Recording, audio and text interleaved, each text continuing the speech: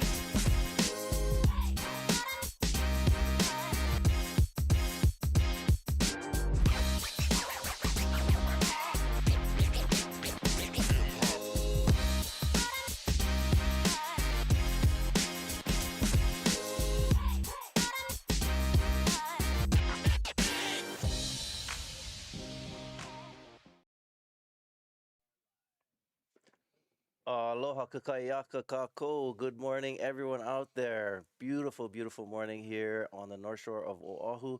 We are looking right now at Pipeline, where we're beginning our backdoor shootout today. And welcome to the Backdoor Shootout 2023. I'm Isaiah Walker, aloha, and Ezra Rodriguez. So, Ezra, what do you think about the event today and the surf? Day 2 of competition. Thank you to all the helping hands that are involved in this event. We are looking for good waves. So today we are on, after the big Wednesday, we are on here. And let's go, gang. 2023, we got the main event. We got teams like Dahui Wax, Team Japan, Quicksilver, Volcom, Snap 5. And we got new teams this year like New Earth Project. We got Team Peru back in the house, Team Tubos, and another one, Pipeline Hammers, led up by Jamie O'Brien. So we got some new stuff this year as well. 8 teams total, and they're going to be surfing for the Covenant title of the Backdoor Shootout. Yeah, so if you aren't familiar with the format of the Backdoor Shootout, it's pretty different from most events where we run teams, and there's going to be 5 surfers, athletes, and some of the teams have a mix of men and women on their teams. But with those 5 contenders out there, they're not surfing against each other. They're just surfing to create the highest team score. We also have an individual score that will be tallied toward the end. So there'll be an individual winner and a team winner at this event. Yeah, and Team Tubos currently in the water as we got a paddler up and riding. I believe that's Joaquin. And quick up and down for this brother. Yeah, the Team Peru killed it last year. Oh, man, they had dark green, brown, brackish, huge pipeline and backdoor, and these guys are set to charge. Yeah, most I was definitely. really excited to see what they can do this year, because last year they definitely put on a show. I remember there was one heat last year that seemed like the ocean just turned on. They didn't even get a break. Nonstop. There was like not even, yards between waves. These guys just kept going and going, and what a great team to be in the water when it's pumping like that. What's kind of cool to see is look how glassy it is right now. You can see right through the water. We can check a replay of that last one. Steep drop, got a little bit of that backwash. One thing about Pipeline, it can, especially in the mornings, it has that little bit of backwash. So Yep. It adds a little challenge to it, and I think that's what contributed to that drop right there, and not being able to get under the lip, pull into the barrel. You see a lot of sand out there too. Plenty sand. It definitely changed from the other when we went on Monday. We also, on Monday, the day opener of the Backdoor Shootout 2023, we ran the stand-up paddle, and we also ran the longboard, the infamous longboard division. And yeah, we're going to get you guys results for that come Sunday. But currently in the water, we have Team Tubos, Gabriel Villaran, Joaquin de Castillo, Alonso Correa, Alvaro Malpartida, and Martin Jerry, and Kalani Rivero. Kalani Rivero, huh? Local boy, yeah. Jumping in. Good stuff. This guy's frothing. Those young men at that age, they're just ready. You know what I mean? Been putting in his time out here every winter. Yeah, another thing that makes the Backdoor Shootout unique is that you won't see surfers in jerseys, the colored shirts. Nope. So kind of cool that it's more of a Mm-hmm. feel of camaraderie and teamwork. But sometimes it makes it a little challenging Yep. identifying the riders. Yep. I mean, there's definitely that competitive vibe in this team format, but that's what makes this contest so unique. You know, these guys are surfing in there's 8 teams, and there are, you know, either with their clothing sponsor, their eyewear sponsor, but mostly, you know, a New Earth project. They're all in this, and they're all going for the Covenant title. So they're surfing in a team format situation where they know all these people and for the 25 minutes, and they're just trying to capitalize and get their best waves in that situation. So Right, and I think this year we're running. Usually we would have 4 surfers in the water at a hmm time, but we're running 5 this year. It was yeah. kind of cool. I don't know if you noticed that, but when they were doing that drone shot of the beach, Look at that sand there. yeah, you can see so many of the caves that we talked about Yeah. on day 1 have filled up with sand. Here we go, rider up under the curtain, tries to get some speed. Beautiful. Let's see if he can come out. Ooh. Not quite. Oh, not quite, but good second ride. I believe that was Joaquin del Castillo again. Hard charger. Here we go. Another paddler stands up. Oh, airdrop under the lip. See if this surfer can come out. Oh, so there's some really good ones coming in. As the surfer before, whew, that was a really eye-opener if he came popping out Houdini out of that one. Yeah, and what I also love about this event is because it's not like an elimination event, hmm you're not so worried about getting low scores. You know, when you're in a normal event, it's kind of like, oh, I'm losing. All I need is a 1.5 or 2 point whatever, and so you're not pushing it on every wave. And so with these surfers, you can see they're trying to get as deep as possible. So I think what it Yeah. does, it really pushes them to like they know that they're trying to get the biggest score, and so they're sending it on Yeah. every wave. And that's good. That's why this thing is designed that way. So they do send it on every wave. You get more performance and elevation of these pipe surfers. So, whew, that last wave blew its guts out as we got a misty Ehukai morning. Team Peru in the lineup for you, and none of this could happen without our amazing sponsors, Keiki Bungalows, Monster Energy, White Claw, Kona Brewing, Sinaloa, Tortilla Chips. Tortilla.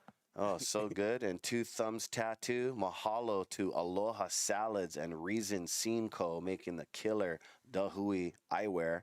And Haliva Juice. Mahalo, mahalo. And thank you to Salt and Air Studios bringing us beautiful live action as that surfer was way too deep in the belly of the beast of Pipeline. The surfer didn't come out, but the spit did. And I don't know if you saw, it was a little mist of rainbow that Yes, I love that. appeared out of the barrel. So beautiful day today here in Hawaii. It's actually a little chilly. I know people on the continental U.S. and elsewhere where it's really cold right now kind of chuckle at us saying it's a little chilly, but for Yeah. Hawaii, it's kind of cold this morning. Yeah, it definitely is. I got my jacket on, and we got Rocky Cannon running the live mic over there with Ivy Foster, and out there in the yellow helmet, waiting for a beautiful wave. I believe that is possibly Alvaro. Right He on. was injured last year, and he made a full comeback. I got to talk to him on the opening day, and he is ready to go. Hard charger, this guy Alvaro. Also out there is Martin Jerry and Kalani Rivero as an alternate. So some of these teams will rotate throughout the next 2 days of competition. And whoo, beautiful drone shot there, Isaiah. Oh, gorgeous. Looking back into, the mountains here on the beach at Pipeline or Eukai, and just getting the sunrise in your view there. So you can see it's glassy, which means we have really light winds, probably from the south-southeast, which is not your typical trades, but Gotcha. it does groom the ocean pretty nicely, and it's more straight offshore than side offshore. Our trade winds blow from the east northeast, and it's usually a little bit from the side. We can see this morning it's got a real kind of groomed texture, but you can also see that backwash, right? So we'll see how the surfers are able to navigate that backwash and these steep drops. And Yeah, as it's a beautiful morning. We got some pipe waves approaching. We also, right before we got started, the swell direction was pushing towards backdoor too. Some gnarly ones at backdoor. Here comes some sets. Look at these bombs in the Oh, horizon. here we go. Surfers get in position. You are currently watching Team Tubos. Yep, and you know we have a dying swell and a rising swell. So there's a new swell filling in and the old one going down.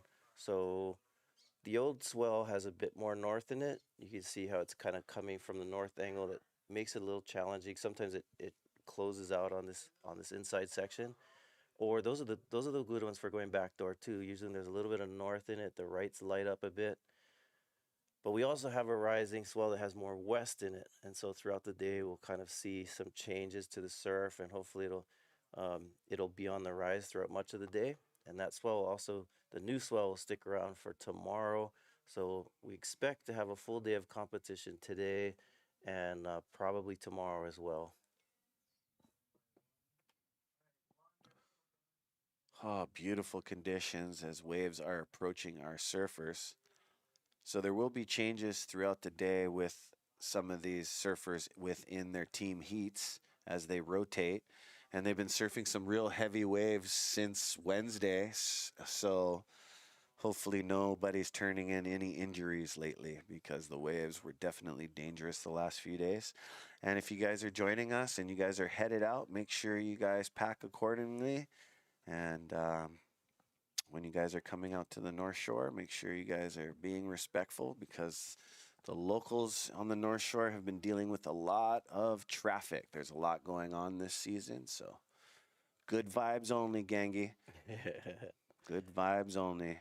As we got a couple guys taking a look, as this one's just going to stretch and flap on the foam on the inside.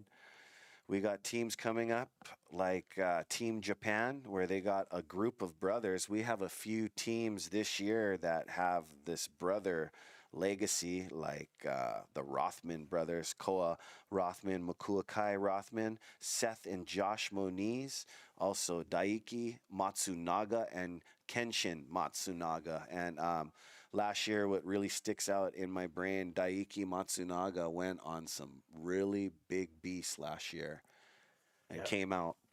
No, it's cool how surfing does seem to have like a family legacy to it, and especially when you get multiple generations of surfers. We've seen, of course, like with Michael Ho and Coco Ho and of course Derek and Mason and the family. So it's kind of cool to see when it's a family ordeal, and that's how it is with the He'e Nalu and the backdoor shootout. A lot of it has real family vibe. Family legacies, yeah. For sure. Yeah, on day one of the backdoor shootout, I mean, there were some great waves, but as you said, you know, we had a few injuries, and so we're grateful that seems like they're on the mend. We had Bullet Obra, who put a puka in his head. Puka is a Hawaiian word for like a hole. Hit the reef. Hope you're doing well, Bullet. Know you're watching. Aloha, brother. And also we had Makai de Soto, who heavy compression in the barrel. I don't know exactly what happened with him, but hopefully all I'm is hoping well. for you the best too, Makamai, if you're out there watching. I know you guys are probably still recovering, but Godspeed, as we got Hawaiian Water Patrol and the camera crew out there. No, pipeline hammers. It's hard to say hammers. Yeah, you know what I mean? It's written it's that spelled way. Hammers, but in Hawaii, you got to be on hammer. You know what I mean? That's straight Like hammers right here. Mama Jamma hammer. Yeah. And these guys, the Pipeline Hammers, they really put together a great crew, JOB. I know. Mr. Jamie O'Brien, he picked a great pick with Makai McNamara, son of Liam. Yeah, Liam, and brother of Landon, that was doing some hard charging on Wednesday when the Eddie was called off. Also, legendary Ivan Florence, big-time entertainer, along with his bro, Nathan Florence, and then their buddy that they grew up with, and really great surfer, Kiron Jabour. Yeah, Kiron Jabour. Now, interesting, last year they had a team Florence, and it was mostly, you know, the Florence brothers, and Yeah, John, where are you at? Yeah, not sure, but Ivan was killing it last year, and Big time. yeah. So even at the Pipe Masters this year, so um, it's kind of cool to see both Nate and Ivan with Jamie O'Brien and Makai McNamara and Kiron Jabour. So that's a pretty smoking team. All these teams look incredible. I mean, the New Earth Project, of course. Yeah. Peter Heavy King hitters. has been involved Yeah. with the New Earth Project and pulled together Kelly Slater, Carissa Moore. Backdoor. Oh, Here we go. Go. Beautiful. Come on. So close. The thing dropped out on him and sucked over one more time as it took him down. See he was so close to coming out.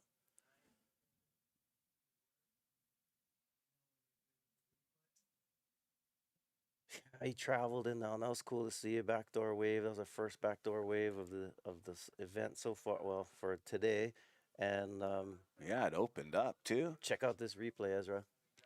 Dropped out on him. Nice line he went, and right about there, the thing just bottomed out on him. Oh, looks like he's got a cut or a piece of tape on his right foot with his leash.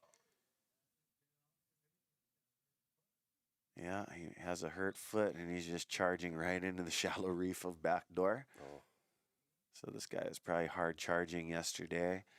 I don't know. Is that Kalani Rivera? I apologize if we're not identifying the surfers quite yet. I was going to holler out Gabriel Villaran. I'm not too sure if he chooses to wear the helmet or Kalani Rivera. So I just had to double check that as Hawaiian Water Patrol is going out. Right, so we have 15 minutes left in this heat, and then we'll move on to our next heat after that. But right now in the water, we've got Alvaro Malpartida, Alonso Correa, Kalani Rivera, Joaquin de Castillo, and Gabriel Villaran. So, Peru. Have you ever been down South America? I haven't got to go to Peru, but I mean, whew.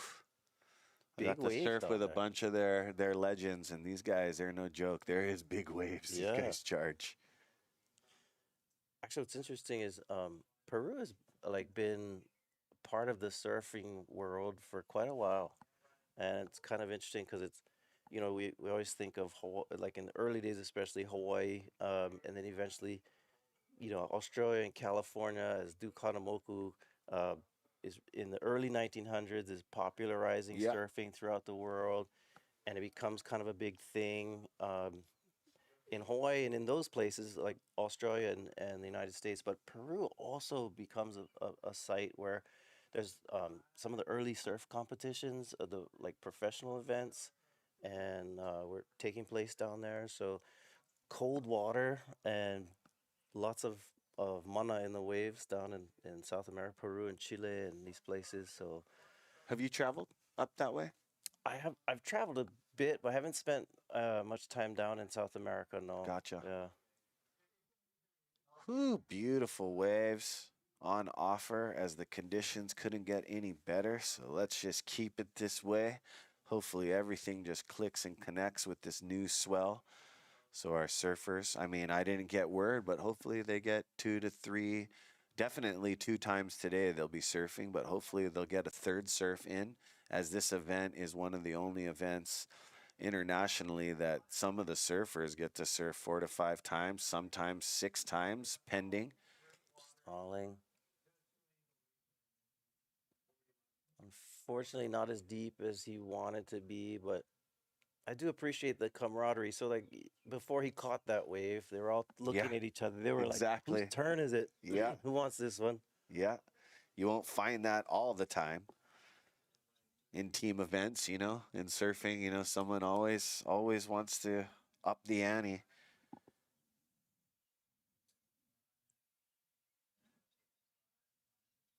Cool. Got the water angles here. Larry Haynes probably on the back of the ski. It amazes me how these water guys, camera guys, can stay in the water all day. I'd be. Oh, I know. Turn into a prune. For sure, with their wetsuit. Beautiful grab. It just wasn't the biggest pipe wave. It wasn't going to throat over. As you can see, it's hitting some tide right there. That's still a beautiful angle. Still a great wave to take off on. I would take off on that thing as he kicks out consistently. It's probably not going to go into his top 2 rides as he's, Yeah, by the end, yeah. because there's going to be a lot of heavy action. And you know what? People, let's hope we just don't see 10s today. Let's hope we see some 12s. 12s. That's another cool thing about this event. 10 is not enough. Yeah, 10 is not enough. You got an extra 2 points of amazement, jaw dropping, slowing down in the beast of the barrel. As we got beautiful pipe just unloading all the way across. Oh. Yeah, beautiful vision. That may be more towards off the wall because where competitors aren't in the shot, but yeah, still beautiful to watch over there. Oh yeah, you're right. But there is some crazy guys in generations that have sat so deep, like Wakita Sr. out there sits really deep, and a guy during the Pipeline Posse Wolfpack days, Randall Paulson used to sit real deep up in that corner too, and they get some crazy waves of the winter up that way. Yeah, and and you're kind of taking a gamble with that because we're taking off that deep. It's not as likely of like making it out of those barrels. Yeah. So. And the new crowds that have gone out. I mean, are they even looking for those guys super deep? Come on, gotta look. Yeah, definitely kind of cool to see all the sand that's filled up on the reef right where they're taking off, and sometimes though that can create the wave to kind of not have as much of a channel or shoulder. Yeah. And it also can make it dangerous, real neck breaking on the inside. When Pipeline turns into that real sandbar, tight bottom. Oh, he's taking a look over the ledge. And yeah, Team Tubos out in the water. Gabriel Villaran, Joaquin de Castillo, Alonso Correa, Alvaro Malpartida, and Martin Jerry and Kalani Rivero. Yeah, there you go. The drone shot of the event and at the Volcom house. Call it Volcom A and B. And the proving grounds. Right there. All the boys are watching. And they got houses packed with talented guys coming up in Team Volcom. You got Pipe Master Balaram Stack, Noa Deane, Makana Pang, Kainehe Hunt, and Jake Maki and Mikey Red. So they'll be coming up next, Team Volcom at the Proving Grounds. Oh, I'm stoked. Jake Maki got a spot in here. Kainehe too. Makana Pang is some of the younger guys. So I think they're going to rotate, but super stoked on this crew. And Balaram, always a powerhouse here at Pipe. Recently taking out the Pipe Masters. So awesome. Yeah, super talented. The guy can do all kinds of stuff on his surfboard, not just charge. He's also a full-on waterman where he does skin diving as well. This guy knows how to go down to the depths and catch big game. Ooh, out the back, leaning over on a little pipe cone, spits its guts out on the inside. Whew, this team format is unreal, as we're going to see some amazing teams like Quicksilver Snap 5, New Earth Project, and Pipeline Hamas. Some new teams added to the roster this year. Oh, I'm stoked with Snap 5 to see Clay Marzo joining us at the Backdoor Shootout. Oh, that's right. You were telling me about that first day. Yes, that is an awesome ad. Yeah, he's a definite entertainer. Teams are stacked. Amazing. Like Snap 5 got Mason Ho, Seth Moniz, Josh Moniz, Benji. The champ from last year, Mason Ho. Benji put on an amazing show last year too. I mean, all these guys did. Kala Grace got the 12, and let's talk about Dahui Wax. Dahui Wax, the best wax. Go check them out. DahuiWax.com. You guys can order online today, along with DefendHawaii.com to get this killer Dahui hats and Dahui shirts and hoodies from the Backdoor Shootout 2023. So yeah. Oh, cool too. Emil Zarmak from Tahiti. Yep, on the Dahui Wax. In that team too. Man, that guy's a charger. Big Put time. in a lot of amazing clips of him at Chopo. So it'll be super cool to watch him at Pipe. And 3-time world big wave champion Billy Kemper. He's scored another one on Wednesday. I don't know if you saw that one at Jaws. At Jaws, yeah. And then I seen him sick. send his nephew the Roberson legacy. That's amazing. You know what I mean? Here we go. Rider up, stalling, weaving through this one. Nice. Not the biggest wave, but nonetheless. Not the biggest wave, but why let it go? Yeah. That's like totally a full-on. 5 guys out at 4 to 6 foot pipe. I mean, it's so awesome, but it can add so much anxiety with the crowd on the beach, you know? Everybody wants to just get the pipe scud missile or the sneaky backdoor. So, yeah, what a great event. These guys should surf 2 to 3 times today. And we are moving into a killer forecast tomorrow as well. There he goes. Stalls right off the bat, then gets his speed, pumps a little. Could see his board most of the time, but still a great way to start your day off. Beautiful. He even had a cutback section right there I was eyeballing. Yeah, so these guys putting in their time every year. Always exciting to watch Team Tubos, Peru. Thank you to Monster Energy. It's made for those who work hard, play hard, unleash the beast with a can of Monster Energy today. And we recently released our Monster Energy Zero. I'm sure you've seen it all over. And you guys go try it out. Nothing but good things. Thank you to Andrea, Keala, and Loa for always being here and there for He'e Nalu. And don't forget to go to huiohe'enalu.org. Founded in 1975. Go check them out, where some of the proceeds of the Backdoor Shootout apparel go to their nonprofit organization helping cultural values here in Hawaii, like canoe paddling, surfing for our youth, and etc. So go check them out. Yeah, so the He'e Nalu is a little different from the Hui, the brand, right? Yes, yes. I mean, similar in the sense that the same group of guys were involved, but the He'e Nalu is the full name of the club. So you'll see different wear in the club wear. The He'e Nalu is a little more exclusive wear, not but yep, you can't really get it. Purchase. Yeah, yeah. And everybody wants it, Right. but you can't have it. And so yeah, started in 1976 on the North Shore. Yeah.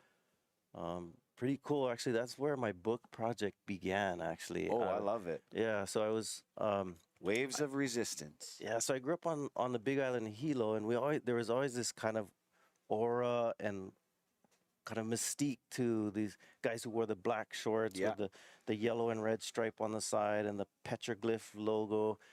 And I remember once my uncle Bobby Kaili was living up here on the North Shore, and then he we came back home to surf in Hilo, and he had a sticker on his board, and then he sold the board, and before he could sell it, he go, "Oh, bro, try to give me that thing back," and he peeled off the sticker. Yeah.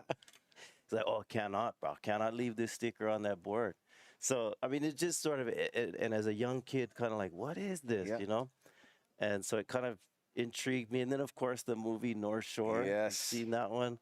With Uncle Leonard Drago and all the guys in the club. I think you got even Uncle Byron Amona in the background right there, too, at the sunset scene. Even David Stanstad, Uncle Kavika, is in the movie as the pig farmer who makes the pig jerky.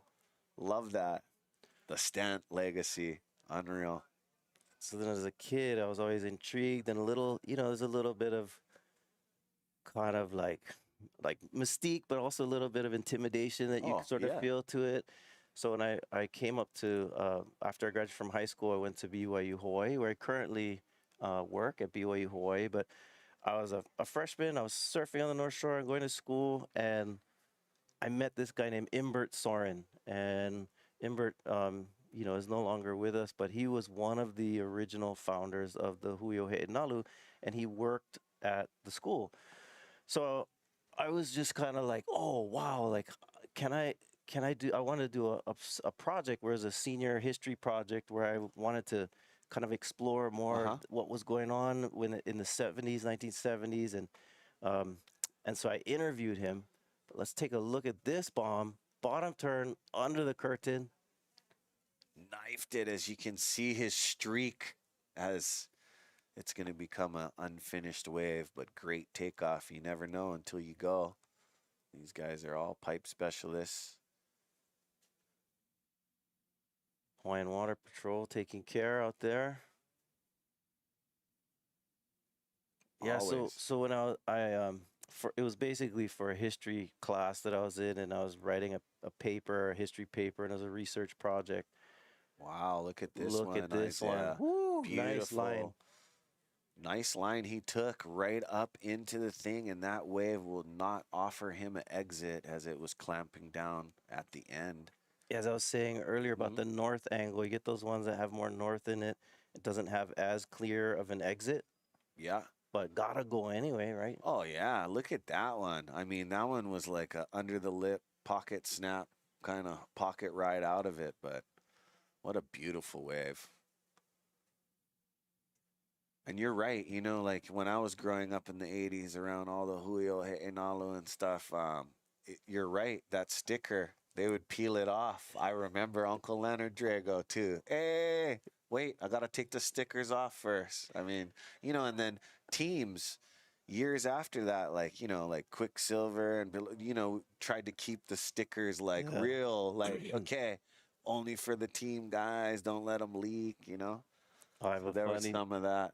Back in the day. So I started with Uncle Imbert at these interviews, and it just really fascinated me that mainly the version that I had been exposed to of the story of the Hui through the media and through, you know, newspapers writing about them as, you know, like thugs and so forth.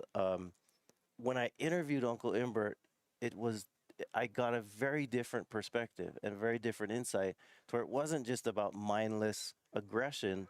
It was very purposeful. Like, it was like, no, we're doing this to preserve the surf for our community and for our keiki and for our families, because they felt like, oh, this is just kind of being overrun. Here's a replay.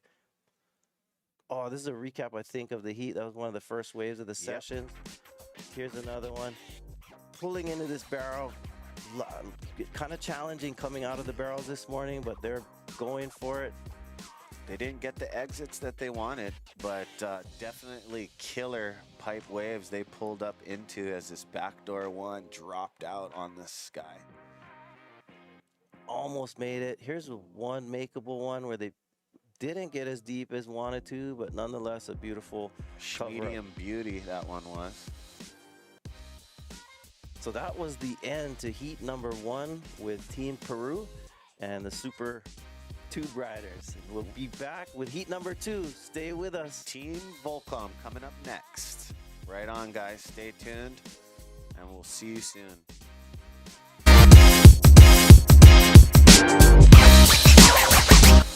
Oh, it's going off in there. How do you guys want to switch? Huh? Wait, 25 minutes?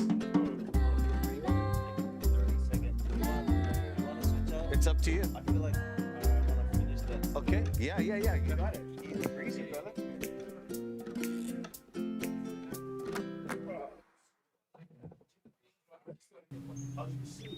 Got a large, long period swell heading towards the 60-foot base.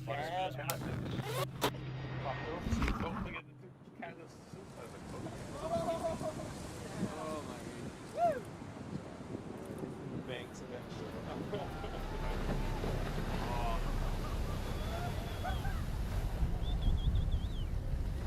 Yeah, buddy!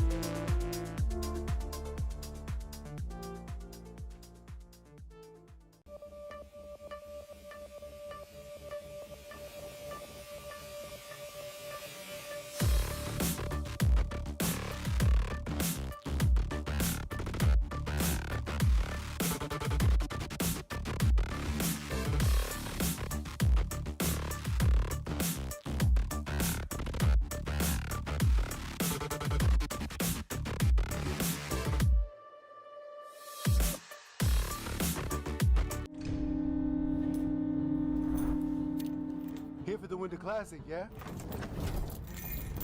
Welcome back.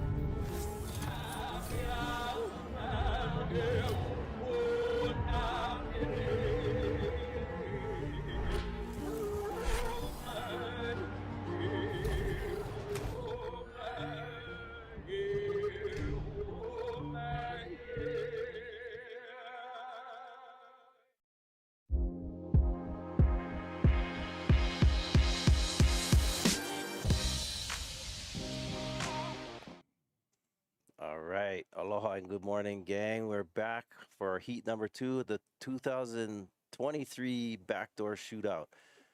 I'm Isaiah Walker, and Ezra Rodriguez is on rotation, but we got brother Kainoa McGee with us, and we're so stoked to have you here because usually you're surfing in the water, even in this event. Trying to, as much as possible. Bro, you was killing it. Longboard and stand-up. Trying. First year I got to do both, so I was happy about that. You know, unfortunately, the waves weren't as consistent as we wanted. There were some good waves coming in, but it was super fun. It's always good being out at Pipe with it, you know, another 4 or 5 guys out there, you know, as well as having it to ourselves. And that's the one thing I like about this contest as compared to many other contests. Like, this is a kind of contest, even though, you know, there's paddle battles and all of that stuff, you know, everybody's still cheering for each other, even in the heat, you know, like I'd rather not see a wave go wasted, and especially with the longboard and sup guys, when we're out there, we don't have many opportunities. Pretty much the backdoor shootout every year is our only opportunity to go up, to be out there in a heat format. And so that's usually when, that's why, actually not when, but why everybody just goes as crazy as possible. Like, they're like, screw that, we don't have this place to ourselves this often like this, so we're going all in. And you know, the likelihood of guys just charging on waves, which you wouldn't normally see, is very high. So Ezra and I were doing the, you know, day one when you're in your heat and so forth, and we noticed that there were a couple of injuries. And were you in one of the heats where those injuries took place? I was actually in both heats where they both took That's place. what I thought. Could you tell us a little more what happened? Yeah, so what happened is with Bullet Obra, for people who weren't tuning in, he ended up getting a fractured skull and a fractured cheekbone. What the doctors are calling a mild concussion, but I think it was probably a little more than mild, at least medium. At best case scenario, worst case, probably a little more. I had an opportunity to speak with him like the next day. I think it was the day or two after he gave me a call. And so what happened in our heat is the set came in and it was a double up that I wanted to go on, but he had inside position on me. He was further back and on the inside and looked like he was in a better position. Well, I got to stop that drone shot. Look at how beautiful and clean the water is. We do drone shots every year at every contest, but for some reason this morning, the way the conditions are, it's just oily. And look at how you can see the sand and the reef. Here we go, we got a rider up and going here, back door, pulled in, backside, goofy footer. Let's see, that's Team Volcom we have. This is heat number 2. That could possibly have been... I think it was Makana. Makana Pang, yeah, here we go. Oh, this looks like a nice little inside. Oh, too easy. They cut back Kainehe Hunt. Oh, I believe 6'6" or 6'7" of him right there from Kauai. So that wave was taller than you think. Yeah, way taller if he was standing straight up in it. Oh, I believe that was Mikey Red. Actually, we call him Mikey Red, but his last name is actually O'Shaughnessy. Right. Yeah. From Hilo. Yeah, Hilo boy. I've been on Oahu for years now. Definitely one of the standouts at Pipeline. Balaram Stack. Oh, that's our, I believe, the Vans Pipeline winner. Yeah. Right? Bal Stack for that last Pipeline event, the invitational that they had. And so let's So see. there's Balaram, Noa Deane, Makana Pang, Kainehe Hunt, Jake Maki, Mikey Red, but there's only 5 at a time. Right. So that's their full team. That's the full team. So looks like Jake Maki is probably, Jake Maki or Noa Deane is the odd man out right now. Okay.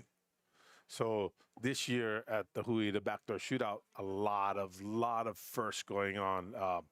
We have our first co-ed teams. So we have Carissa Moore out there with a new Earth project, and then the He'e Wax team.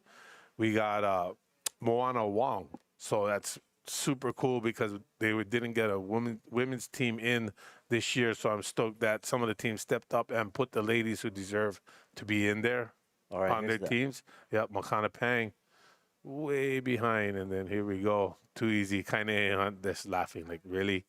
Yeah, this is my life. Big cut back here. Rah! Nice.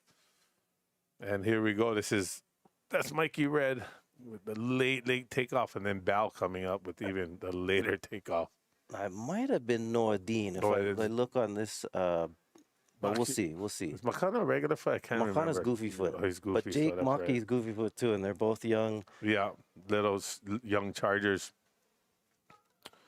Yeah, so sorry. Getting back to my story, a little bit distracted there. So what happens is Bullet Obra had an inside position on me, and I was like, okay, so I'm not going to try and go. He's already got position, so I let him go.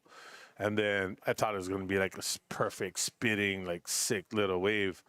And then I caught the wave after, and when I popped up from my wave, I saw his paddle floating. It was probably about like 10 feet from me, so I went and paddled over to grab his paddle and paddle it out.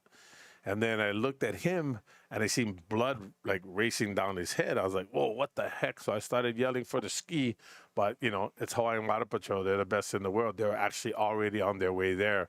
I believe at that time there was Kamalani Ahue on the ski. So Kamalani came racing him over. Check his head, check his head. And then I started paddling over. I had the Bullet's paddle, and he was like, hey, where's my paddle? Where's my paddle? I'm like, I got your paddle. And then I looked at his head. I said, try wipe the blood away. And he wiped it away, and there's literally like a silver dollar size hole in his head. Like literally legitimate hole. Like I've been surfing pipeline since I was like 13, 14 years old. And I've seen all kinds of injuries, you know, traveling the world, just all the surfing, whatever, foiling, all kinds of stuff, right? But that's the first time I ever seen anything like that. I'm like, brah, no, you need to go in. And I literally raised my hand like this to show him, you literally have a hole like this in your head. He's like, and he had this perplexed look on him. I was told Kamala, get him on the ski, take him in and call a medic, you know, and then finds out that, you know, I'm not sure how many stitches it took, but it was, yeah, for what the doctors did. And just on the side, above his eye? Just like right on like the forehead. Yeah, right above his right eye on the forehead. And you know, he's like, oh, bro, I'm gonna wear a helmet from now on. But where the injury actually was, the helmet would have even helped, would have been right underneath. Right on the forehead. And yeah, so I told him, you gotta wear the face shield, bro. You gotta make ninja kind. And he started laughing. And then the next heat was my longboard heat. And that longboard heat had Makamai de Soto. And so we're in the lineup, and he called away. If he paddled out, he's like, hey, bro, how does it? I think I might have ripped my groin. I go, what? Noise. He goes, so I go, what does it feel like? He goes, well, it feels like, you know, like there's a pain there. And he says, it's been tight for the last couple of weeks. I think I might have just tore it. I was like, so he's explaining the symptoms. I'm all, well, hey, up to you. You can go in, or he's like, oh, I'll try to catch another wave. I go, okay, up to you. Just, you know, let me know how it feels after. And then the ski actually started coming over to check on him, and they came on over, you know, and I think to his credit, here we go. Oh, so deep. Oh my goodness. So was that Noa Deane or no? I think Jake that might have been Jake or Makana. But if that was Makana on the backdoor wave, was he wearing a helmet? And no jersey, no helmet, huh? Hard to tell. Let's see. That's probably Jake. Yeah, looks like it. But yeah, and so to his credit, you know, surfers or athletes, they're like, nah, walk it off, I'm fine. Catch another wave. To his credit, actually, he went in, and then I was texting with him a couple of days after. So he went in. He ended up going to Queens as well. So that's how bad Bullet's injuries were. They didn't even take him to Kahuku or to Wahiawa. They literally took him all the way straight to Queens, which is our trauma center right here in Hawaii. And so I texted with him the next day. He said, end up that he had a torn abdomen and internal bleeding. Oh my gosh. So thank God that he just said, you know what, I'm gonna go in Call and it. take care of, because internal bleeding is Yeah. super gnarly. Like, and if you don't catch anything, Yeah. It could be fatal. exactly. And minutes and seconds actually do make a difference with an injury like that. And so yeah, it was a heavy day. And the thing was, even though it's a smaller day, unbelievably enough, the smaller days are when it's actually more dangerous because it's doubling up Right on the inside, shallowest part. Yeah. the inside of the inside reef, right? Not like on the inside. So this is like, 2 to 4, occasional like 4 to 6, possibly 8 on the bigger sets today. So that's breaking still on the inside reef, but closer to the outside of the inside reef, if that makes sense, right? So you see where they're taking off, they're pulling in right where the wave is landing now. That's the shallowest part. And the day that we surfed, that's literally where we were pulling in on the closeouts, is on that shallow reef, which is where all this soup and the foam is on the inside. Right. So that's like the shallowest part and, the most dangerous of the conditions when it was like the day that we had it. Plus the swell was kind of crossed up. So, you're trying to, so, that's why I had fun, but I was kind of bummed with my performance because I couldn't really line up any tubes. So I ended up doing turns most of the time. And who the heck goes to the pipeline to do turns? It's not You the, had a couple it's not mean the ones point. too. It's pipeline. There's a reason why it's called the pipeline. It's supposed to be getting barreled. So that was the only thing I wasn't really happy with. Well, it seems like in both our Heat 1 and Heat 2, they're struggling to find an exit on the left at pipe. Does that have to do with the swell angle, the sandbar, or both? What's your thoughts? Well, 100% has to do with the angle of the swell. When I was looking on Surfline today, they're saying the degrees of the swell was 313 degrees. So if you look at a circle, right, starts at 0 and goes all the way around to 360 degrees. Yeah. So a straight northwest swell is 315 degrees. The degrees this morning was 313. So basically, almost as straight a northwest swell as you could get. More, the prevalent swell that you want to get is worst case scenario a west northwest, which a west swell would be 270 degrees directly, right? So anything 270 to 280 is actually a lot better for the lefts. But you see the angle of this with the north, it's more angled toward the right, where the wave's kind of running away from us and not coming straight at us. Yeah. That's definitely more north in the swell. And the sand, I'm glad you brought that up as well. The sand is actually a good thing when it's like this, when you get a wave that has more west in it. Because what happens is you go off the barrel from the reef when you drop in, and then the tube is actually extended as you go farther into where the sand is, because the sand filled in all the holes, which would make the wave what we call chandelier, or even bend out to sea a little bit more. So having the sandbar on the end of the pipeline peak there is literally what we want, because it extends the wave, extends the barrel. But like I said, with the swell having more north, right, in it than the west, it's a little harder for our surfers who want to go left.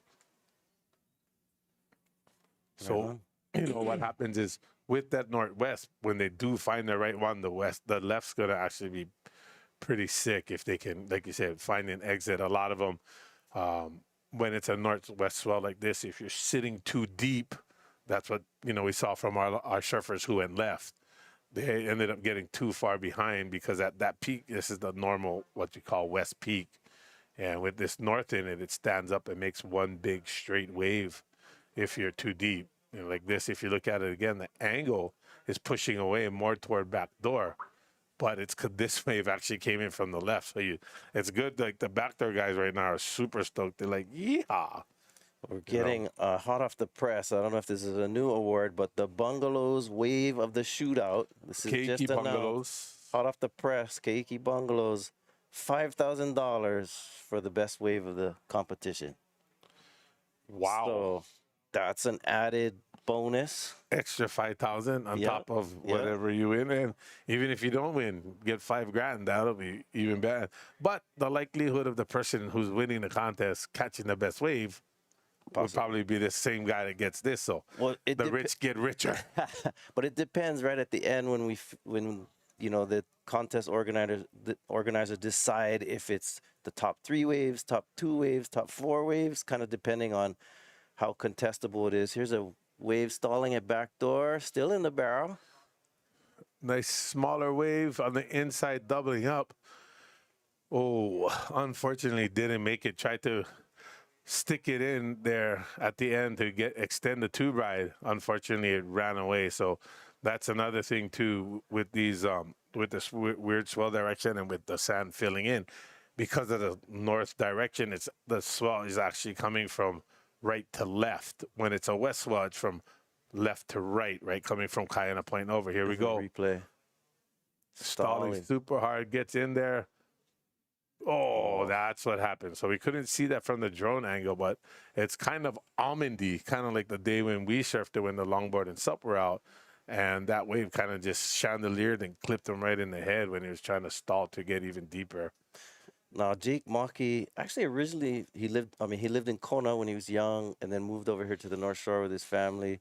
I knew him when he was growing up at Kahuku High School. I used to help coach the Kahuku surf team. I spent time coaching at Kamehameha's surf team as well, but it was cool to see. I mean, he was one of those guys that was a little guy, and then all of a sudden he just shot up. Now he's like this tall kid, and so it's cool to see him here in this event. We saw him surfing Waimea the other day on Wednesday, charging. So kid is fearless.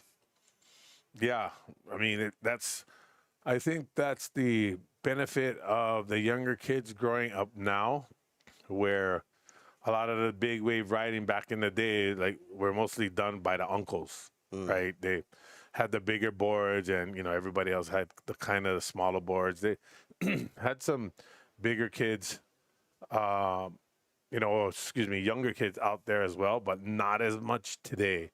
Like, you see people making a living riding big waves. So the kids nowadays, they're so well-rounded that not only do they surf good in small waves, good in barreling waves, but they have more confidence now.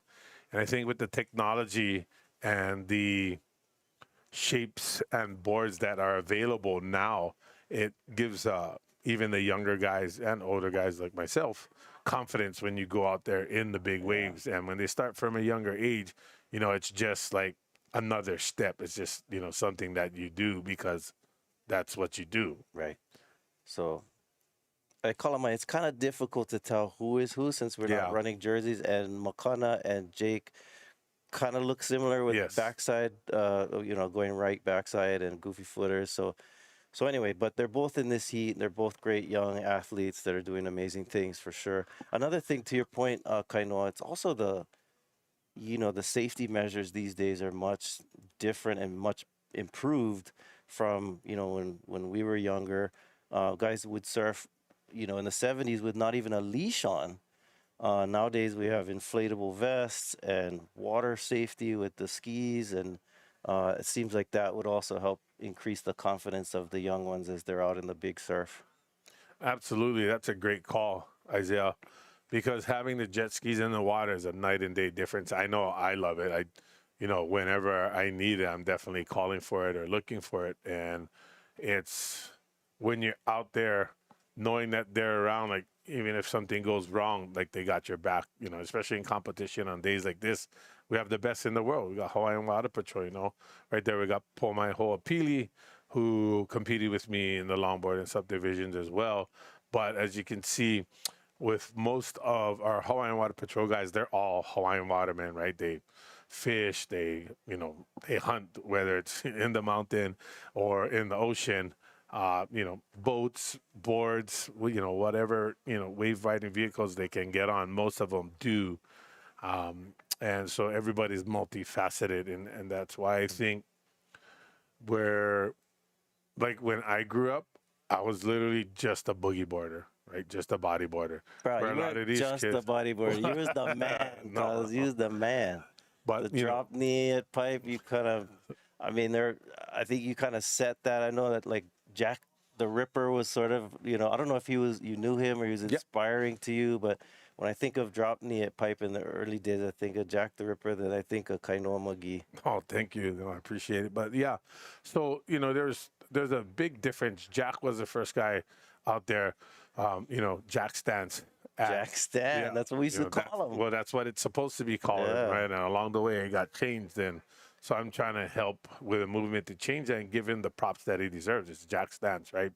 And the thing with Jack is, he grabbed his rail when he surfed because his back foot was basically on the top of his board, where with my style of riding, my back foot would be hanging off the board and act more like a rudder and help me to control it. So it was the same style, just different techniques, right? And then I had this just ridiculous, crazy bottom turn, right? Where he just like literally sit on the back 1 inch square of his tail and do this craziest bottom turn. And like I said, without your foot in the water, that's really hard to do. And that's why he was the only one doing it. He was the originator, not just as Pipeline, but in general. And it was, super awesome to watch, but that wasn't my style. So I always wanted to be the guy that went out there. Here we go. This is our next heat coming up. Yeah, this is the a New Earth project. We got Kelly Slater, Carissa Moore, Koa Smith, Kainehe, Matahi Drollet coming up. Wow, that's what a terrible team. It sucked. Terrible. Could they have gotten worse riders, really? Oh my gosh. Like Peter King stacking it, huh? Bro, whatever. It's PK. I see how it is. I see how it is. But yeah, I mean, that team coming up, with the waves that are on draft here for our surfers are going to definitely make the most of it. Matahi Drollet from Tahiti last year really stepped up and, was already making a name for himself. But after next year, I think last year was literally the year of Matahi. Here we go up and riding. This is Makana Pang. Makana, yep. See, there it is. He made that. Yes. I was just going to see, you could tell when he took off, there's a whole bunch of ribs on the wave. Yeah. So you could see, he wasn't even able to pump. He was just trying to hold the line. Here we go. 2 riders taking off. Super deep at backdoor. Kainehe Hunt. Oh, come on. Go. Please. Oh. Almost doggy doored it. Gosh, that was Heavy. heavy. Dude, that was like an 8-foot double up on inside first reef. And remember, that guy's so like sick. 9 feet tall. So. Exactly. Wow. That was awesome. I mean, glad to see him charging, because he's from Kauai, when he comes here, he makes the most of it. And, you can see right there, he made a post the other day, this is my life, living the dream. Got the Volcom house right there. Here we go up and right. This is Balaram Stack. Oh! So Bal is one of my favorite competitors here at Pipeline, especially during the backdoor shootout, because Bal, he turned around so late, still charging, close out everything, still going. And he's the type of guy, everybody wants to win the big money and wants to get first place and get the notoriety and all of that. But Bal is a guy after my own heart. If there's a good wave coming in, even though it's not a 10 or a 12, he'll go. Yeah. Because he's going to get barreled, on a regular day. There's going to be 20 guys pounding for the one wave. But Bal always turns around, always is the guy out there having the most fun, getting the most barrels. I mean, his 2 waves so far have been, one, he had the 10-point dive off of it, and then the second one just closed out on him. But, he's going to charge. And if you've ever seen Bal in, live, he's not really big in stature. He's not a big dude, but the guy charges. He has a huge heart and big huevos. As Rocky Cannon calls him, ball stack. Ball stack. Perfect. Perfectly named. Looks like they're winding down this heat, and so we'll see how much, if there's any more waves in the horizon for this heat for Team Volcom. Here we go. We got the replay. Makana Pang. See, the board's just chattering off the bottom. Look, comes out so easy. But even as he was coming out, there's still so much ribs on it. He couldn't even get the line he wanted. Oh, jeez. And then his bow. Oh, that was so late. So late, like I said, but still try. Here's Kainehe, that backdoor wave. Look at that. Oh, traveling. Oh. If that thing would open up a little more, it looks like he was thinking of doggy dooring it, and he was like, nope. Those lips aren't friendly to boards when they land on your boards. You usually come up with literally, You go in with a board and you come out with pieces of a board. With boards. So it's a better call to pull in. A lot of times when you pull in that deep, what happens is the wave kind of separates underneath you, like literally the sea falls out beneath you. But if you get lucky, you fall through the hole and then pop out the back, you know, and then, of course, on the other side of that coin, you get unlucky and it's just straight to the reef. Yeah. And so actually that's what Bullet Obra said happened to him on his wave. Is he said, bro, everything just went out. Oh, and also I forgot, when I was telling him everything that happened, he didn't remember any of it. Oh. He said, the only thing I remember is getting on the ski.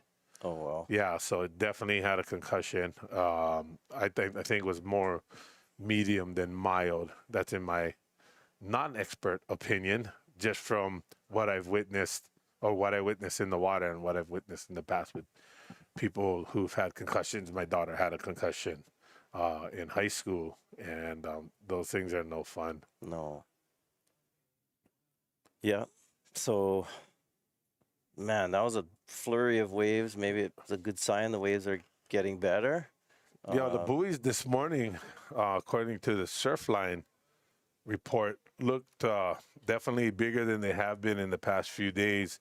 Or I shouldn't say the past few days because it was bombing. Let me take that back. Let's just say from yesterday, right? So now we're looking at about 6 feet, 19 seconds, which bodes really well. And like I said, it was 313 degrees today, so it's basically a straight northwest.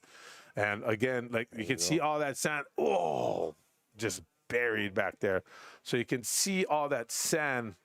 And as you can see with the direction we have, like I said, having the sand there is a good thing. But the next drone shot, look at this one. This is one of the bigger waves for sure. Here's Bao up and riding. Again, oh my gosh, are you kidding me, Bao? Just like no fear, right? Just charging. He's like, like I said, I'm out here with 4 other guys. I'm going. Like this never happens. It happens once a year. But you can see that one just had no exit. And that's that north that comes in. So what happens is you take off on what would normally be the west or north or west-northwest peak. Oh, here's something. And this is the kind, if this was more consistent, they would actually be able to sit out there and take off and then pump, roll in and then pump, and then actually make that end bowl. But if you get in late, the wave's already too fast and it's gone. So this looks like the heat replay. Yep. So so we have Kainehe Hunt, who went backdoor mostly in this heat, and that one he made out. Nice cutback on the exit. I believe that's his HIC Carry Takora board. This one is Jake Maki stalling. And then right here, a little chandelier right in the head. Ugh, so frustrating, especially like a little wave like that. You're trying to do your look at brotherhood. The boys hating life right now. So terrible. Here we go, up and riding Makana Pang, by far the best wave of the heat. Not only because he made the wave, but because he was really deep. I didn't think he was going to make it because of all the board chatter.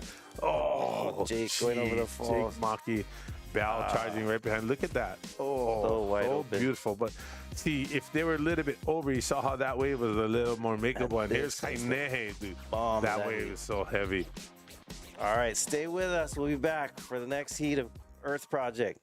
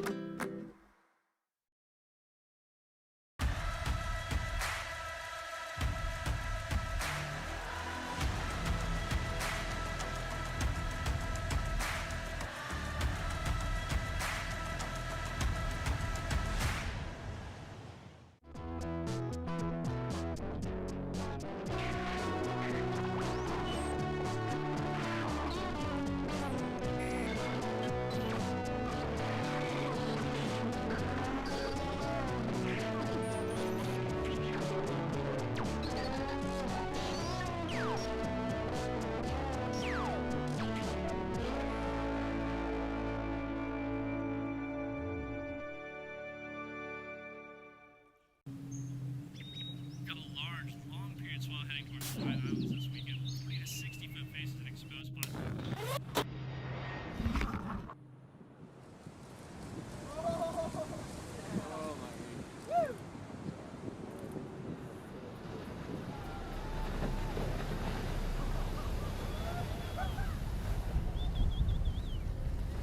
Yeah, buddy.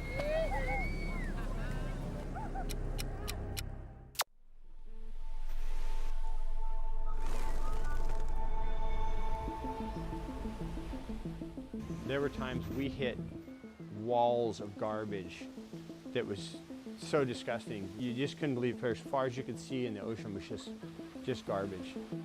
I do feel like a responsibility to give back, and I always feel like that to give back to the kids, and like, you know, hopefully they could have a better ocean than I even had in the future. Come to a beautiful beach like this, it's just like the typical Hawaiian white sand beach. You look closely and you're like, wait, that's not even sand, that's plastic. I hear a lot of people in packaging say, well, it's a problem today, but in 10 years, the recycling will be better, and then this product won't be a problem. Well, it's a problem right now. I don't think we have the luxury of just waiting.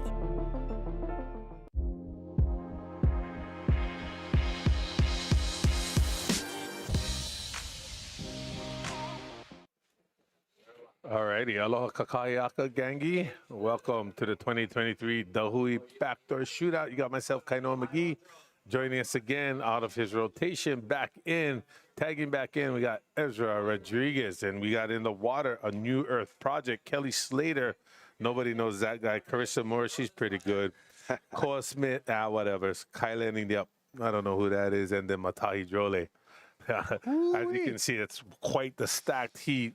But what's good about it is it's a team, right? So they're not actually competing against each other, even though they are. Yeah, what a great format here at the 2023 Backdoor Shootout. It's very prestige. It takes a little bit from the Eddie Cow, but this thing is these surfers surf in a team format, and they're going for the Covenant title for the big prize purse of the Nalu Backdoor Shootout. And thank you to Keiki Bungalows.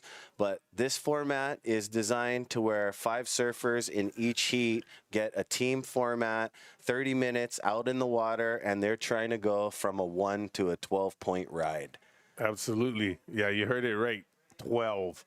Right? So a big differentiation between our contest here, the Nalu Backdoor Shootout, compared to other events. Some of our 8s and 9s would be 10s in other events. Oh, look at this thing. This is a wave we had on break. Right Up on and break. riding. Boom. Koa Smith. Koa Smith, beautiful. Nice. And, you know, he's been charging. He's been, and who else? This is that same wave from the water.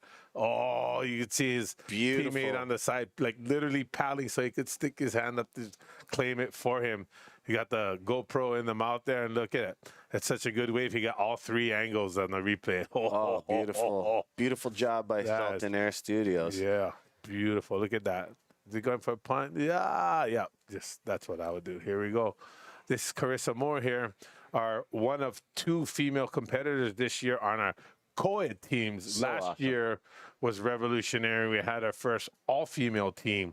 Yep. This year, we don't have that, but we do have our co-ed team. So that's kind of cool. I like that. dig You it. know, the Nalu Wax stepped up, and team A New Earth Project stepped up and put these wahine who are more than qualified and earning their keep. Of course, the other woman, the wahine I'm speaking about is Moana Wong. Yep. Great Moana stuff. Jones Wong, you know, winner of last year's Volcom Pipe Pro, winner of last year's Pipe Pro, right? Coming in basically as a wild card from winning the Volcom. And, you know, that's the year of years. Like I was saying earlier, like last year was literally the year of Matahi Drollet. And then on the opposite side for Wahine, it was obviously absolutely. Is he just showing up? Yeah. Super unprofessional, this guy. Is Well, this he's his been first- living in is Hawaii, his so first he's on professional contest? Like, Hawaii does he time. not know what time his heat starts? Bruh, this guy is fired. You're lucky he's his own boss. He's his own boss now. He's his own boss. Look at him. Cool, Strolling calm, on and there collective. like it's all good. Kelly, it's not good. You're late. You're fired. You're lucky I wasn't on the beach commentating right now. Oh, he'd get called out by the mic. So called I out, wonder so if our done. buddy Rocky Cannon is calling him out right now. I'm sure Rocky gave him a little, not as much as I would. Rocky's nicer than I am, as most people are. But yeah, I mean, so like I said, you know, having the women and having co-ed teams is super awesome. And I hope that's something moving forward, even if we do have Wahine in the event as their own Wahine team, which I was calling the I dubbed them the Mana Wahine team. I'm hoping that we still have the co-ed teams as well, so more Wahine get the opportunity to surf pipeline, especially in this type of format. You know, surfing it in, you know, the standard competition format is one thing, but this is totally different. You know, you'll have the guys in your heat, especially if you're surfing with a bunch of guys like Carissa is right now. They're going to be like, go, Carissa, go. Like, they're going to be more inclined to give her a wave that she's not going to get in another heat because they're competing for advancement. And so there's no way in the heat is one of her female competitors going to tell her to go. But this is an event where everybody's cheering for each other. Like on Koa Smith wave, you know, I'm trying to see who is that out there. Looked like that was Kai Lenny or Matahi paddling in, like trying to be like, yeah, like screaming and cheering them on. You know, that doesn't happen very much. So camaraderie that this event brings about in the competitors is awesome, because I know when I'm out there, I'm yelling for the guys. I know you're the frothiest, Grom. And great performance, by the way, on day number 1 of the He'e Backdoor Shootout. What's really interesting, too, is that they're just elevating with this format. They get to elevate and raise the bar. There's a lot more room for progression as they get some on the head. Ooh, that's that north. That's usually... that one actually was more of a northwest. The north that comes in is when we start yelling, watch out, photographers, right, when they're in the channel, because that's where a lot of that north swell comes in when it's bigger.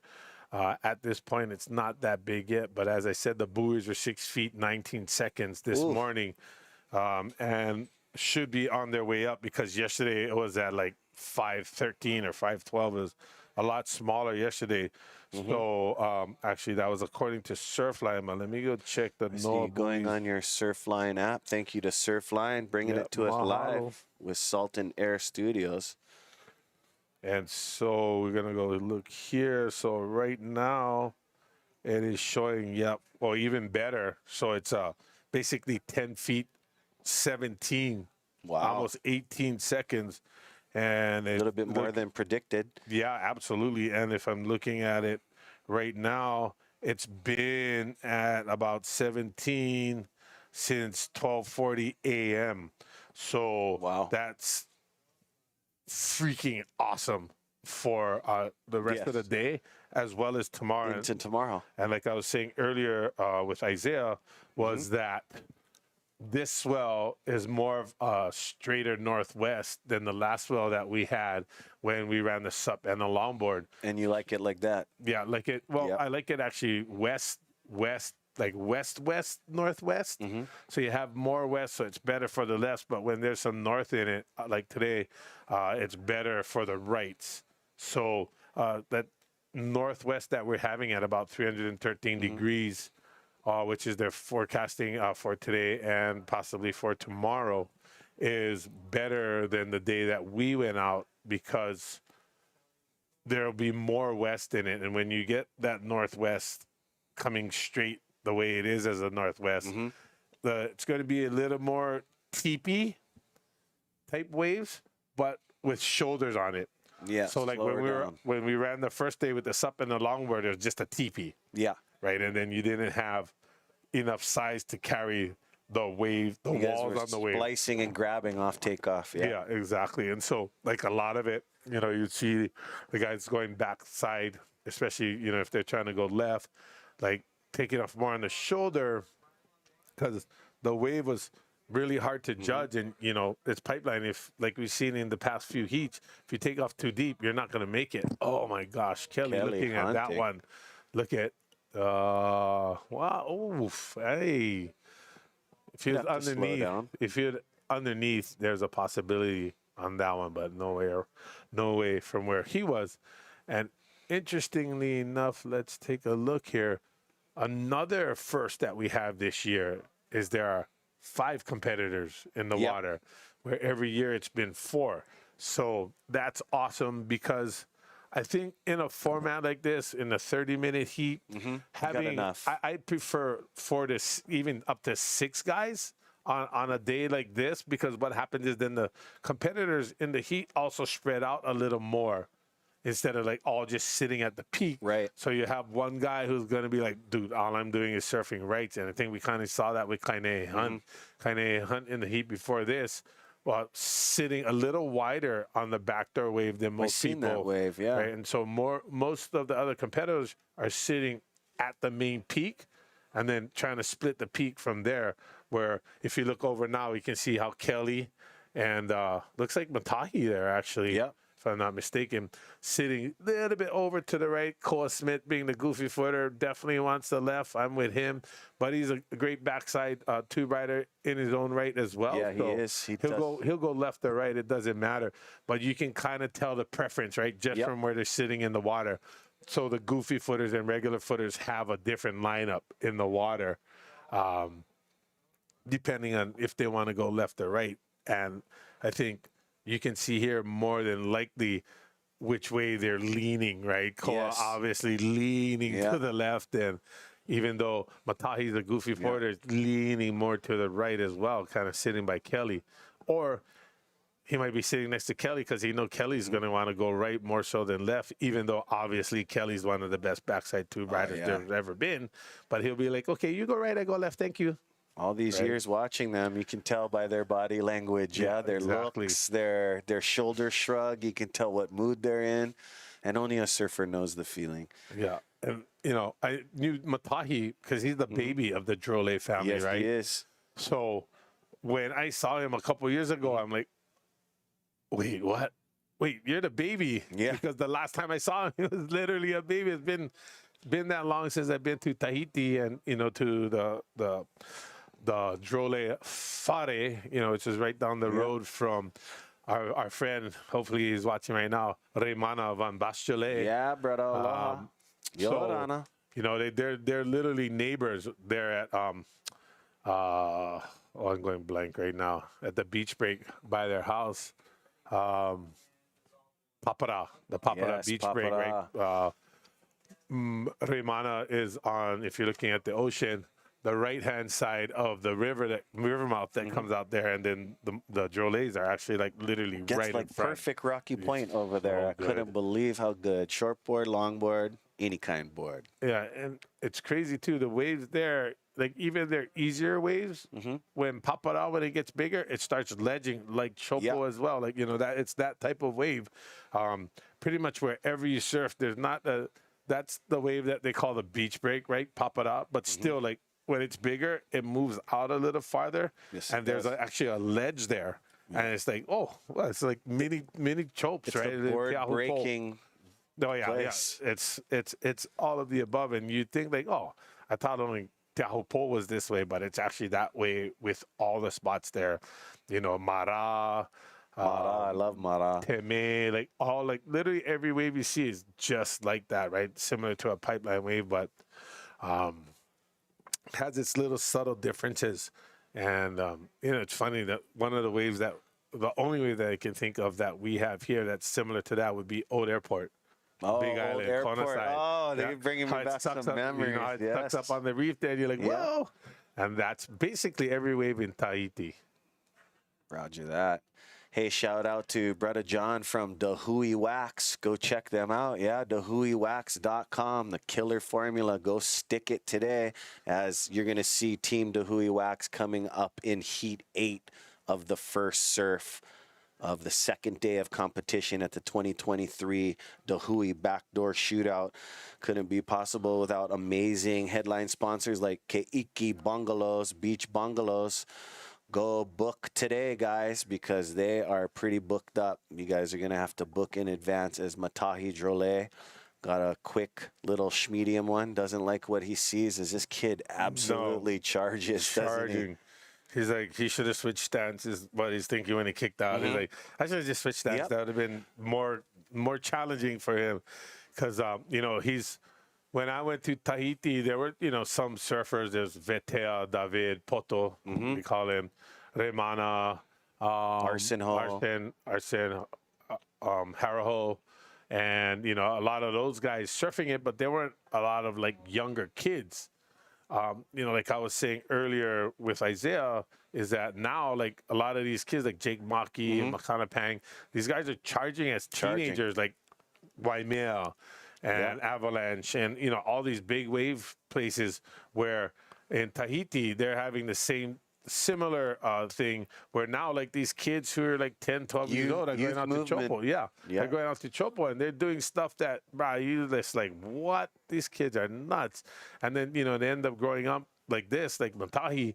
And a wave that's one of the hardest waves in the world is like their backdoor, and it's like cake. It's nothing. It's big like time. So easy. So surfing somewhere like Pipeline for them is super exciting because they're like, yeah, this is what I do.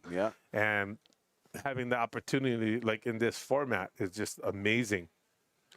So here's another thing. We got this from John at the Hui Wax. He said, go check out the huiwaxhawaii.com. He said you can order wax there, and he's actually going to lower the price. Right? So if you guys go to the huiwaxhawaii.com, you can get some good prices on waxing there and have them ship it to you. Good wax. I've been using it. They gave me a box last year. Magical case. Yeah, I've just been using the heck out of it. Actually, I prefer full deck pads now. Getting kind of spoiled. Yeah. Well, because, living on the west side, leaving your boards in the car gets so hot, right? So the wax just literally turns into liquid. Front deck. Right? And so you wax your whole car inside. Right. In not a good way. Right? Compared to, having a deck pad.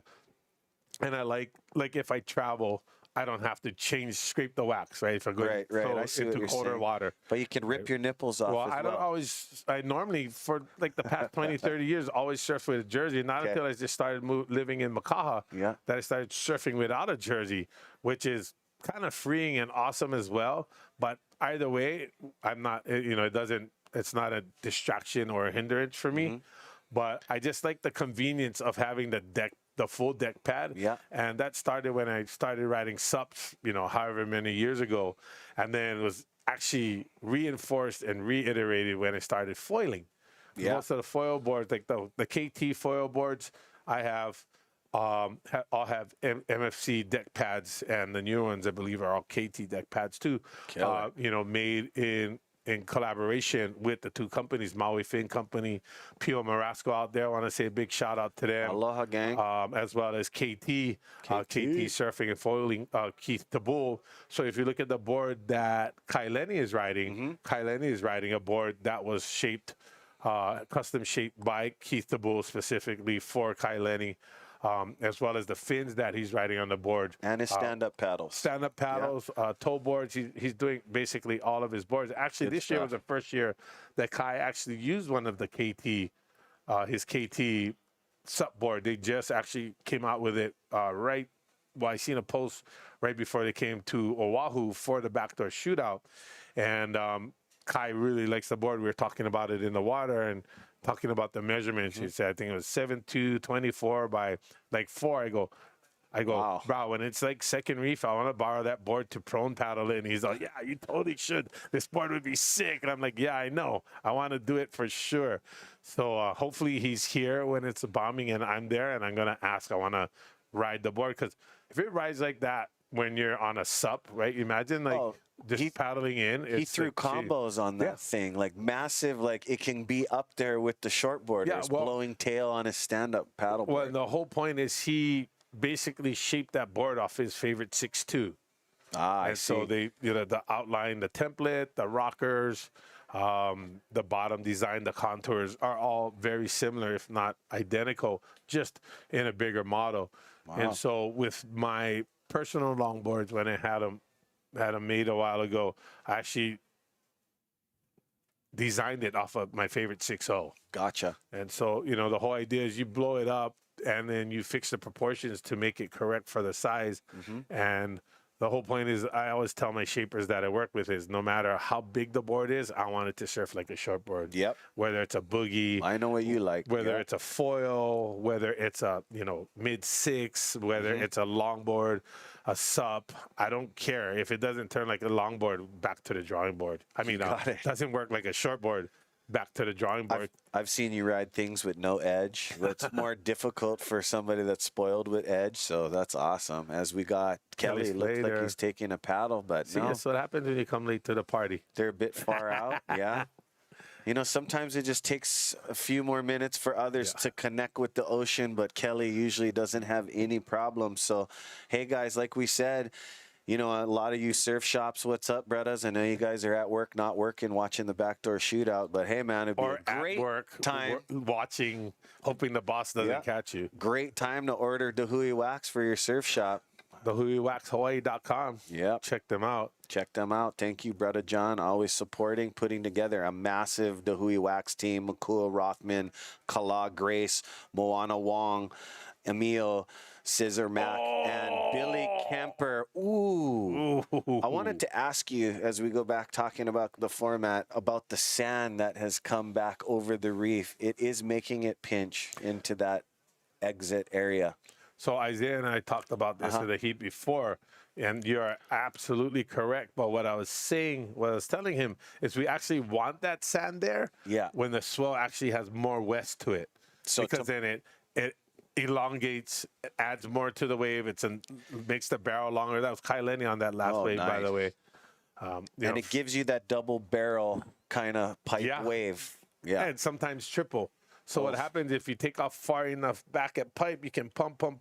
And just as you're coming out from the pipe barrel on the reef, then it extends into the sandbar, which as you can see here, he literally fell out of the air. That was so sick. And recorrected. But watch on the bottom, there's a little wiggle here as well. He just missed it. Couldn't see because the wave broke.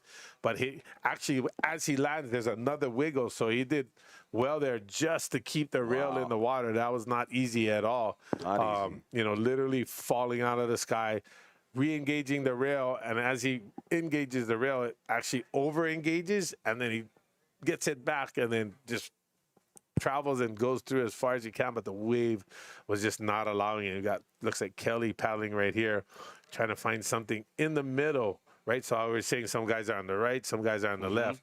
Kelly sees the left, and he wants to actually take off on the right, from the right of the wave, and go left because he can get a deeper barrel, right? But as you can see here with the north, and that's also why the sands come back as well, because the last few swells have had so much north in it that it's pushing that sand. Probably, I don't want to say probably, I would say actually, he was going to go. You see the backwash there. That was a beautiful wave. And so what happens is the sand is actually pushed a little too far back with the direction that we have right now. If there was a little more west in it, it would start pushing the sand over off the reef and fill in all the holes on the edge of the reef and extend that left barrel.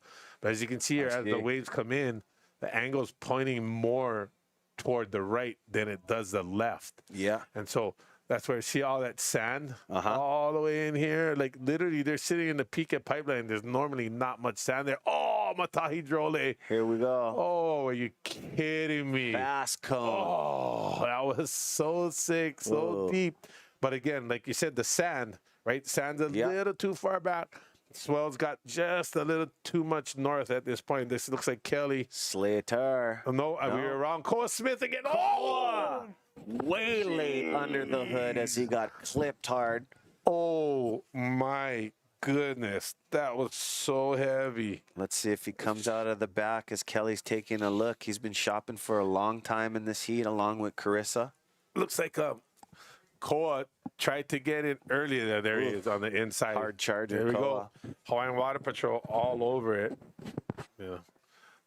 And so basically they're pulling in on a sandbar right where this should all be reef. You see where they're sitting? That should be all reef underneath them, but it's all sand. And because we had north swells the past few days, and that big swell, right, that we have, everybody's surfing Waimea and Peahi. Looks like either broken leash or broken board. Hopefully Koa, he looks okay.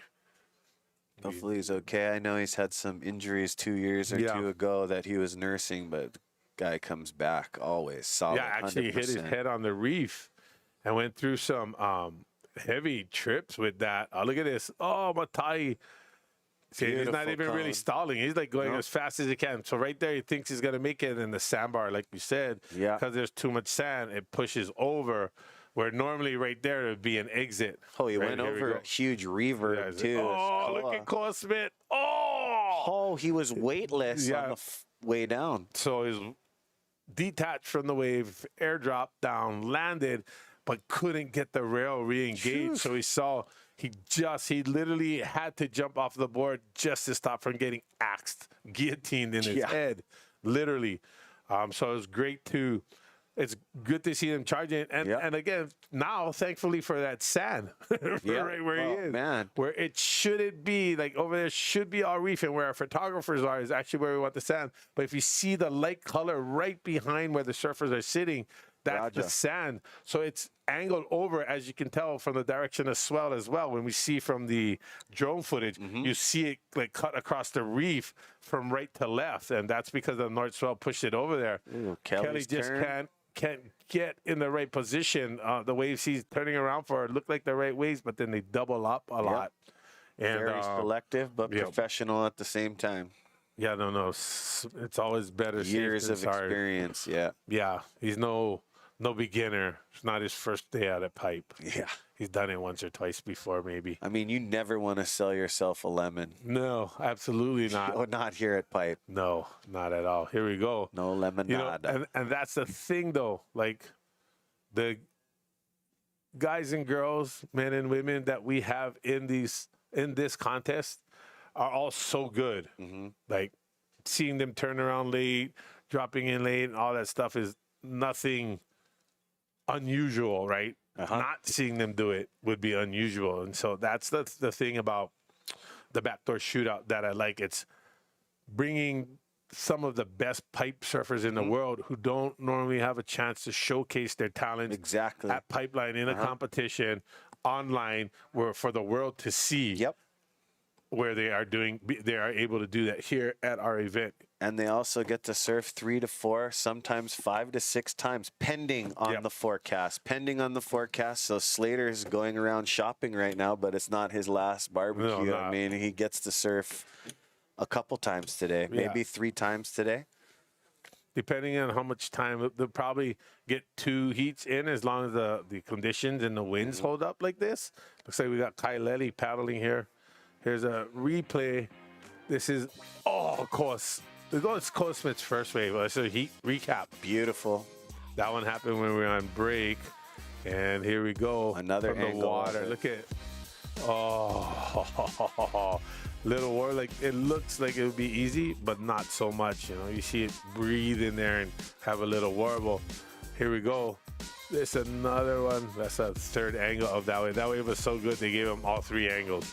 Koa laying it down for Nice Team turn. New Earth Project. Very There you go. entertaining. Yeah, and this Carissa Moore here. Another thing too, right? A New Earth project is a great project. You know, they're trying to get all the plastics out. Here's Matahi on his first left. He's just like, yeah, whatever. So that's like cake for him. And we also Here we go, got Kaileni. Oh, gosh, sick. so heavy. Hey, gang, we'll be right back with Team Japan. Stay tuned. See you then. Aloha.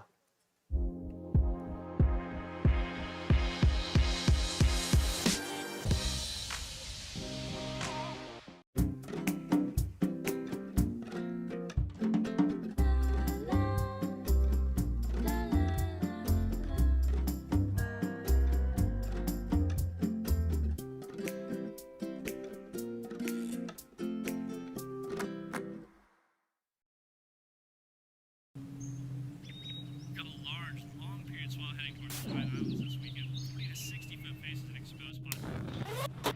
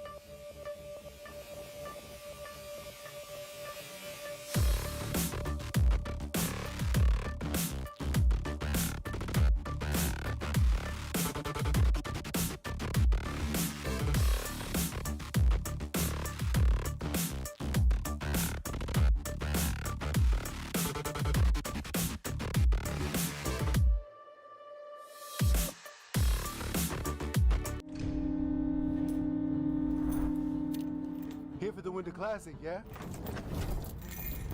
Welcome back.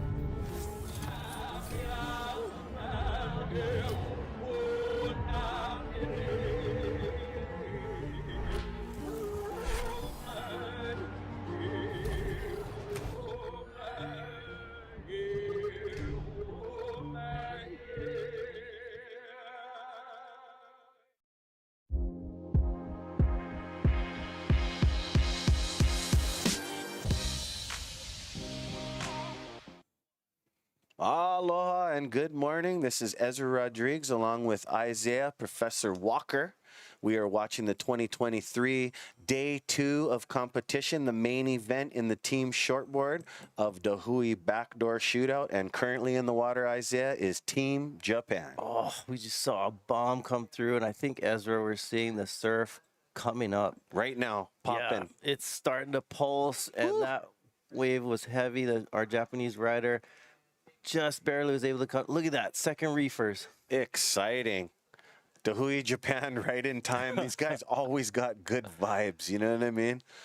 Oh, man, I don't know if you remember, but I think it was 2 years ago, maybe, I can't recall right now, but Keito Matsuoka, he got the wave of the winter during the backdoor shootout. It was one of the heaviest, meanest barrels I've ever seen at Pipeline. So Team Japan, they charge. Shinpei Horiguchi, Taichi Wakita, Daiki Matsunaga, this is like a team with the brothers Kenshin Matsunaga, Jin Suzuki, and Shogo Harada. Wow, so very exciting as these guys were charging last year. Oh, here we go, a replay from during the break. Oh, tossed it over the falls. Ooh, was that Shinpei? Here we go, beautiful bottom turn into it. Oh, see as how the thing guillotines down on him. Right, and we're seeing, like I said, this swell just on the rise, pulsing right now, chatter on the bottom. Oh my goodness. Wow, these guys got started. The lip landed right on his head. That could, I hope he's okay. Wow. As Team Japan, like you were saying, they also had, like Team Peru, they've had a time last year where the ocean just didn't stop. Right. You know? Yeah, and it's cool. We're seeing that now. Aloha. Aloha, gang. All right, good morning. Good morning, gang. So, yeah, we're excited to be 2023 Backdoor Shootout. Like, mahalo, our Sinaloa chips. I didn't realize it until I was eating them. They're shaped like different kind of surfboards. Yeah, since the Backdoor Shootout last year, it's just like, I used to be a Frito guy. Now I'm all about this now. Sinaloa. Thank you. Along with Monster Energy and Reason Eyewear Co. Mahalo. Keiki Bungalows bringing it to you live along with our big crew. Salt and Air Studios. Couldn't do it without Mike Prickett and his gang. Mahalo. Yeah, we've been working with Mike Prickett, and I'm kind of all fanboy right now because he's got like the Emmy in his house over here. I love it. He won an Academy Award for a TV spot. 100-foot waves, cinematography. If you guys don't know him, this guy has built a lot of surfing careers. I mean, before you had all the coaches and all these your own filmers, Mike Prickett was the OG. You know what I mean? Right. He was on the North Shore and he was doing a lot of content for everyone. Yeah, so mahalo to Salt and Air Studios, giving us all these different angles at Pipe. Right now we've got the drone angle, so cool. Like the water is crystal, the winds are really light, and it allows us to see like the transparency of the water here on the North Shore. We're so blessed with this beautiful day in the weather, looking toward the west end of Kainehe Point.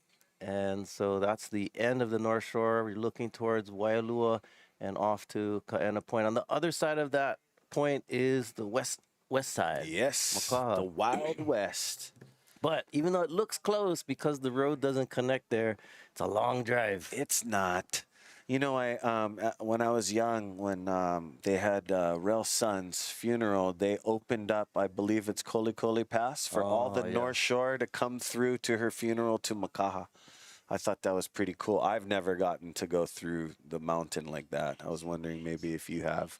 And we're looking at just to the left of the screen at the mountain there, Waialeale, and beautiful. So that's morning. the highest peak of Oahu. And there's Keiki Beach right on the sand over there by Keiki Beach Bungalows over there by Sharks Cove. Go book an awesome stay in Hawaii today with them. They're our headline sponsor. Thank you so much. Monster Energy, White Claw, Kona Brewing, Sinaloa, Mahalo, Haliva Juice. Thank you for all the awesome beverage. Odom Corporation, Aloha Salads, and Two Thumbs Tattoo. Brada Bo. Has such a beautiful drone angle here. We're looking at, this is Oahu.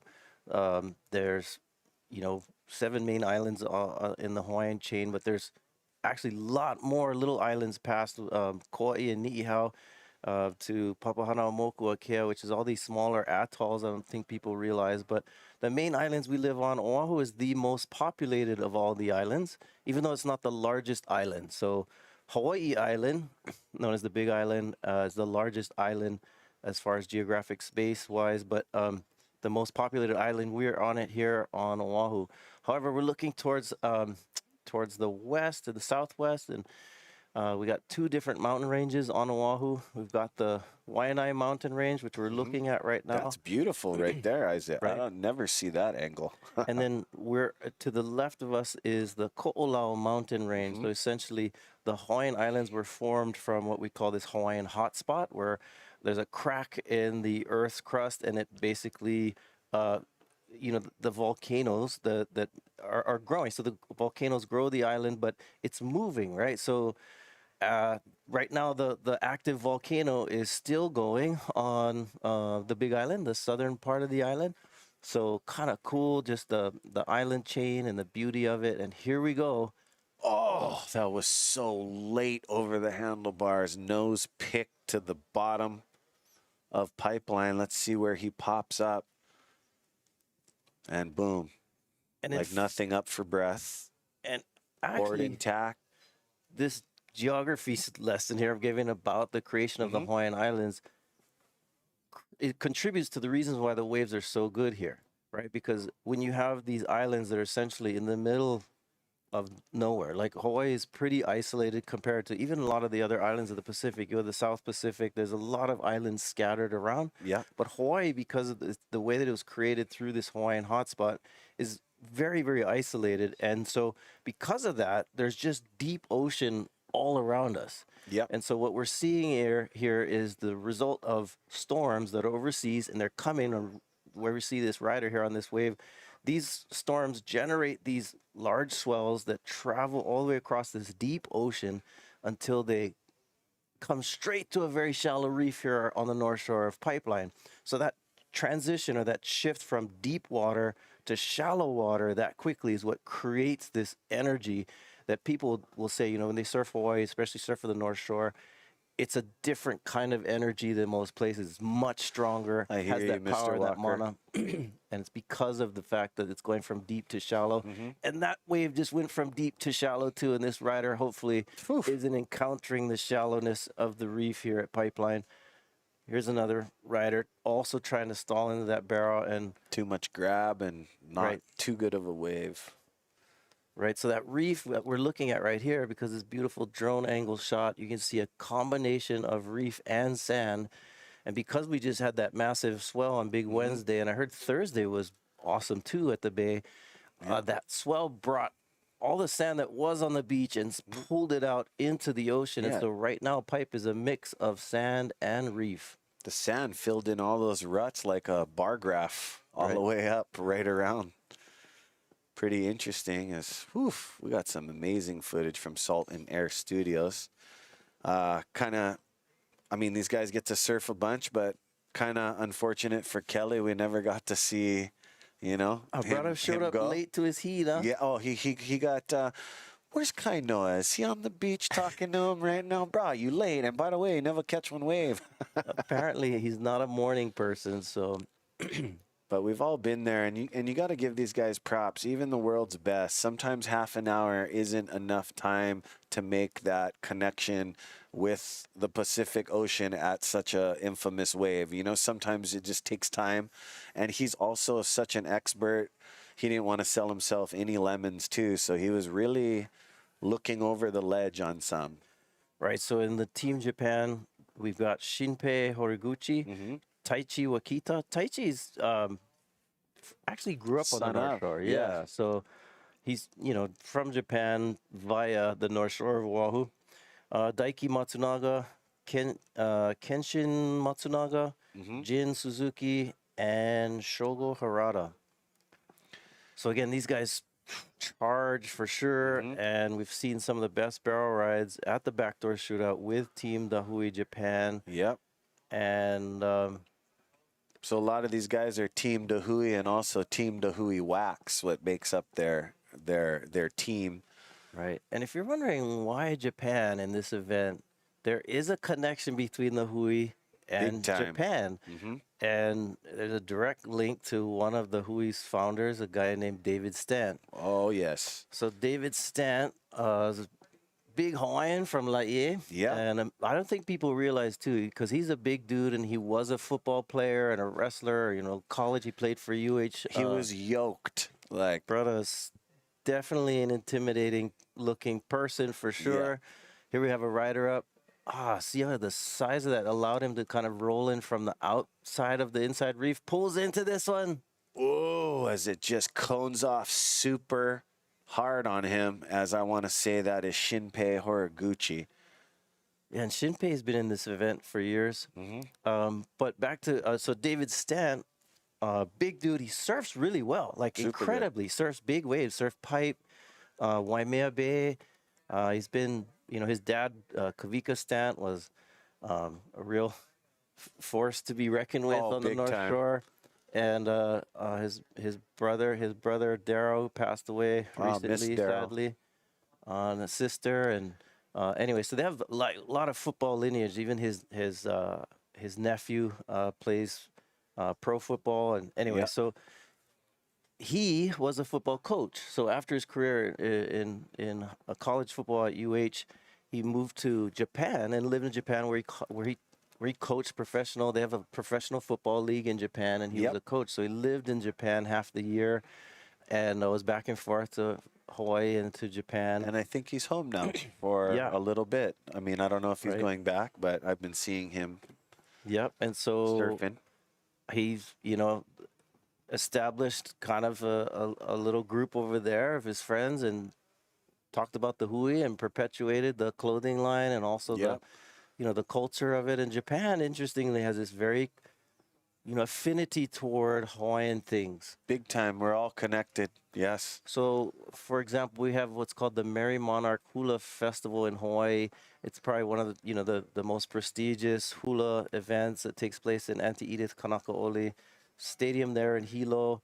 There's a lot of, every year, it's kind of the Hawaiian community really converges in Hilo. And, well, I mean, they have halau from Japan who've participated. And so hula is a real kind of a big deal in Japan as well. Super big deal. Hawaiian music, hula, and also surfing. You got it, yeah. There's a replay. You can see where the sand just fills in from the reef, packs that closeout, no exit. Packs it. Love this roll in, gave him time to think about it, to stand tall in that pipeline barrel. Whew. Nice water shot from the gang at Sultan Air Studios. Good stuff, as this is Team Japan.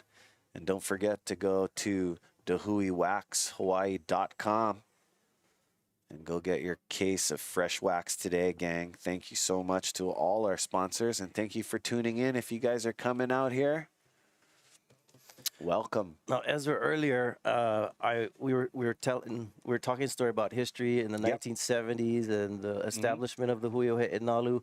My apologies for not finishing all my your stories. Uncle, yes. Let's go right back into that. So, but if you want to hear all the stories and all the history lessons, you got to stay tuned. Yep, stay tuned, gang. So 1970s in Hawaii, 1975, 1976, very pivotal time in Hawaii's history. In 1975, they built the replica of traditional voyaging canoe called Hokulea. Hokulea is a double hull canoe the canoe that eventually Eddie Aikau loses Yep. his life while they encounter some trouble at sea off of Lanai. But 1975, 1976 is known as kind of this era that historians call the Hawaiian Renaissance. Renaissance. There's a period when there was a revitalization of culture where, you know, and a lot of it had to do with the time period also with, you know, we had a lot of other Native movements, the Native American called AIM movement, where they occupied Alcatraz, to also mean in the wake of the civil rights movements in the 1960s and 70s in America. In New Zealand, Aotearoa, you saw a lot of also kind of awakening of Native identity because, you know, especially in Hawaii, there was a realization that like, oh, wait a minute, hold on a second. As we've been colonized for the last 50 to 70 years, we're starting to lose a lot of the things that that our kupuna now are, you know, like those that speak Hawaiian, fewer of them are speaking it. Yep. And so there was a little bit of anxiety about losing that identity. And so in the 1970s, you had a lot of kind of revitalization of culture. And it was raw, though, right? There's a lot of rawness to it, kind of like going on here. We got a switcheroo of... I believe that's Krista, the one that has the hair through her helmet, popular Wahine photographer from the North Shore, always out there at Pipe. She had a Ziploc bag. I don't know if they were switching, like, maybe snacks or batteries something. Or batteries, yeah. They've been doing it so long. Everybody, just like how surfers prepare, they all have their different techniques. So so this is when the hui is formed too, and we have to realize that the hui isn't like isolated from this whole story, right? Like Hawaiian Renaissance, we have the canoe that's built. We have also what's called the Kaho'olawe 9. There were these 9 Hawaiians that went and camped out on one of our smaller islands called Kaho'olawe, which was being used by the U.S. military for target practice, right? For years, they were shelling the island. And so in 1976, these Hawaiians got together, got on these canoes and boats and went from Maui to Kaho'olawe and occupied the island as a way of like preventing and protesting it from these bombs. So the hui is a product of this time period, and it's a part of that kind of energy of Hawaiians like wanting to really assert their sense of who they are and protect what they feel like they are losing. And the hui is established right at that same time. And 1976 is also the year that they start this new professional surfing tour called the IPS, which later evolved to the ASP. And IPS, yeah? Yeah. Okay. And so that whole kind of, in that 1976, you have, you know, that's when the first world champ, Peter Townsend is crowned. But that was the first that we have this concept of this kind of tour, this world tour that really culminates in these events in Hawaii. And so there was a lot of professional surfing competitions going on. And for some of the local community that lived here, they felt like that was encroachment on a space that belonged to them. Look at this bomb.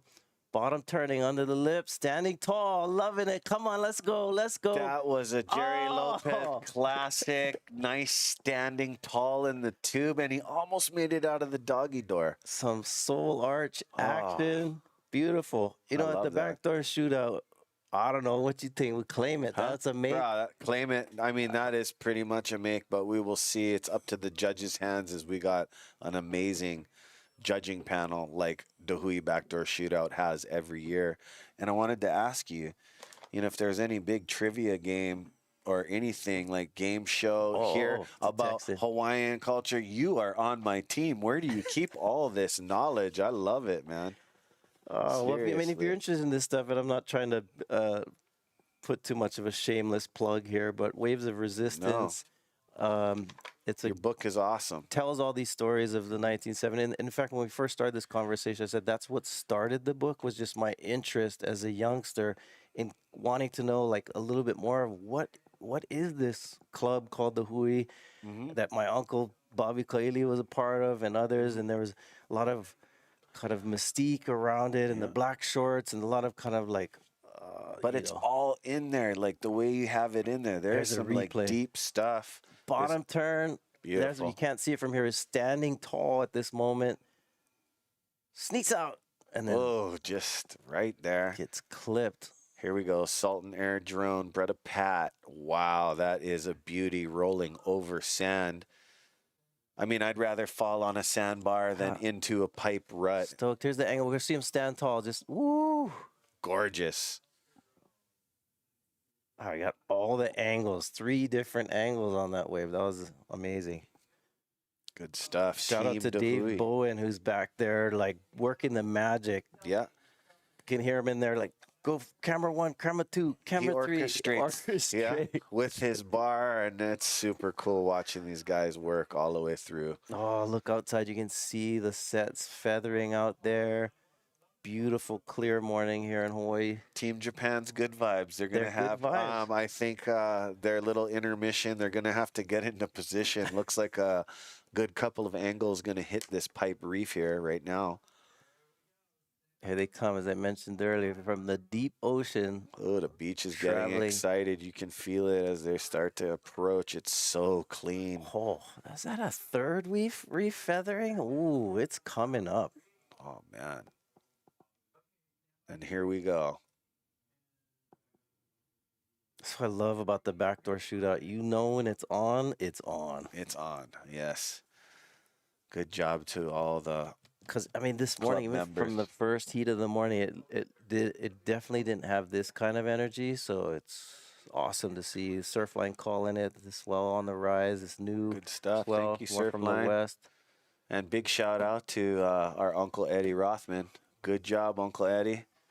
I know it takes us a village to run an event like this, and you know he wants for all his surfing sons and daughters, he wants the best of the best. He puts a lot into this contest, a lot of time with his club members. So my hat's off to you. Thank you guys. Huio He'e Nalu and the Hui in the house as we got a pin drop. These guys are trying to break the surface to get under as they're getting mowed over. Yeah, That's the worst feeling. the worst. Like, oh my gosh, I'm going to But- get smoked. You know, these guys can get smoked 2 or 3 times and they still get out there, reach super deep with the training they have to go and make it happen. As you can see from earlier heat, New Earth Project, not everybody got scoring capability. So every heat's different. They have 30 minutes. This is 8 heats, 8 team heats, and they'll be surfing hopefully 3 times today. So these teams throughout the event, the waiting period should be surfing 3 to 4, maybe sometimes 5 and 6, always pending because you know who's the boss, Mother Nature, Yeah. Mother Ocean. Well, And yeah, she's got the potion today. Look at that. a lot of waves just kind of washed through there. Mm-hmm. Hopefully, maybe there'll be 1 or 2 waves they could pick off from this set, but it looks like mostly just dipping and bailing. Look how big that whitewater is. I know it's so easy From to the- watch, but I mean, when these guys are paddling, you know, when waves get bigger, and you know, because you're a great surfer, the water hardens up. There's so much currents and everything. So these guys are definitely stuck paddling, you know, just to make 10-yard mark. It takes some time, you know. That's why I always give surfing so much props, you know. There's a bunch of football players trying to make, you know, the 10-yard, the 5-yard line and stuff like that with millions of dollars they get paid. Try to paddle 10 yards out at Pipeline Right. in white, milky, 8-foot, 10-foot whitewater. Not easy. Hawaiian Water Patrol keeping everybody comfortable and safe because they are the best. They know what The they're best. doing. Oh, I may have botched it. Right when I said that, they almost tipped over there, but they got him solid. Oh, I've seen some amazing recoveries, man. Terry Ahui and his crew of nephews, they are swift, fast, and they're always innovating life-saving. They're always assessing what they could do better and more efficient, and it's absolutely awesome as you can see how they pick their lines. And when you watch these guys ride a jet ski and then you watch some average Joe, you can see the huge difference of, you know, how long they've been riding it. And it's just the way they touch the ocean when they're riding on the surface. Well, let's go back to the 70s, Yes. 1970s. Another thing that's really cool for surfing history as well is that's also in the middle of another kind of revolution within surfing called like the shortboard revolution. Right? So Gotcha. it's the same time. All of this is happening in the same time where we're getting, you know, the professional surfing events through the IPS. We have a world champ for the first time. That's new. Boards were changing. Boards went from long boards to short boards, and there's so many different experiments with like from What the fins were, were two right fins, then. 3 Two fins, one. Well, in the 70s, mostly single fins actually. Okay. Then But Simon eventually- Anderson's influence was Right, around there. Was right. it already starting or not yeah, yet? little late, like more Okay. later 70s, early 80s. We're getting that, but you know, all of that converging just was real kind of an interesting time. This real kind of pot that was stirred up. There was a lot of emotion, a lot of change, a lot of newness, and a lot of energy for our you know, that time for surfing, and especially for Hawaii, as I mentioned, which is important to understand because it wasn't just about you know, sometimes you hear stories about Rabbit Bartholomew, for example. People like tell that story about how he had this encounter on the North Shore.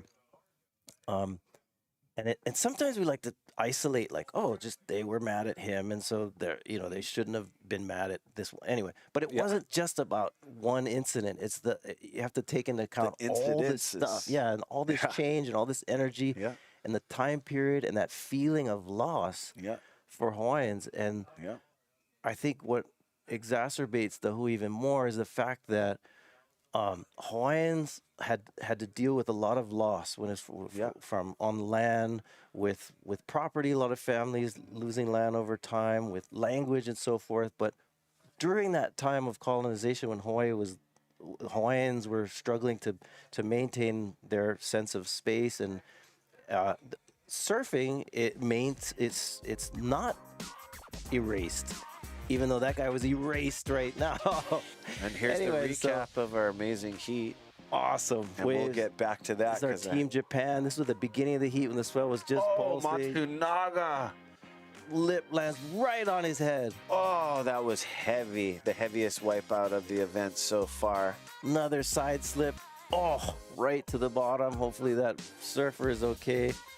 This heat was just pulsing. We saw second, third reef feathering, pulling into the barrel. We'll be back in a little bit with more surfing, more storytelling, and maybe I'll finally finish off some of these stories. Yes, you will. Doing about 1970. Japan charging. Team Japan. Definitely on fire. We'll see you guys. Stay with us for our next heat. Aloha. Aloha, gang.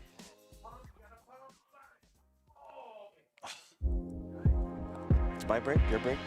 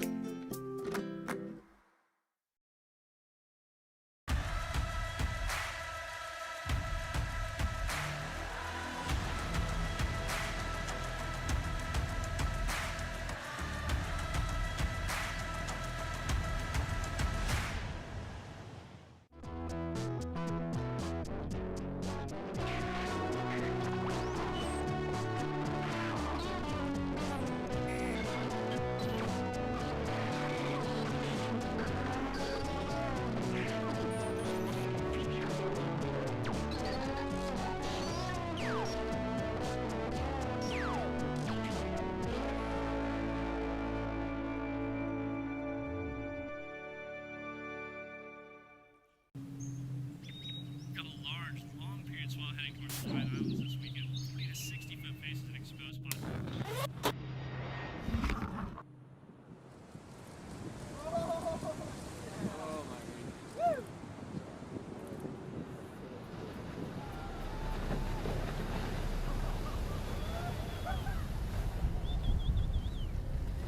Yeah, buddy.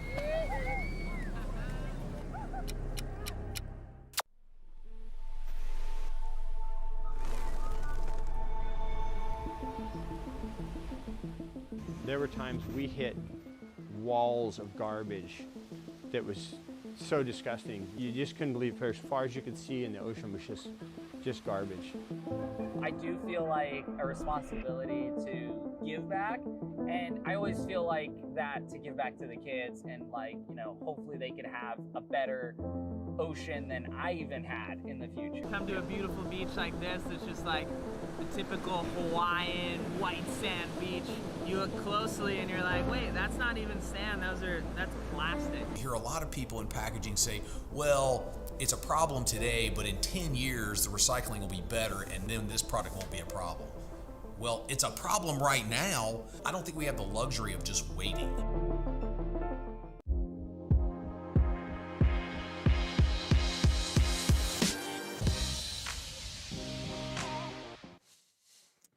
Aloha kakayaka. We're here at the 2023 Backdoor Shootout at the Bonsai Pipeline.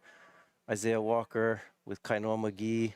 And Kainoa, I knew you were on break on that last heat, but the surf pulsed. Like there were second reef bombs, and our Team Japan, I don't know if they had some magic mana on their side, but the waves just started stacking. Yeah, I saw that. And actually, Team Japan is one of my, if not my most favorite team every year in the shootout. I always say this is our bonsai warriors, right? They're just crazy, right? So what is crazy about that is Pipeline doesn't have any peaks named except for Wakita Bowl, right? And this is basically the bowl in between Backdoor and Pipeline that nobody wanted to surf. And back in the day, he figured only way I'm gonna get waves is surf this bowl, right? And 9 out of 10 waves was a closeout. He'd make maybe one of them. But there is nobody else in the world who has a peak at Pipeline named after him. And so now when the Japanese go out, they all go straight to the Wakita Bowl, and then they just charge. You saw that last heat, but they already knew they was going to be late. Nah, whatever. I was like going anyway, right? And then, you know, from that wave, the 12-point wave Keito Matsuoka got a couple years ago, they all want that glory, right? That wave, that was even insane. To this day when I talk about it, I get chicken skin about it. That wave was just freaking unbelievable. Like, any and everything that could go wrong went wrong, and he still made the wave. He still went, you know, fell out of the sky, hit the bottom, got in, put into the barrel, started going sideways, then got up on the foam ball, got sideways on the foam ball, then fell back in and slid a little right at the end of the wave, which actually you couldn't see until you had the water angle. And then what you don't realize is all those things happening in that wave is actually what made it even better, because then he was deeper for longer. Right. And then by the time he came out, there was nothing else left. And then you watch that, like every time I watch the replay, I get chicken skin. I'm like, bro, that wave was so sick, right? Similar to Kala's wave last year. Like that wave was just amazing. And every time I watch it, I'm like, oh, like there's so many things that could have gone wrong, right? And they all did, but they got through all of that, pushed through all of that, you know, and made it. And so actually Kala had a wave like that just a couple days ago when before this big swell came in. He had one that like literally when he took off looked exactly like the wave he had in the Backdoor Shootout last year, except everything went wrong. he said it was all right until it wasn't, right? That's what his post said. And literally he took off. I'm like, what? He's going to get another wave like he got last year? And then it came off the bottom, and then like literally the wheels fell off and it all went wrong. And that just goes to show, right? Doesn't matter who you are. Pipeline doesn't care. Right. Well, we have right now in the water, excuse me, right, Pipeline Hammers. And right now, he pulled through that. That was sick. That looked like Makai McNamara. That's a good call. I'm going to go with Makai on that one as well. Yeah, so in Pipeline Hammers, isn't it spelled hammers? No, can't. It'd be Hammer. Gotta be AHZ, right? Can tell Holly went right up went right back. Got fired. Either that or the terrible way to put the name together. Yeah, anyway, so Jamie O'Brien, Makai McNamara, Ivan Florence, Nate Florence, Kiron Jabour. Yeah, and so here we have one of our brotherly duels, right? We have the Rothman brothers, the Monizes, Matsunagas, and the Florences. So in this heat, we have our Florence brothers. The only Florence we're missing right now is John Florence. I don't know. He never liked, or I don't know what's going on. I guess he was too cool this year. I don't know, John. What's the deal, bro? But I was actually really looking forward because they had a Team Florence last year. Here's a replay again. Makai's wave, like from there, like no way he's gonna make it. And then you get the front view, nice long stall, and then here it starts to run, gets out, doggy doors it just as the lip barely tickles his head as he gets out. So fortunately for him, able to make that one will be one of the better scoring waves of the day. But yeah, I was looking forward to seeing Team Florence again. And when I talked to Mahina prior to the event, she's like, "Oh yeah, no, John." I was like, "What? No." You know, like everybody wants to watch him. Even me, I'm a fan, right? I know that kid from when he was young. Seen him work his way up, but you know that's the whole point of this event, you know, especially now that we're able to have the WSL competitors in it. You know, who doesn't want to watch John at Backdoor and Pipeline, Kelly Slater? I mean, like those are, you know, two of the top names here out at Pipeline that come off the tour from the WSL tour, and, you know, also made a name for themselves at Pipeline, you know, Pipe Masters, Volcom, you know, basically, I mean, obviously for Kelly winning everything here at Pipeline. But that was one of my, I guess, I don't know if disappointment is the word, but yeah, I was disappointed that that he wasn't surfing. Because it was awesome to see him surfing with his brothers all in the heat last year, you know, with Eli Olsen as part of that Team Florence. So hopefully, John, if you're listening and you're watching, much love and aloha to you and your family. But we need you and your butt back out at Pipeline. So next year, I'm sure we'll see you at the Pipe Master, but we'd love to see you in this event again. It was great seeing you out here. Looks like from our last heat, the Team Japan charging. Like I said, like look at these guys. They're so unassuming, right? But you get them in the water at Pipeline, and they're just like, rah! The claws come out, the teeth come out. They're ready to rock. Like they're just like. And every year when I see them, they're like so excited. Oh, Kainoa-san. Oh, thank you. I go, what are you thanking me for? I'm just the MC. I didn't do nothing. But you're right, though. So respectful, so polite. Absolutely. Took the words right out of my mouth. And which is cool. I mean, actually, I spent some time recently with David Stant was introducing me to like a lot of the Japanese surfers and like the He'e, the Japan, that they have a, you know, kind of a branch over there, I guess we call it. But absolutely. Just the amount of respect and that the Japanese have for Hawaii and Hawaiians. Like, you know, a lot of them really embrace a lot of things that are Hawaiian, and a lot of Japanese. Oh, look at this one. Oh, is that Makai again? Really? He just paddled out right back into another one. Falls right into it. Oh, that was so sick. That was a good 1-2 combination right there. And as you can see, he paddled out through backdoor. That doesn't normally happen well for me. I say it every year. Backdoor has a love-hate relationship with me. She loves to hate me. It can be 2 feet. It can be 18 feet. I'm still getting cracks stuck inside. I always tell this story. One day I was like only like 2 to 4 feet. Oh, here we go. Falls into it so late. Oh, that was so beautiful. And the thing is, like, you know, a lot of these barrels, sometimes it's not as long as we'd like them to be. But if you look at the ride overall, just to make the bottom turn, you know what I mean? Literally falling out of the sky. Knees straightened out, all stretched out, just barely making it under the lip, and then, you know, riding it all the way through.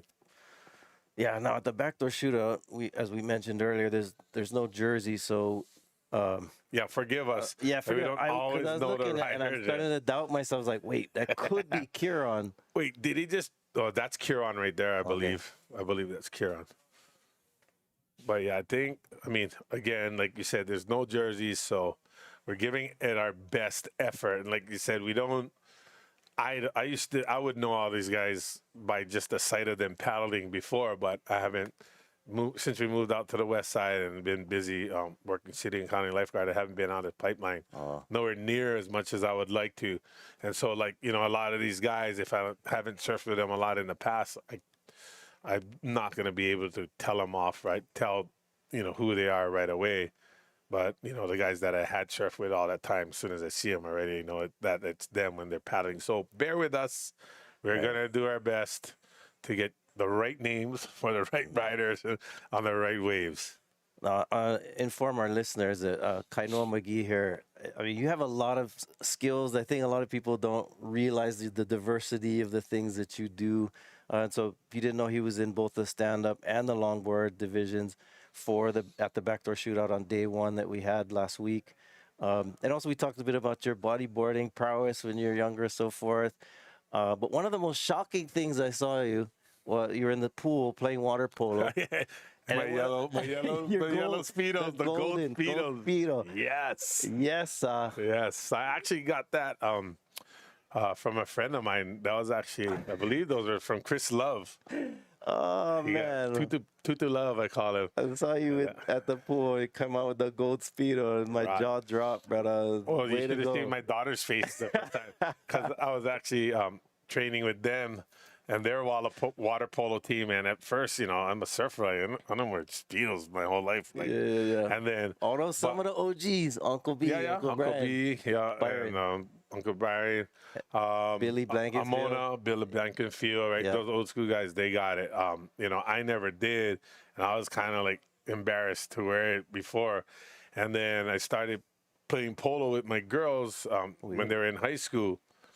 We got a pickup here. Let's see who this is. Maybe that was Makai paddling back out. Oh, looks like a broken leash. Oh, broken leash or board. Can't tell at this point. That love-hate relationship paddling on backdoor. Exactly. See, I always get cracks.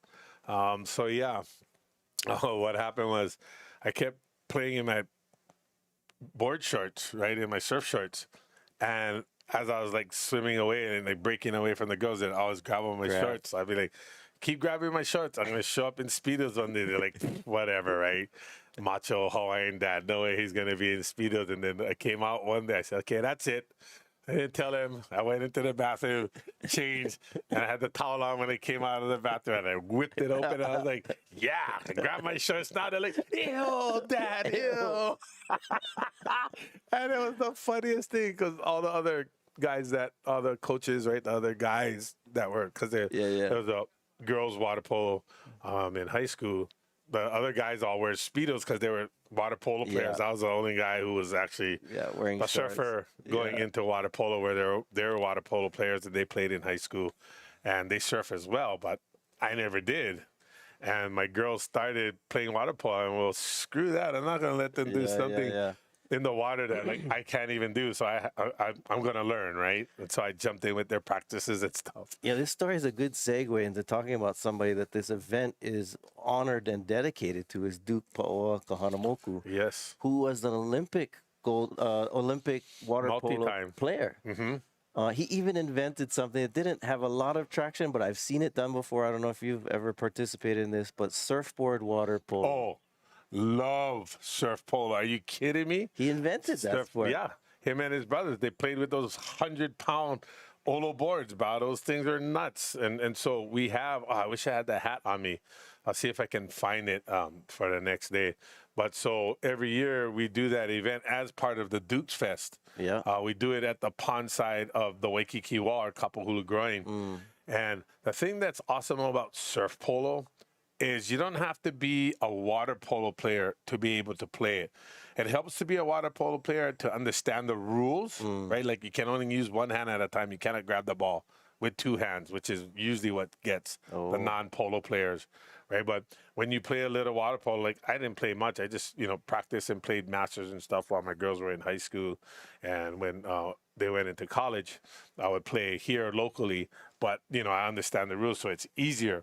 But the thing that's good about it, the surfboard, is that it levels out the playing field. And so the University of Hawaii, actually, their head coach, Mo Cole, is Dougie Cole's wife, right? And he's a water polo player, all 6'8" or 6'9" of him. Like, he's a hammer, right? And even so on the surf polo, because grew up surfing as well, right? Peter Cole, legendary big wave surfer, sunset surfer on the North Shore.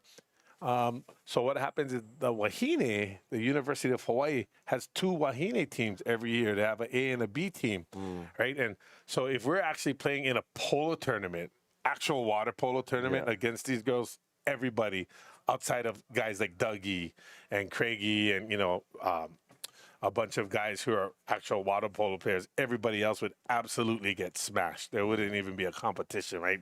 Like, these girls are world class. They go home to play on their Olympic teams. Like, a bunch of them played on the Olympics in the last Olympics for their home countries and stuff like that, right? So this is next level stuff. But most of them never surfed, right? So it balances out for us against them. Like, hey, right? I get Like, chance yeah, now. exactly. But you throw them in the pool, you're like, oh, no, this is going to suck. I would use other words, but this is a PG family show, so let's just not go there, right?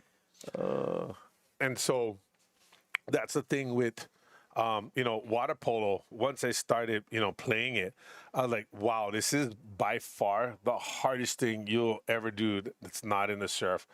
The competition, and it's basically wrestling, jiu-jitsu, and literally boxing all in the water and all done underwater, right?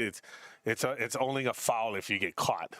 And like, there's so much stuff that happens under the water. It's crazy. And when you're in water polo shape, there is no better shape you can be in, no matter how much you surf, no matter how much you train. Water polo is totally different. Here Ryder we go. going backdoor, standing tall. Oh, so tall up there. Go. Got caught on the bottom, little warble, knees got straightened out. That looks like... Is that Kiron or possibly Nate? Kiron Jabour. Maybe even Nate. Normally, yeah, that looks like Nate. Yeah, that's Nate for sure. Oh, broken board. Oh. Water patrol. Don't worry. We got the best water patrol in the world, Hawaiian water patrol, but he's just trying to get away from that wave. Oh, no, the board's not broken. Just dodging. Just trying not to get nailed. And he's trying not to do a Kainehe McGee. They caught in the head and they stuck it backdoor the whole time. Now, one thing about Nate, he almost always has a GoPro in his mouth. Yep, he has one right now. See, and then right back out. Yep, dip, no problem. This one would land on my head if it was me. Then look, oh, nothing. Really? I never have that. It never happens. Oh, so late. Standing tall, pumping it. I don't know if you could see, but his foot placement was so much further up on the board to try and pump and get more speed. And, so for those of our viewers who are watching who, either are beginning to surf or, don't surf this type of waves or, are used to this kind of like cruising down the line. When you're surfing, you actually have to move your feet forward to pump, and especially in this type of wave in the barrel to get more speed. Or you'll watch, like, when they're doing airs and stuff, right? They move, they pump all the way forward, and then when they punt and do the air, they actually move their feet even forward to widen that stance.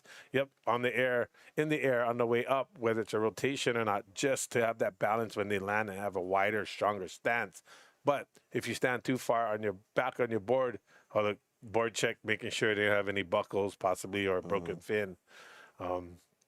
But in this type of waves, you need to get so much speed to make it out of those waves that you'll see the riders pumping, but you don't always realize they're probably anywhere from a foot to 2 feet forward of their normal stance, because there's no way to make it and get more speed if you don't do that. Yep.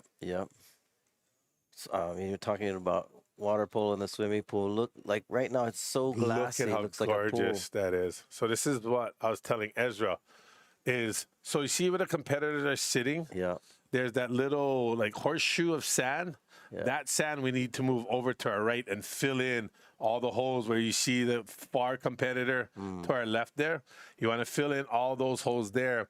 And then as it goes into where our water patrol is and all the photographers and stuff, that's where we want that sandbar. So all that sand that's directly under our competitors is one of the reasons a lot of the waves are closing out, because it's filling in the holes that we need to have in certain places for it to be just a little deeper so that the wave doesn't break quicker.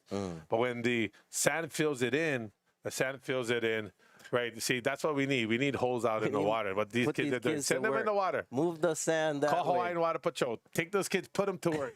Let's make it count. See, this is just something that when we're riding our ATV, we don't see and then go endo right into it over the handlebar. Oh. That's almost happened a few times, more than once, I can tell you that for sure. But yeah, so now as you can see, that this swell has a little more west than the last one. You remember earlier? Yep. You had that streak of sand going across from right to left. We were talking about that earlier. Now that's all moving. So this is what I was just talking about. So now all they have is that horseshoe in the middle. Compared to earlier, that whole reef was covered. So that's what's awesome about having the drone point of view, is that we can see the changes already just in heat 5. Yeah. Third heat is 2.5 hours in. That's incredible how fast it can move. So you see how this earlier it was bent out more toward the surface. Now that sand is all moving off the reef and moving in because the west is pushing it over from left to right rather than the north pushing it from right to left. Oh, there we go. Right or up. Who's this? Oh, it's Nate again, I believe. Wow. So you can see, like, these surfers want to do more, but the wave is so powerful and so strong. And you got the ribs coming up the side of the wave. Like, you could tell off the bottom, like, he wanted to turn, but couldn't. Sometimes the best you can do is just hold your line. Yep. Right? And so, especially with somebody as experienced, right? Not only at Pipeline, but just in big, gnarly waves, Chopo, you name it, like Nate Florence, it's not that easy even for the best of them, right? Like I said, Pipeline doesn't care who you are. Right. And so, apologies, we're trying to identify these surfers that could have been Nate, it could have been Makai McNamara, but let's see if we get a better look on the replay here. It takes off. Yeah, I believe that's Nate. Well, actually, Makai, now that you're saying it. As soon as they said, yeah, that's Nate. Yeah, no. I was like, he bottom 10. I'm like, no, that's actually, that's Makai. 100% Makai. Oh, and again, right? Landon McNamara's younger brother. Bummer we don't have him. That'll be another set of brothers we would have in here. And, they all grew up surfing Pipeline. And so they're, well educated on what Pipeline is and are good surfers out there. And, that's how it's heavy when you see good surfers having a hard time. It tells you everything you need to know, right? And, like, I don't know. I haven't seen any waves today that we would consider, quote, unquote, easy. Right. And like I said, this is some of the best pipe surfers in the world. They may not be the best surfers in the world, right? And not on the world tour or anything like that, but a lot of them are the best pipe surfers. Again, like I was saying with Ezra, that's the amazing thing about this event is it gets to showcase these people who would never have a showcase for their talents and abilities here out at Pipeline. So is that just me or no, the bus? Yeah. Oh, Fosse Fumea. Fosse Transit right there. Long-lasting legacy, the bus or the bus. The bus. Awesome view of the North Shore on a beautiful glassy day looking towards Kaena Point. Again, so now you see the angle of this wave. Now it's bending from left to right. Yeah. So you now saw this morning, right? Still had the leftovers from that last north swell. So this is what we want to see. And watch by the end of the day, a lot of that sand is just going to be moved. Oh, we're just talking about David Stant right there. That's the guy right there. Team the Hui Japan. If you guys don't know, it's Stant family fame from the northeast side, right? I guess you would call that the east side. He was actually a professional football coach in Japan for years and years, and former graduate of Kamehameha Kappa Lama. And they grew up surfing as well. His brother Daryl was a good friend of mine. And he's older than we are, but he's still, one of the influences when I was younger. Founder. Right, of the Hui, right? Original founder. Did you ever know his dad, Uncle Kavika? Yeah, I knew Uncle Kavika. But by the time I actually really got to know him, he was older already. Yeah. But, bro, he was still one big man. First time I met him, like, hi, Uncle. Shake his hand. Ouch. But, like, people think I got big hands, but his fingers were all thumbs. Like, bro, it's so strong. Like, and not even trying. It's just like he's like Bam Bam. Right? For those of you of a certain age, you know who I'm talking about. Yeah. But, like, they would shake your hand and not realize it, right? That was his light, light shake, right? And, funny, my wife's cousin, her grandfather is like that. Uncle Mona. Like, and you know, still even in his old age, you know, I think he's like in his 80s already, maybe even older. I forgot. We just had his birthday a little while ago. I could be wrong with that too, but he still shakes your hand and you're like, damn. It still hurts like when I was in my 20s. And, you know, some, you know, the Hawaiians back in the day, like they don't make them like that no more. They're built a certain way, and it's just like, wow. Yeah, I know with David, like a lot of people know he's a football player and stuff, but bro, a good surfer, like charges too. Rips, yeah, like big pipe and Waimea Bay. In fact, there's a picture that I saw. Sadly, one of the surfers in the wave, Donnie Solomon, drowned at Waimea Bay. David Stant was riding that wave. Right. And that same wave, right? Same wave. So he definitely charged lethal waves. You know, speaking of Waimea, Clark Little, Turbo, had a post the other day about his brother, Brock Little, who, of Eddie fame, right, had that big poster in Surfer, I think it was Surfer magazine, that, you know, went viral around the world. If there was such thing back then, like it would have been massive, right? And you know, he passed a few years back as well. Right. You know, from cancer, you want to just send some love to Turbo and his ohana, his parents, you know, from us to them. Miss that guy all the time. Oh, look at this. Oh, so far behind. Let's see. Who was that? Not Jamie. Huh. Let's call them Hammers. Yeah, all of them Hammers. Yeah, exactly. Let's see. Kiron.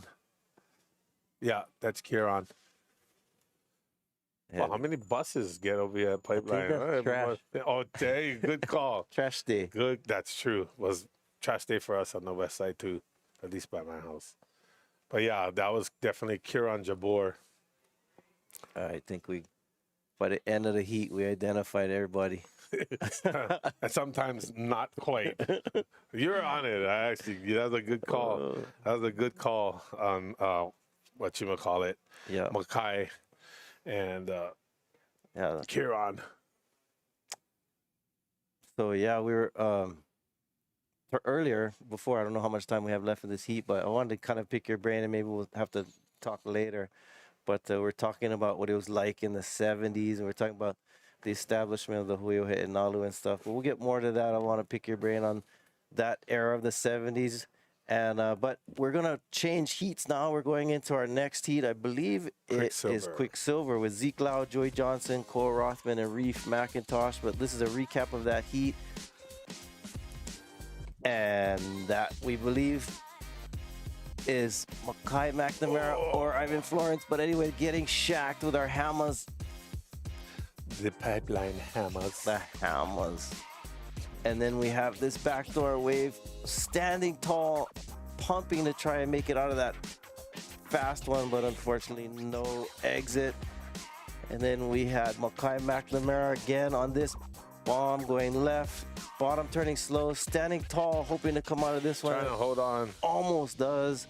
Got the water angle of this one, a la Larry Haynes and the water crew out there. Uncle Larry. Bottom turn into that pit. Don't go anywhere. We'll be back in a moment with Team Quicksilver, the backdoor shootout. Aloha. Aloha. So this was Snap.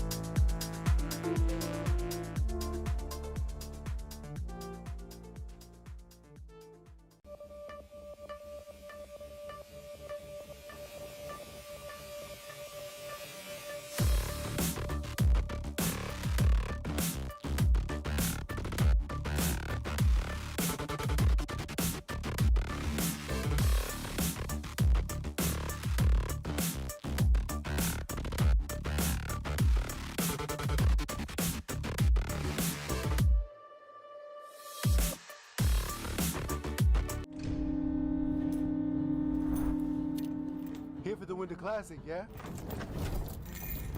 Welcome back.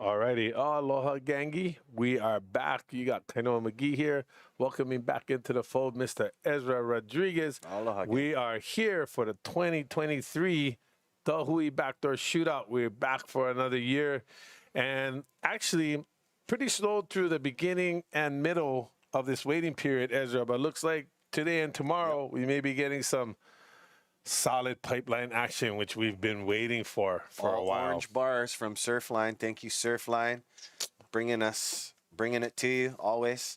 And yep, we are into the Quicksilver heat number 6 of the first round surf. Zeke Lau, Joey Johnson, Cole Rothman, and Reef McIntosh. So we're looking at this team here. It's the only team where we see only 4 names. Yeah, 4 guys. Which every year up until this year, you could only have a max of 4 guys in the water. But Uncle Eddie had extended it this year to each team having 5. Awesome. So Team Quicksilver at this point, I mean, unless there's 5 guys in the water and we don't know who the 5th person is, has only 4. I got kind of excited because I seen Freddie P at the ceremony, so I thought he was the 5th guy. I was like, Freddie, what do you say? You're fired. I thought you were coming out of retirement, just getting some pipe bombs for us today. Well, this wouldn't even count as, this is like still being retired and living the life. Living the life. Come off. Okay, so we're requesting an appearance tomorrow. Freddie P, we need to see you on Team Quicksilver. I'm going to write you in right now. We're going to both write him in. Fred Pataccia. Yeah. Fred Pataccia, your heat is now in the water. Fred Pataccia, you are late for your heat. So whoever's listening that knows Freddie, hey, actually, he still has a chance today to get into the second heat. Move your butt, get it over to the down to Pipeline at the Volcom House, and get out in the next heat for Quicksilver. Would be the 3rd to the last day of the heat, but would love to see Freddie P back out. I mean, this is basically free surfing with your friends, so it doesn't technically count. Big right? time. No. Still, you can still claim retirement. It's okay. Yeah. You can still get your retirement pay. You're not you're not coming out of retirement, Freddie P. But we need to see you out here utilizing the new format this year, which added an extra person instead of 4. We got 5. Yeah, 5 guys this year. Zeke Lau, Joey Johnson, Cole Rothman, part of the Rothman contingency, and the brothers, Makua Kai's brother, and Reef McIntosh. Oh, speaking of Reef McIntosh, I believe that could have very well been him, because Zeke is regular foot, but he's not as tall as Reef. So we'll see. That would be the only. So we got, looks like we got 2 goofy footers Yeah. Yep. And 2 regular footers in this heat. You also got hard charging Joey Johnson. Joey Johnson. Hey, that guy actually has been a standout in this He event. has.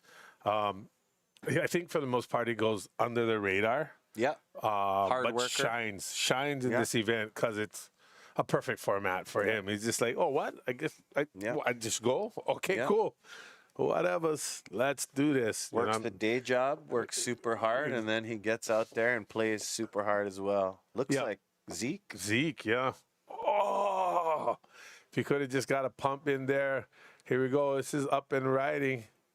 Koa Rothman Koa. trying to do the 2-hand stall. Oh, gets out just in time. Trying to go with the double hand stall there. Again, ooh, that one looked like reef. Ooh, too deep. Oh, no, that's with the helmet. Is that Joey? Yeah, it might be Joey Johnson. So, yeah, we I were wrong. believe. 3 regular footers and 1 goofy. Koa Rothman being the lone goofy footer in this heat. Yeah, again, like I said, it's been a while since I've been out there, so please bear with us, bear with me. When we get the names wrong, there's no jerseys attached to the names, so we're kind of just taking it as it comes, and hopefully I'm guessing the right name. Yeah, but once you can see their style, because a lot of these surfers in this event, you know, they're absolute legends. They're all unique in their own way, characters of our shortboarding contingency. And yep, Joey Johnson out there in the red helmet, and Zeke Lau out there in the red trunks, and Koa Rothman with the purple board. Koa Rothman looks like he's riding his brand new Paizel gun. Yep. And coming up, we have Team Snap 5. Mason Ho, Seth Moniz, Josh Moniz, Benji Brand, and Clay Marzo. Wow, exciting. Adding Clay and the Moniz brothers. Wow. Good stuff. That's a great heat there. Excited to see what they have in store. You know, of course, it goes according to what Pipeline says is available, and you just got to make the best of that. So it's glad to see we got Clay Marzo in this event. Yeah. And Mason, the champion from last year. Yeah, multi-times the backdoor shootout champion. So gotcha. Super stoked about that. I was there the year he won his first one. Oh, look at this thing. Can somebody go? Please, please, no. Here we go. Some sets coming in. Yes, and look at the West. So now that's what we want to see. Excited. We got coming from left to right, baby. That's what I want to see. That's what Pipeline does. That's a West swell. You know, obviously these waves not pushing all the way through. We're still at the beginning part of this swell. Gotcha. So as the swell picks up, see the boil outside. See it. That's where you want to sit when it's about 2 to 4 feet bigger, because that's not really second reef yet. It's kind of like 1.5 or 1.5 reef, because where they're sitting now is, as you can tell, they're a little further out, obviously, than we were for the first heats And this it's hard morning. to catch there. Bigger waves, right? And so if you're not out far enough when it's a little bigger, then you have to be a lot further inside and sit underneath. So big comparison there to, like, say, the John Johns, the Nate Florences, the Kelly Slaters, Koa Rothman, and all of those younger guys, they all sit on the inside. Yeah. Where here we go, backside 2 right. Oh, gets spit out of that one. Joey Johnson.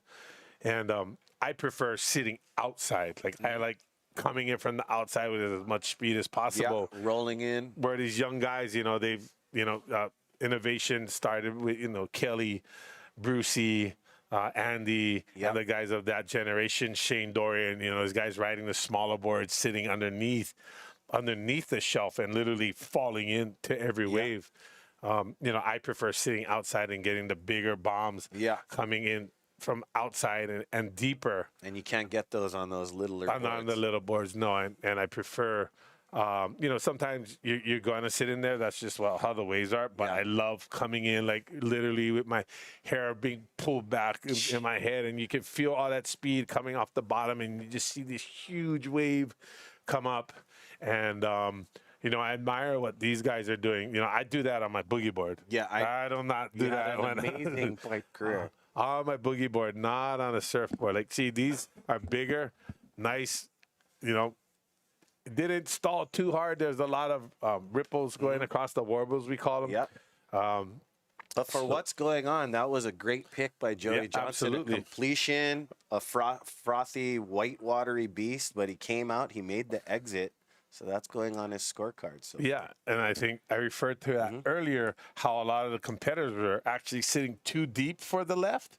So if you look where all the competitors are compared to where he caught that wave, he paddled way over to the left to catch that one. Gotcha. And it was still a big wave. Yeah, right? smart. And so what happens is that wave he picked was a west wave, but that it didn't come in at the west bowl. It pushed over more to what would be referred to as the northwest or almost north bowl, actually, excuse me. So northwest or west bowl, more toward the sandbar there, which allowed him to catch that wave and make it. Where a lot of these guys, right, he could have took off deeper, but the opportunity to make it, especially with all the soup in front on the wave before, he wasn't able to do that. Or wouldn't have been able to do that, excuse me. Yeah, and exactly what you're talking about. You know, like on the Heat of New Earth project, they were too far over that bump. Like you said, Joey Johnson paddled right into that beautiful area of the reef or the sand, and he caught that vein because there's only a certain part of takeoff spots because of that swell direction you said. Right, and the other thing too is because he was far over enough, it was a makeable wave, and it wasn't a smaller wave. Yeah. You know, sometimes you go over to the shoulder, it's a smaller wave. Here's we got a replay. That was Koa Rothman packing another one. But, you know, a lot of times you go over there, the wave won't be as big, but because we have a building swell, that wave was basically the same size as these ones they're taking. Now look at the separation.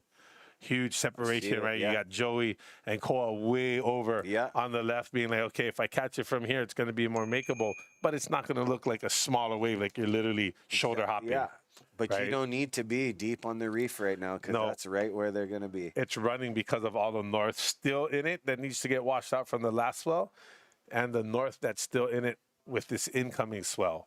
So there's still a little bit more north than we would want. Of course, like I said earlier, north is good for backdoor, but we want to have a good combination so the riders have the option to choose either or. Again, big separation, right? You can see like Zeke paddling for this, but Reef is like, Reef will just sit until until he sees a 10, and then he'll go. If no 10s come in, he won't go. Quicksilver Cap, you don't see him really come out of his, you know, he's never groveling. He's, you know, one of those Kauai boys. He cherry picks. He knows what he's looking for. He wants the best wave on offer as Zeke was moving about 10 yards away from Reef to the inside because exactly what you said, it is hard to paddle for right over there in that area as the jet ski is blazing towards off the wall. And there's one of our headline sponsors, the beautiful property of Keiki Bungalows. Hey, and don't forget, we got the best wave by the bungalows, $5,000 extra. And that was awarded to our 12-point ride last year, Kala Grace. Right, the rich getting richer. What the heck? The guy wins the whole contest and then gets another $5,000 on top of it. But that's why I said, right? More than likely, it's going to be our winner that's going to get it because they're going to have the highest scores. Yeah. So look at this right here. Is it Reef? No, Reef looked at it. He wanted that. Took a look at it. That's a Reef type of wave, except it kept moving in and doubling up. If that was catchable, that's so a Reef wave right there. Here we go. He's a big lad. He's got to fit him inside, exactly. too. So he knows. He can fit in the small ones, too. I seen him. First time I went to Teahupo in Chopo in Tahiti. I was like, how the heck did that huge guy just fit himself in that? Oh, look at Zeke. Fit himself in a little barrel. Like, you know, it was a smaller day, 2 to 4, 4 to 6 feet. But, like, he pig dogged it and got deeper and deeper and deeper as the barrel got smaller, but still fit inside. I'm like, what is this sorcery? And stoked to see him because he had a bit of a free surfing accident yesterday, Ruck. I mean, no, excuse me, last year. We didn't get to see him on Team Quick because he got nailed in the eye pretty severely. And, you know, you guys, city and county lifeguards, some of the best. Rocky Cannon was there to take care of Zeke, and he's back this year. Yeah, awesome. So now, right, the left to right action instead of the right to left. You see how it's coming down, see how it breaks along the reef? Slowly but surely. So like how we were talking about the sand earlier, like look at the reef now, it's dark further over toward the peak. Yeah, there's no, it looked like a graph, but now it's straight across. Wow, quick the change. So what's beautiful about that and having this view, here we go, Zeke right here. Beautiful Comes drop. off the bottom looking, but pipe's not giving much in that one. I was waiting for I was going to wait for a backside punting or snap. something, Yeah, a big power hack. Zeke But always in it. Hawaiian power hack. Big time. So that's what's awesome with the water quality today and the conditions. Like, look at that. Like, you can see everything. If there were fish there, we'd be able to see it. But what's awesome is we get to see throughout the day how everything changes. Remember earlier they were sitting literally on the sand. The sand was underneath them while they were sitting there. Reef's now still that there. sand's all moving over and it's exposing more of the reef. So what's going to happen is as it starts, Hey, oh, Uncle look Mike. at Pops. Yeah, Uncle Michael Hole right there. That means That's Snap whole 5's family coming up legend. next, huh? Yes, sir. Right. So not only do we have brothers in this event, but we got father Father son. and son. Right? I wonder if he's gonna sit in on the Snap. I hope so. You never know, right? I think Uncle Eddie would allow a sixth rider. Either that or he's just board caddying. And then he caddying. could sneak in a couple of these on the sandbar when nobody's looking. Yeah, I was wondering, how's this set approaching look to you? Well, it's coming more from the west for sure, as we can tell. Kainehe Point there in the background, and you see the angle of the wave now bending toward us instead of away from us like this morning. So this one here, even though it's got a bend to it, it's still There's a V. trying. Yeah, It's trying more to come toward us and give us more west, which works perfectly because even like for the smaller, say the 4 to 6 or 8 foot waves, they'll create their look at reef. Backdoor, like standing above us. Complaining about this the other day. Those guys just paddle right out of No, I position. know, but I right? mean, he had to dip pretty deep. I mean, know. it looked like real mellow, but he had But to go for him, on it's the- no problem. Yeah. For me, I get cracks every time, no matter how far on the edge or how deep I am. Either way, I've It comes sat there for you. before and watched him just paddle right away from me as I get cracks and got to go all the way back around. I think it was one of your second, is either your semifinal or your final heat. You had a Kainehe McGee wave headed towards you, but you were a little bit too inside. You remember that one? I said, here it comes. And that was like a little uncharacteristic for you, but you got it on the head. That was a big wave. Oh, absolutely. Right back out the back. Well, I got from day one this year. Yeah, no. So what happened is I tried to catch the one before because we had been waiting. We've been sitting in a heat for like 10 minutes is a 10 long minutes. time, right? Yeah. So it this is. one started coming in. Look, it was going to be a good double and started to like double and teepee. So I tried to go deep and Baited fall you in, get in behind it. And then it fully doubled up, like not even close to catching it. Then I turned around and literally the wave I was waiting for just actually apparently looked worse than it was. So I paddled. I was literally lying down with myself and my paddle in myself and my chest. And normally when I punch through the wave, I'll hold the paddle. But that wave was literally like breaking over my head as I was still paddling through. It was like going straight, like going out. You looked cool, calm, and collective, though. Oh, no, I was not. I was trying not to get caught inside. And so what happened is I pushed the board through the wave and bailed the paddle, which I normally keep. Because what happens is the wave starts pulling, you can use the paddle to slow you down underwater. And you can push down on the blade to get you up to the surface. All and technique. So, well, that's learned from Uncle Brian Keolana. Love it. Out on the west side when they started doing the sub stuff out there, and in the video they showed they showed him doing that from the bottom, and he used the blade side to pull you up. So I normally would hold on to it, but what happens is the wave was so quick and on me quicker than I wanted it to be that I pushed the board and through the paddle as well, and then dove through the top of the wave. And fortunate enough that I made it through the back, but then my leash stretched, and I was just like, yeah, this leash is gonna break. 25-foot leash now. I think I went out with an 8-foot leash, came in with a 12-foot leash. Oh, yeah. Like it popped up, and it was like from here to the wall away from us still. I was like, You got to reel them in. Reel them back in. And then, I was more mad that I didn't catch that wave rather than getting cracks by it. Zeke taking trying a again. look. So you could tell, like, he's hunger. he's Yeah. eager this Yeah. year. Like, I mean, he's hungry, not he's Yeah. hunger. He totally wants the covenant title of the Yeah. 2023 backdoor shootout, as he had to sit out with eye stitches last year. Right, and he wants to put a good performance in just for himself. Yep. Right, he wants to, like, yeah, I'm back. I missed this. This is what I'm here for. So if you look throughout this heat so far, he's paddling for more waves than everybody put together. Like, he's not even waiting. He's like, I'm here. I'm gonna catch whatever I can. And so it's good to see that hunger from the young guy like this. And you can show how much this event means, even if there's no points on the line. Yeah. The money and all is good, but I think it's more the bragging rights. No, the backdoor winning the shootout, backdoor to win the shootout. backdoor shootout Right. is huge. The He'e This is Backdoor Shootout. a Kanaka He'e Nalu event, Yes. and big shout out. That ceremony was absolutely unreal. Looked like chicken skin kind stuff. Oh, thank you for had to work. coming. I couldn't be there. Yeah, Lana Kila, thank you for flying from the Big Island. That was an amazing ceremony. Everybody got chicken skin, and the waves were massive, clapping on the sand. And, Yeah, again, so we want to send out our present sponsor is Keiki Bungalow. We also like to thank Monster Energy, White Claw, Kona Brewing, Sinaloa Tortillas, which we've been eating every day so far, right?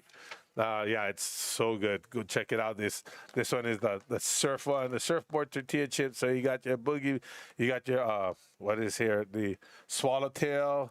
You got, it almost looks like a skimboard. Is this your model? That's This the might McGee be model. your model right there. I gotta talk to them about royalties for that on top of the packages. Also, big mahalos to Defend Hawaii, Haleiwa Juice, Reason Cinco, Aloha Salad, and Yum, Two Thumbs Tattoo, and then Salt and Air Productions. Of course, Salt and Air Productions there, and Mr. Mike Prickett winning, a legend. Yes. winning an Emmy Award We for all the got- 100-foot wave. We've been loitering around his Getting Emmy pictures. shelf. Yeah. I mean, I've never seen an Emmy before. The thing is Not real. in person. It's You let it go, you can break your Yeah, foot. The easily. thing is, not Heavy your duty. plastic trophy. And he well deserves that as well. And don't forget, you can get these amazing backdoor shootout sweaters, hats. Go check out defendhawaii.com. Defend Hawaii, always a huge supporter in all our Hawaiiana cultural events. So mahalo to you guys. And mahalo to all the He'e Nalu members, founded in Absolutely. 1975. Go to huiohe'enalu.org or on our IG at He'e Nalu North Shore and go find out, because some of the proceeds from the shirts and all the apparel, it goes to a great cultural cause for our young youth in surfing, canoe paddling, and all the Hawaii events that we have here in Hawaii. So help Right. support a great cause. And if you want to donate money, Yeah. it's a 501c3 nonprofit. Yes. So we have the Hui clothing line, which is for-profit retail. Okay. But then we have the Hui Nalu North Shore, which is the actual club that was yes. originally started by Uncle Eddie, Amona, Yeah. Stant, Yeah. Uncle Terry. Uncle Terry Ahui, and so here's a perfect shot That is of the beautiful. west. I see. So you see how right behind us The is lines. Haiana Point. Yeah. That's the farthest west point here on Oahu. And as you see the lines now, they're bending That toward degree, us. Yeah. right. So you almost want it to go 22 degrees into Sharks Cove. As you can see all that over there, the lines are just Yep. sending out towards us there. So normally what happens is as the swell starts filling in, the waves are bigger at, say, like Insanity's off the wall. And as the swell starts moving closer to the island and starts passing the island, then the bigger waves will hit Pipeline. And so we'll start seeing that throughout the day, which we've already seen from Heat 1 to now Heat 7. Gotcha. The waves where they're sitting now compared to where they're sitting in Heat 1, they're Cool. way further out. Koa Rothman pumping, trying to, come on. Oh, he made that. Yes. Yes. That's a make for Brother Koa Rotman. Going with the little head dip on the end. Oh, that Turning was in. sick. Totally disappeared for not just a couple seconds, but a few seconds there. It seems like at the end of that wave.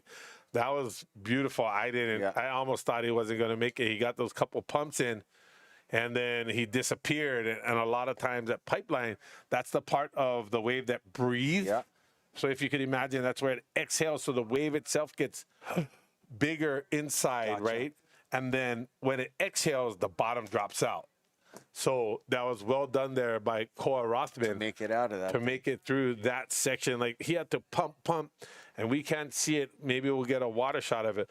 But you'll probably see him, like, kind of pump and almost hop through that one section there that breathed on the inside to make it through. I've had sections like that on my boogie board where I'd literally bunny hop through the section and land on the other side because I wouldn't be able to pump like I can on a surfboard. Here we go. Here's the water shot. So there's a pump, and right there pumps again. See he that? almost got clipped, so that makes it even more. So you see him pump high right through. So here, and then he pumps right here. You don't see it, but from the water angle, that's why I want to see the water angle. He easily makes it over, all Jedi'd out. Exactly. Easy to fall right there. So what I had anticipated or guessed was actually what it was, because that's that part there that you're going to have to pump to get through, right? And it's almost like a bunny. So if you see it, if you watch it in slow motion, you'll see that he pumps up and the board is like almost out of water to get through that section. Curb, and then the chandelier is almost hitting him on the way out. So again, absolutely well done. He did a great job there, Good so like, see how more reef is being exposed on the inside. Zeke Lau. Zeke Lau. Oh, come on, pump. Oh, beauty. And you already knew off his one pump that he wasn't going to make it. Yeah, he just stood straight up and claimed it. Oh, that was beautiful. He had what we call the vision. The vision. That was a beautiful pipe cone, but that thing was a little bit too in front of him. Yeah. And again, right, with the strategy of being just a little further over because the waves suck you in, and then you keep forgetting about the sandbar, that the sandbar is making the wave break a little quicker on the end there. He's giving you guys hints, you guys, if you guys are watching your screen at the houses. A little bit over. Oh, and see, you can't see it from here, but that wave is kind of doing like a whoops kind of thing that you don't see. And the difference is these waves have moving whoops. Here we go. And right there, he knew. Just change the Watch angle. Watch this angle right here. So he sees it, he pumps, and he's like, running away. Yeah. A lot of times here at Pipeline, especially with this type of swell, building swell, northwest direction, that's going to happen a lot more. Yeah. Especially, first day of competition for our shortboarders. So it's going to be exciting to see as the swell starts filling in and those waves become more consistent. Then what happens when it becomes more consistent, the chances of them being in a better position because it's more consistent and coming in more often in that place, they'll be in the right place and be able to make those. At because the right time. They're going on whatever's coming in, but you look right now how it just gets flat. Yeah. But as the swell builds and it gets bigger, right where they're sitting is actually going to be too far in. They're going to be pushed a little further out on the reef and a little further down toward the right, closer to what would technically be quote unquote the channel pipeline, depending where you are. But see where the next heat is sitting? Yeah. When the waves get bigger, that's going to be the place to sit, because can't tell, but the wave is bending like this from where they're sitting right now compared to where the competitors in the next heat are. You can see it on this wave here. Look at Reef looking at it. But right where he is, Reef. right past him, there's a bend, right on this side where Zeke is, or excuse me, Koa. And Koa. So Koa's on the other side of the bend. Gotcha. Right? And they're, maybe 5 feet apart? And he still tried for it. Still, yeah. Well, but what happens is, here's a heat recap. So we're counting down this heat, 1 minute left. We got Cole Rothman here. This is that double hand drag, trying to stall and get into it. Beautiful, beautiful vision, nice big spit. Right, just when it looked all nice and dandy and easy, the north comes in and look at Joey Johnson ejected in the belly. Here we go, Joey Johnson again. This thing was sick. That was his make. Yeah, with all the soup there. Here we go. See, this is the one wave just bottom turn, didn't give him much, and then we were waiting for a big turn on the end, but he didn't have what it took, so he just jumped off his board. Brother Zeke, Brother Zeke, and here we go. Koa, this is that sick one right here. And the pump, so you see how the board, the front of it just pumped up. Alrighty, we're heading out, guys. We're going to be back in about 6, 7. Nah, 1 minute. 1 We'll minute. see you then. Aloha. Aloha's. All right. Nice. Good stuff.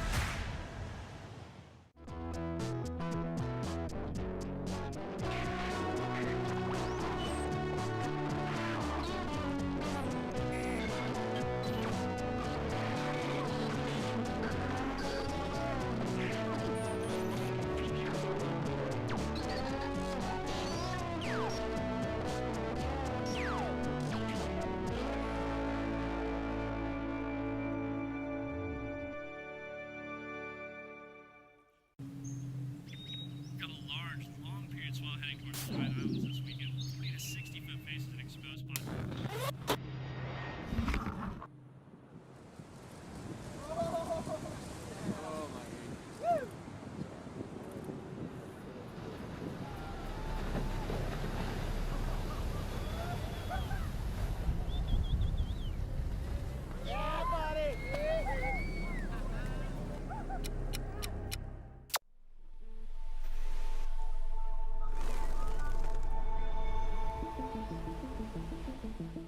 There were times we hit walls of garbage that was so disgusting. You just couldn't believe it. As far as you could see in the ocean was just garbage. I do feel like a responsibility to give back, and I always feel like that to give back to the kids, and like, you know, hopefully they could have a better ocean than I even had in the future. Come to a beautiful beach like this, it's just like the typical Hawaiian white sand beach. You look closely and you're like, wait, that's not even sand, that's plastic. You hear a lot of people in packaging say, well, it's a problem today, but in 10 years, the recycling will be better, and then this product won't be a problem. Well, it's a problem right now. I don't think we have the luxury of just waiting.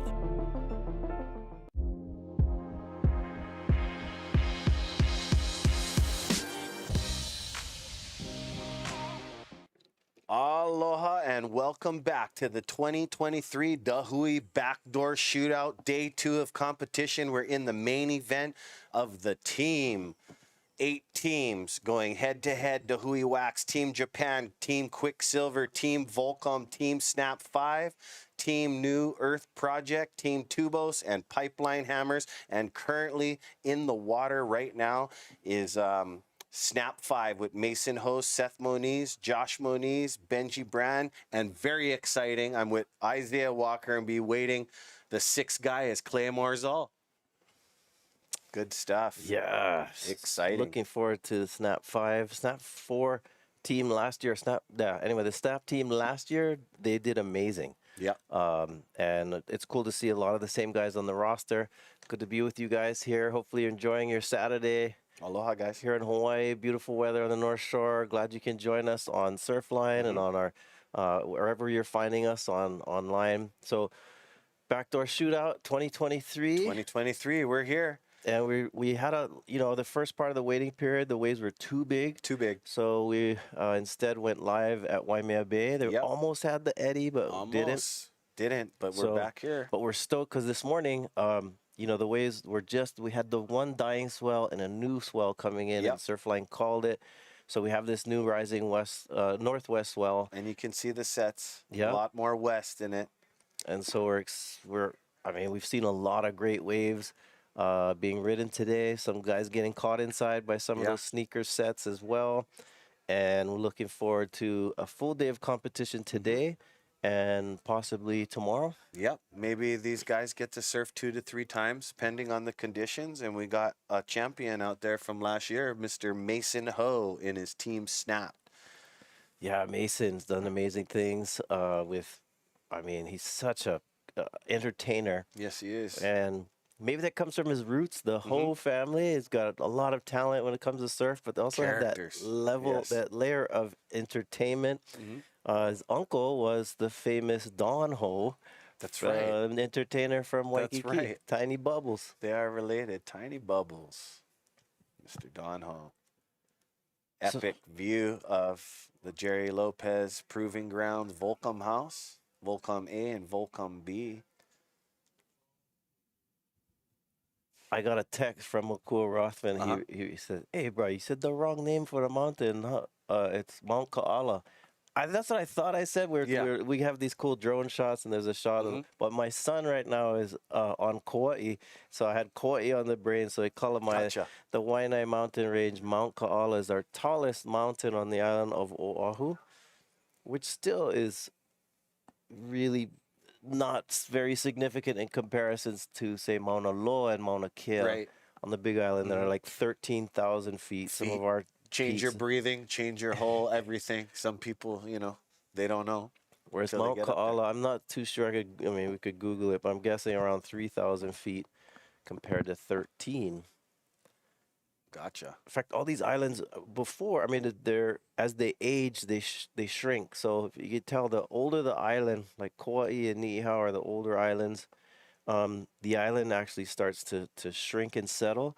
The ultimate, fate of an island is to become an atoll. So if you go to the South Pacific, you'll see in Tahiti and so forth that those islands eventually, as they settle and they sink, the reef become the next sort of inhabitable places like Kiribati and what that are just, all that's left is the atoll, the reef.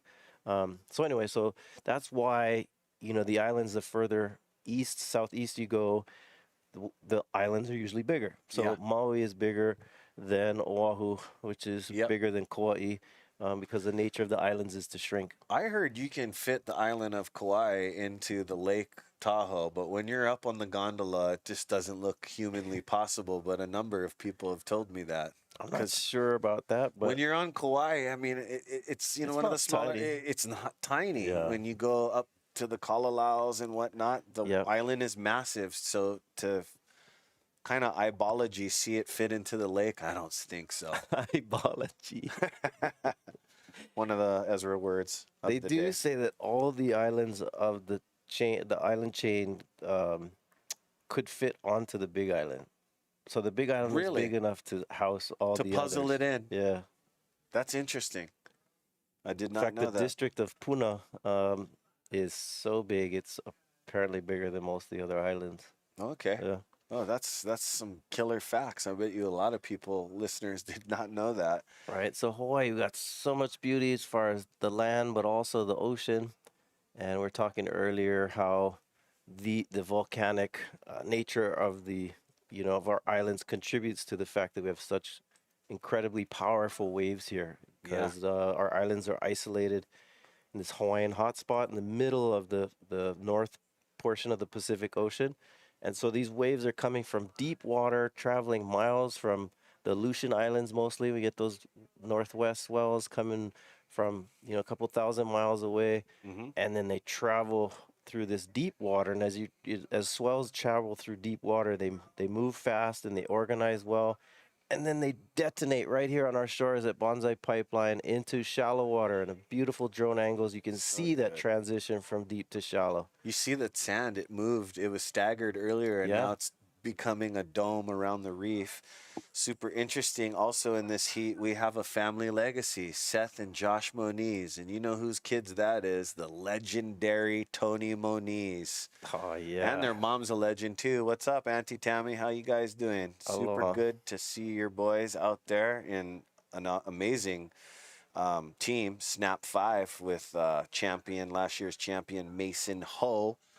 And also, I heard they're giving $5,000, Keiki Bungalows. Yes. The best backdoor shootout wave by Keiki Bungalows, $5,000. No, that's awesome. Awesome. Have that extra. What an extra bonus.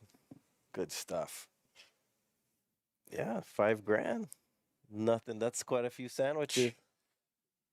Some disciplines, that's you can win an event and make under $5,000, you know, so $5,000 for catching the best wave. And it's not always the winner, like you know, Kala Grace, he got a 12 last year, you know, on that one of those amazing pipe bombs. He slowed it down. He got totally covered. He won the $5,000, but he didn't win the event, but he did get a 12. So that's why this, this field of competitors and this format of team is amazing. Raises the bar for sure. And one thing that's cool about that, I mean, you get the 12-point ride. Sometimes that 12-point ride is more memorable than winning the event. Oh, yes. Right. Like the year that Keito Matsuoka got that 12-point wave at the backdoor shootout. I can't remember who won the event, but I remember that you wave. remember that wave. Like last year, I remember Balaram Stack's wave, too. It was a huge one. Along with me and you talk a lot. She didn't come out. But I would probably not paddle into Bethany Hamilton. Bethany. What's up, Beth? Missing you this year. But absolute charger. That was a very big wave. Was incredible. As I see the Moniz brothers, they're frothing. They're paddling all over the lineup going shopping because, you know, as a surfer, when you're watching a lot of the other heats, like, you know, one of the best surfers in the world, Kelly Slater, he was shopping. You know, he didn't like anything. I've seen him lean over. Taking his time. You know, any average human cattle would have went over the falls, leaning over that hard, assessing the situation. But, yeah, here we go. If you guys are joining us on the beach, it's going to be a beautiful day on the North Shore. Luckily, we still have some beach. Yep. It could be right up against the houses. So, ladies and gentlemen, come out. Come join us. Now, come support the North Shore. Were my eyes deceiving me? I'm looking at the lineup, and I swear I saw somebody look like Michael Ho. Huh? Oh, you are correct, but I'm not too sure if he's in the heat. Do you see him in the lineup, or was he coaching? I don't know. What if he's one of the ads on there? Maybe. Why not? But we have Clay Marzol. Maybe he's switching out with Clay Marzol. That would be pretty entertaining. Maybe, yeah. I mean, is Mason in the water right now? Well, then maybe he like substituted for his son. Here we go. Pumping. Seth Moniz. Sethy boy, come on, let's go. Oh, traveled all the way to the end of that one. That was close. Looked like he was coming out because he was pumping and looking for that exit. Yeah. And so quick the current takes him back that way. Remind me a little bit of, do you see that wave of Joey Johnson earlier in the season? Where it just like, he just looked like he was not coming out. He worked so hard. He was so stoked on getting that wave. And, yep. It was one of the best waves so far I've seen. And some of this footage was just how long and how deep he was in that one. You'll see this replay here. Getting to work, pumping. Nice trying travel. to make it through that section.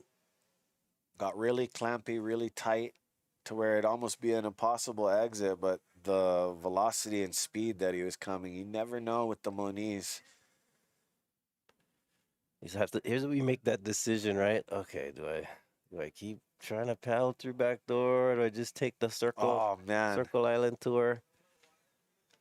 I mean, over here, it's super nuts. But I mean, you know, all these places all around the world, a lot of locals tell you, run the beach. You know what I mean? Go around. And, you know, sometimes when you're from Hawaii, you think you can duck dive and make it all the way out to the back. And sometimes it's just smarter to walk around.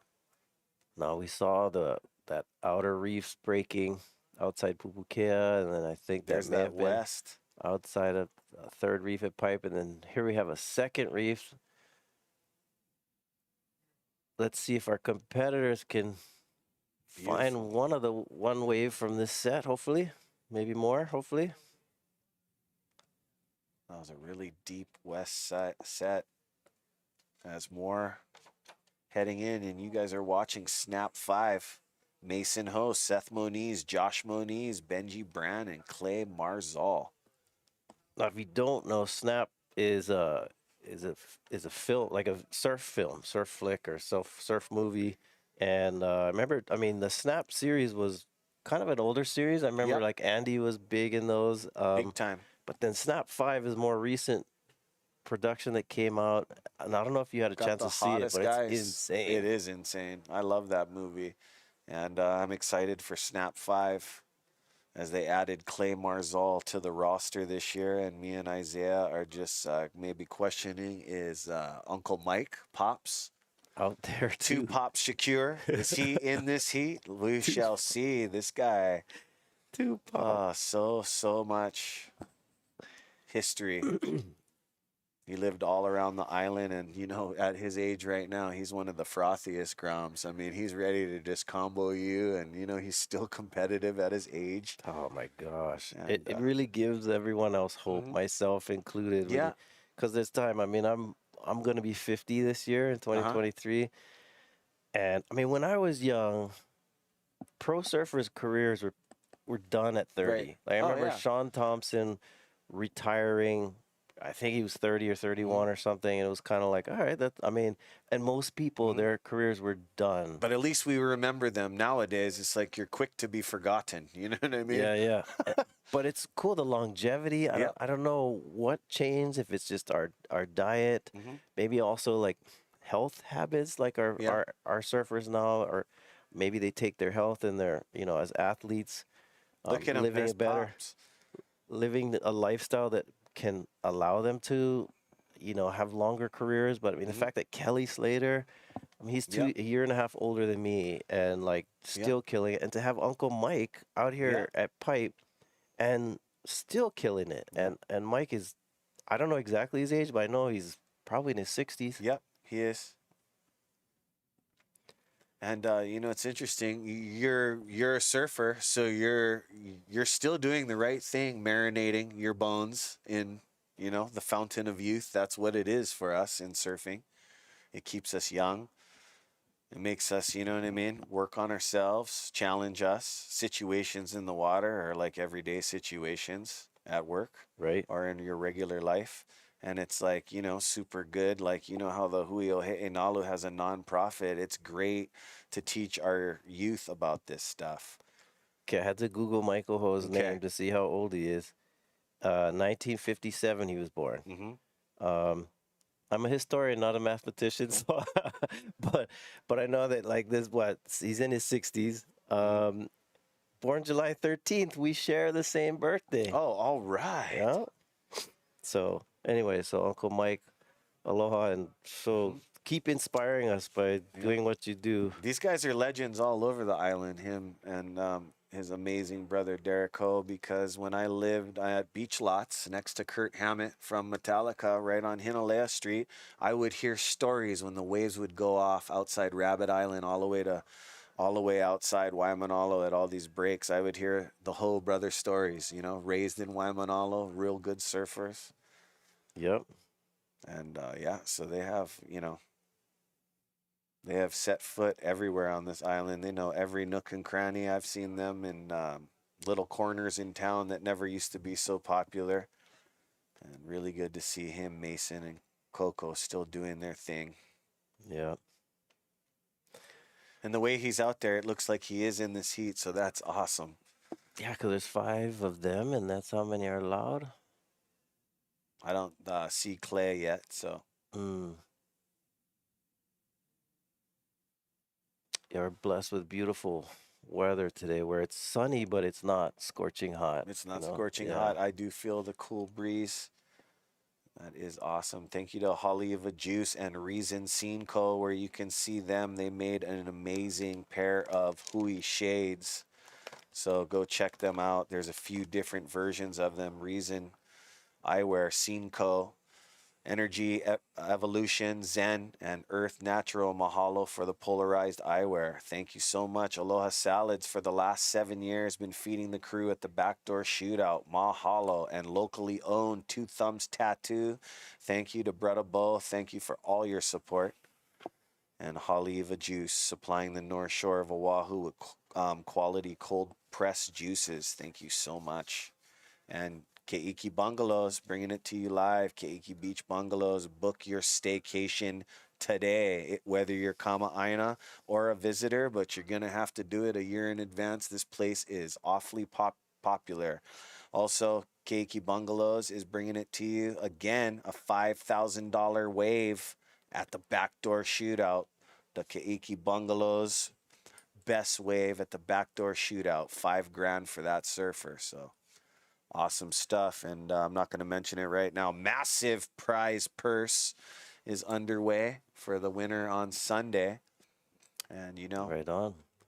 just like this team format, you know, it's like it's just different. It's awesome. It's just elevating all the surfers. They get to surf 3 to 4 times in certain years, sometimes 6 times. So all pending on the swell and the direction, because the staff at the He'e Backdoor Shootout, they want each and every surfer to get an even playing field. That is Clay Marzo right there. That So is. He is in He the is heat. in the heat, and that was a beautiful under the lip stall to Oh, bunny hop out of the barrel on 6-foot whitewash. so cool. Super entertaining. So if you guys haven't checked out the crew in Snap 4, go watch it. You can find it on YouTube and online, and Snap 5 is going to be coming out soon. Super excited. And you also have the champion from last year out in this heat, Mr. Mason Ho. Yeah, we were talking recently about Mason and the movie Through the Doggy Door. Yep. And if you haven't seen it, go check it out. Really cool documentary about Sheldon Paishon. And you have a few interviews in there as well. Yep. Yeah, it was kind of cool. It was able to be part of the project. So I'm Big time. providing a little bit of historical context and, you know, because it's about the West Side and growing up on the West Side. I mean, I'm not from that side of the island. The raw side. Yeah, the raw side, but you've spent a lot of time there. Yeah, that's where a lot of the watermen are created, and a lot of stuff has been innovated like this side, you know, Uncle Terry and Uncle Brian. And it's not just surfing. It tells a pretty heart-wrenching story of poverty. Yeah, really. it I is. mean, it's a struggle where it talks about him growing up homeless in a tent on the beach. It's no And- joke over there. Yeah, and just, you know, kind of another side to Hawaii that people don't realize. You have local people here many of which, you know, struggle and with hard times, and so it really is a story of him being able to survive and to pull out of that situation. Here is a replay of Clay Marzo, goes to the Beautiful. bottom, Zip. snap, check, turn right under the lip. And he was really smart to break out of that fold, as that thing could have clamped him on the head. So he does a little speed ollie over the foam. And, you know, where Sheldon grew up, that's, you know, you act up out there, you can get dirtiest of lickings, just like the North Shore. So always, guys, always come with respect. Oh, look It at this takes backdoor you wave. a long way. Ooh, I believe that is Josh Moniz. He is ready to pump down backdoor like his dad, Tony Moniz. Oh, it's a How's that duck dive the guy just went underneath after the thing just fully barreled? I wonder if he came out the back on that one. Very impressive. Let's see if Uncle Mike's in the spot for this one. A lot of large surf happening right now as we speak from the drone angle here on the left. No takers.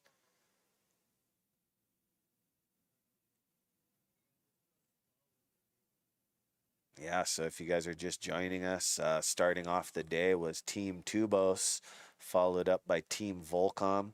And then we had a new ad this year with Kelly Slater, Carissa Moore as the new Earth Project. And I feel that, I feel like today, just seeing a lot of the waves, double Koa Rothman and Smith. Koa Smith, they had a couple of real good pipe waves that they've exited on.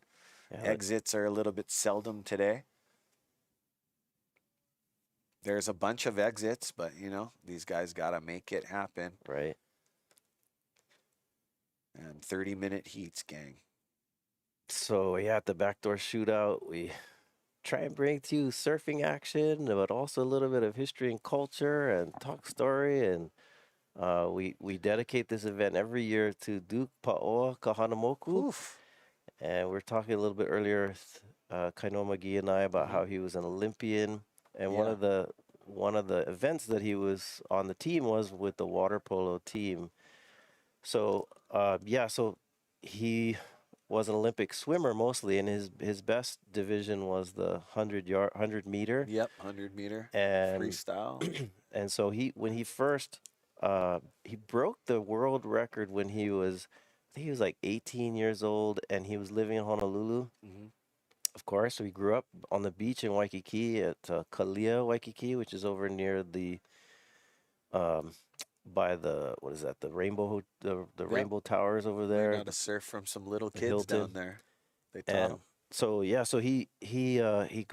but he's such an avid surfer and waterman as a young child, that when he's 18 years old, he's the fastest swimmer. He's the fastest swimmer in the world. There was a gentleman that was in Hawaii who knew, was in the swim community, the competitive swim community, and he saw Duke swimming one day, racing with his friends, and he was so intrigued by how fast he looked that he said, "Hey, would you mind if I clocked you and we timed this?" And they tried to make it official, and got it like a club race and timed him, and he couldn't believe that he actually smashed the world record in Honolulu Harbor doing these races. And anyway, so the story goes on from there, where he eventually does go in the Olympics and earns a few gold medals and really brings a lot of pride to Hawaii. Big time. But as he's traveling swimming, he's also stopping at all these places and surfing, and in many cases introducing surfing to these places like New Jersey, parts of Australia, and he goes to New Zealand and to a variety of places where he puts on these exhibitions. And if you've never seen surfing before, I mean, those of us that are watching today, as you know, surfing is very exciting. Super. And it defies a lot of what you would think of, riding on water. They called him the guy who could walk on water. It demands respect. And so it's, imagine seeing it for the first time. And so it was something really cool that he became, some called the Johnny Appleseed of surfing. But he was also rescuing on his visits, rescuing tons of lives. And hopefully nobody needs rescuing right now. These sets are going to mow everybody down. You were also a part of the Waterman. Yeah, I seen you. Yeah, so the That was a movie great Waterman, movie. and you can see it on PBS. They have, they've shown it on their. You learn a lot about Duke that a lot of people didn't know, and they pieced it together really well. Great job, you guys, and the cast. There's a replay. I think this is the one of Josh where he had to straighten out because it was just a closeout. And this guy coming back from injury, I didn't want to tattletale on him when he was supposed to take it easy months ago. That guy was doing full-blown errors at Lonnie's and Chun's. I was tripping out. I was like, take it easy. This guy's back. What was his good to have injury? I Josh wasn't back. aware.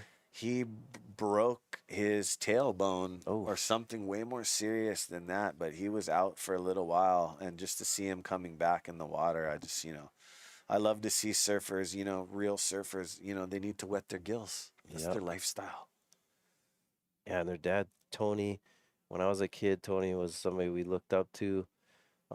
Great at big wave surfing, small wave surfing. Always had the kind of signature red and yellow paint on his board. Right? He was at the ceremony getting chicken skin. So good to see him and Tammy, Auntie Tammy. Another great surfer. And let's not forget about Sis. Kelia Moniz. She held these gang of brothers together, you know what I mean? To be a sister in that pack. I grew up with all of them when they came down to the beach 91, 92 in Waikiki to start their surf school, and all worked together as a family. Amazing stuff as this pipe cone just mows over with white water. Yeah, these are a lot of energy right here, that pipeline. Happened to Team Japan as it came in kind of quick and started moving everybody around, but these guys, they were taking it. But look at the difference, from when we first started at 8 o'clock. Exactly, yeah. That's something about the North Shore here on Oahu and in Hawaii. You get a rising swell and the conditions can jump up real quick. Big Bro McGee, it's only 4 to 6. Now, he's calling it 3 to 4. 2 to 3 to you. Who you? This morning. Yeah, awesome stuff. Here we go. That was Seth. This is the recap. Driving down the line as he couldn't make it out. not so much scoring capability. A lot of heroes out in the lineup I wanted to see, Isaiah. And here we have Clay Marzo in this recap. Snaps it under the barrel, under the lip, pulls in, travels through that barrel, and then right before that sandbar section closes out, he Best exits. one of the heat. There we have Josh Moniz closing out on him, but he nonetheless had a great heat. We're going to take a break. See you soon. Stay with us at the Backdoor Shootout. Aloha. More opportunity. So, oh.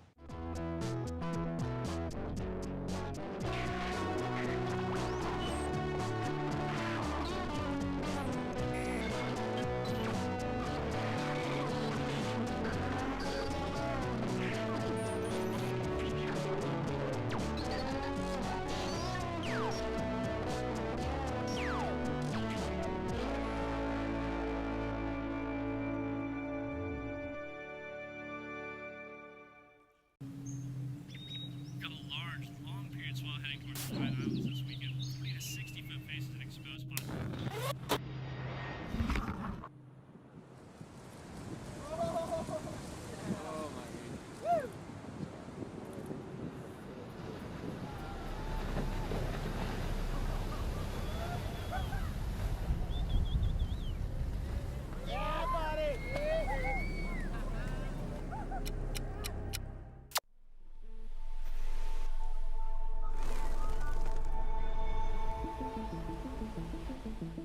There were times we hit walls of garbage that was so disgusting. You just couldn't believe as far as you could see in the ocean was just garbage. I do feel like a responsibility to give back, and I always feel like that to give back to the kids, and like, you know, hopefully they could have a better ocean than I even had in the future. Come to a beautiful beach like this that's just like the typical Hawaiian white sand beach. You look closely and you're like, wait, that's not even sand, that's plastic. You hear a lot of people in packaging say, well, it's a problem today, but in 10 years, the recycling will be better and then this product won't be a problem. Well, it's a problem right now. I don't think we have the luxury of just waiting.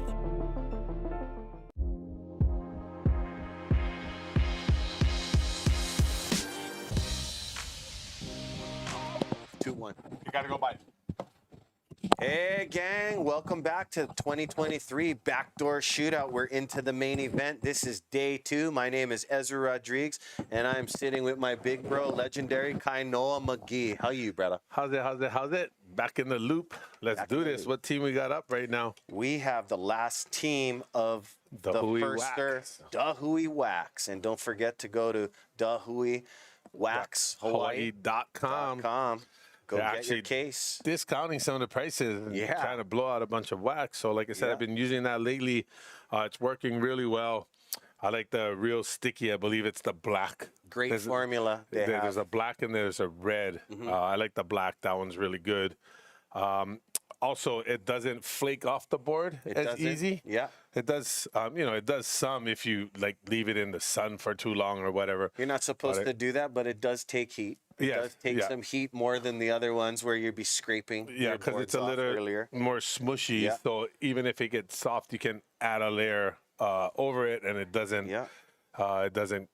just flake off, which a lot of times we have issues with. Again, this is one of our co-ed heats, so stoked to see. Oh, yes. Moana Wong in this one. So we'll see what she can do. Carissa got a few waves earlier, but again, the conditions are really challenging today as we're getting rid of the last north swell and this new northwest swell is filling in. So exciting to see. She actually had a gnarly wipeout earlier this season at Pipeline. Yeah, I was actually in bed for a few days and everything. Like it was Like from before what the Pipe Masters or Yeah. afterward? I think, remember. Yeah, actually it was before. And so she got out, I think, the day before the contest started, and got a wave. I was looking at her post that she sat like for a while, like like an hour or two before She's she very finally calculated. Yeah. very and if you watched her surf last year when she was winning the Volcom event at Pipe, the Volcom Pipe event, as well as the Pipe Masters, she was very calculated in all of those as well. And that's the thing about surfing Pipeline. I meant to talk to her, but I didn't have any time to really hang out with her this year. Or the past few years, we were able to talk story a little bit here and there. But that's the thing about Pipeline. If you're going to be a pipe surfer, that's going to happen. Injuries are going to happen. You're going to bounce off the reef. You're going to go over the falls. You're going to, scare the living bleep out of yourself. Yeah. Just getting caught inside it. And that's those things that you need to get comfortable with. Yeah. And, one of the sayings I always use is you have to give some to get some. Yep. Right. Exactly. So as long as you can still go home in one piece, it's a victory. I got pieces of me all over that reef Yeah, in there. but some people don't come back after they lose a piece of themselves out there, Yeah, exactly. And, and we've lost some, loved ones out there as well, I think On the all kinds of latest. sizes. Yeah, exactly. And on days when, and that's the thing, I think, as big wave surfers and you start to surf bigger waves, you get kind of comfortable with what's quote unquote smaller to you, right? So your context of what you're surfing changes, where 6 to 8 feet is fun. 8 to 10 feet, 12 feet is fun, right? After it gets like 15, 20, then it's like, you're hyper focused on that stuff. But when you're so hyper focused and the bigger waves are so much more challenging, that these so-called smaller waves, right, aren't as big of a challenge. You don't worry as well. And I believe that's the times when you actually get hurt more often than not. I don't see it happening so much when the waves are super big. Of course, look at this. Is that Benji Brandt? I mean, no, wrong heat, sorry. That looks like Emil Zarmat. Yeah. We've been hearing a lot about this kid too. He's Tahitian as well, right? From Tahiti. Been seeing a lot of his footage, a lot of his stuff online. So I was actually excited to see him surf live here at Pipeline. Putting in the work. Got into it. Just like got to see Matahi the past couple of years. And, like I said, they grew up surfing a wave like Te Ahupo. This is nothing. And here we go. Yeah, West, I see it. baby, West. That's what, and that's where I like sitting outside here. But there's a peak where that white water is breaking, so you see the wave behind it. I see it. When it breaks over there, that's when it hits the reef, and you can get a good first reef wave coming in from second reef. But when it's further over here, so over here is basically like that's like outside back door, where you want that wave on the outside to switch over a little bit. Like this first one, look at but that intermission of you guys traversing from the outside, lining you guys' self up, that must be the biggest nerve. Yeah, that's the thing. Like you look at it like, nah, I'm good. Oh no, I'm gonna fade. And you're like, oh no, I'm faded too much, right? Or vice versa. You pull in, and then in Tahiti they call it moila leash. Moila leash basically means your leash is getting barreled, but you're not. Right. So it's when they say moila leash. When they say moila leash, it's not a good thing. It's not a good thing. Right? Although like they're saying it with all this excitement and stuff, they're saying it that excitedly because it's a bad thing. So, but stay right in the shoulder. Yeah, exactly. Right. And so if you look at this right here, this one's hitting the inside. There's too much soup. This wouldn't even be worth the competitors going. But now you can see, right, when those west ones start coming in and it starts getting more consistent out there, you'll see guys in the heat actually going to sit further out than where they are now so they can sneak those in. Most of those sets weren't very good, but that first one, we couldn't see the end of it, but it looked pretty damn good from what I could tell. Again, Emil. Beautiful. I don't know if it's Emil or Emil. But look at the style. Is just look at that. Oh, and then it just so now we can tell it's west because it's starting to bend out to sea. Yeah. And you saw that little warble in between him and the end of the wave. When that warble goes through the wave and you're behind it, the chances of making it aren't very good.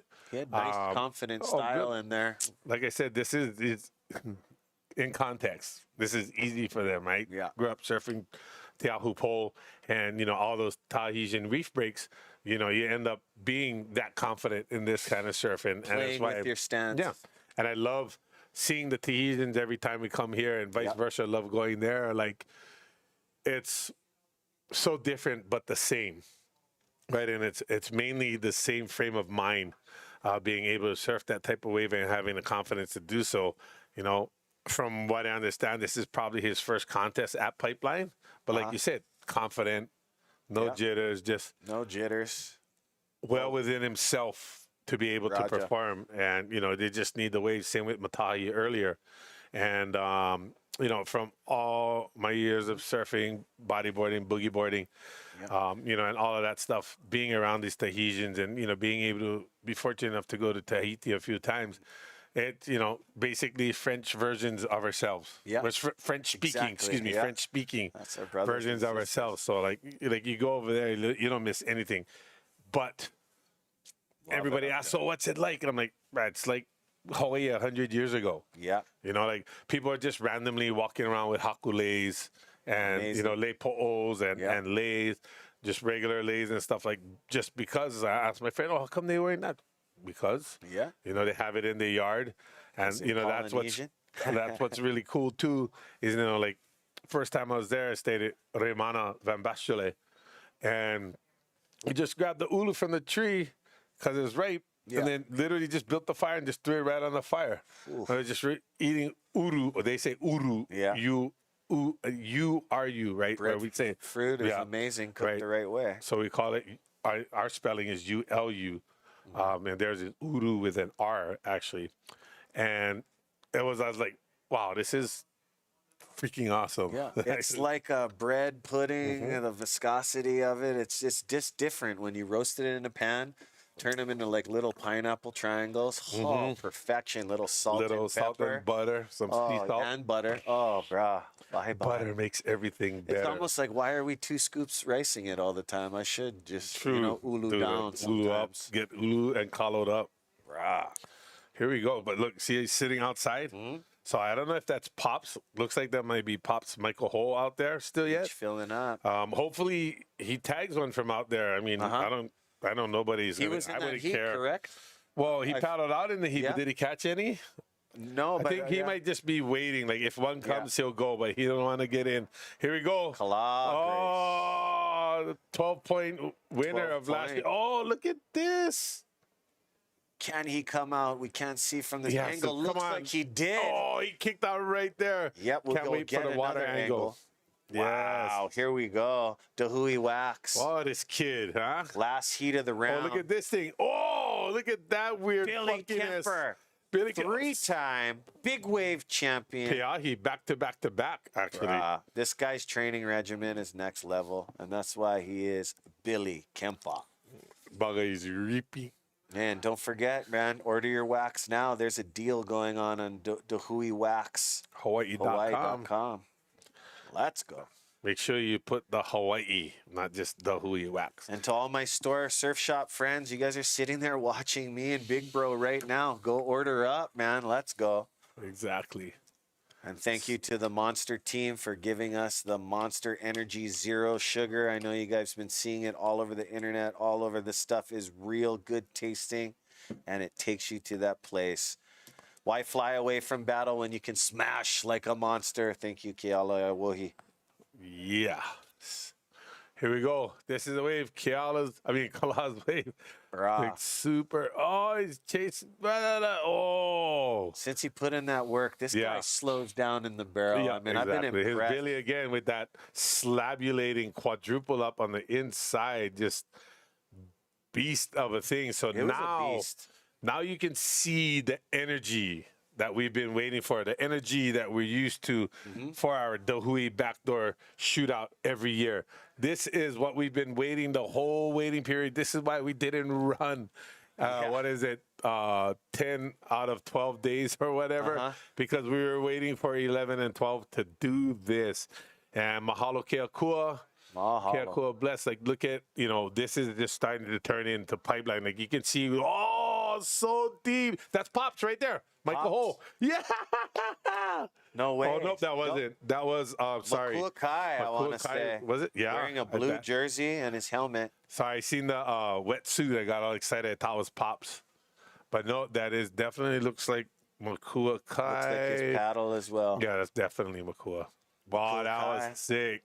So you saw how he took off behind the peak, maybe more likely taking off on the right and going left. And that's know when what the he waves doing. get the best.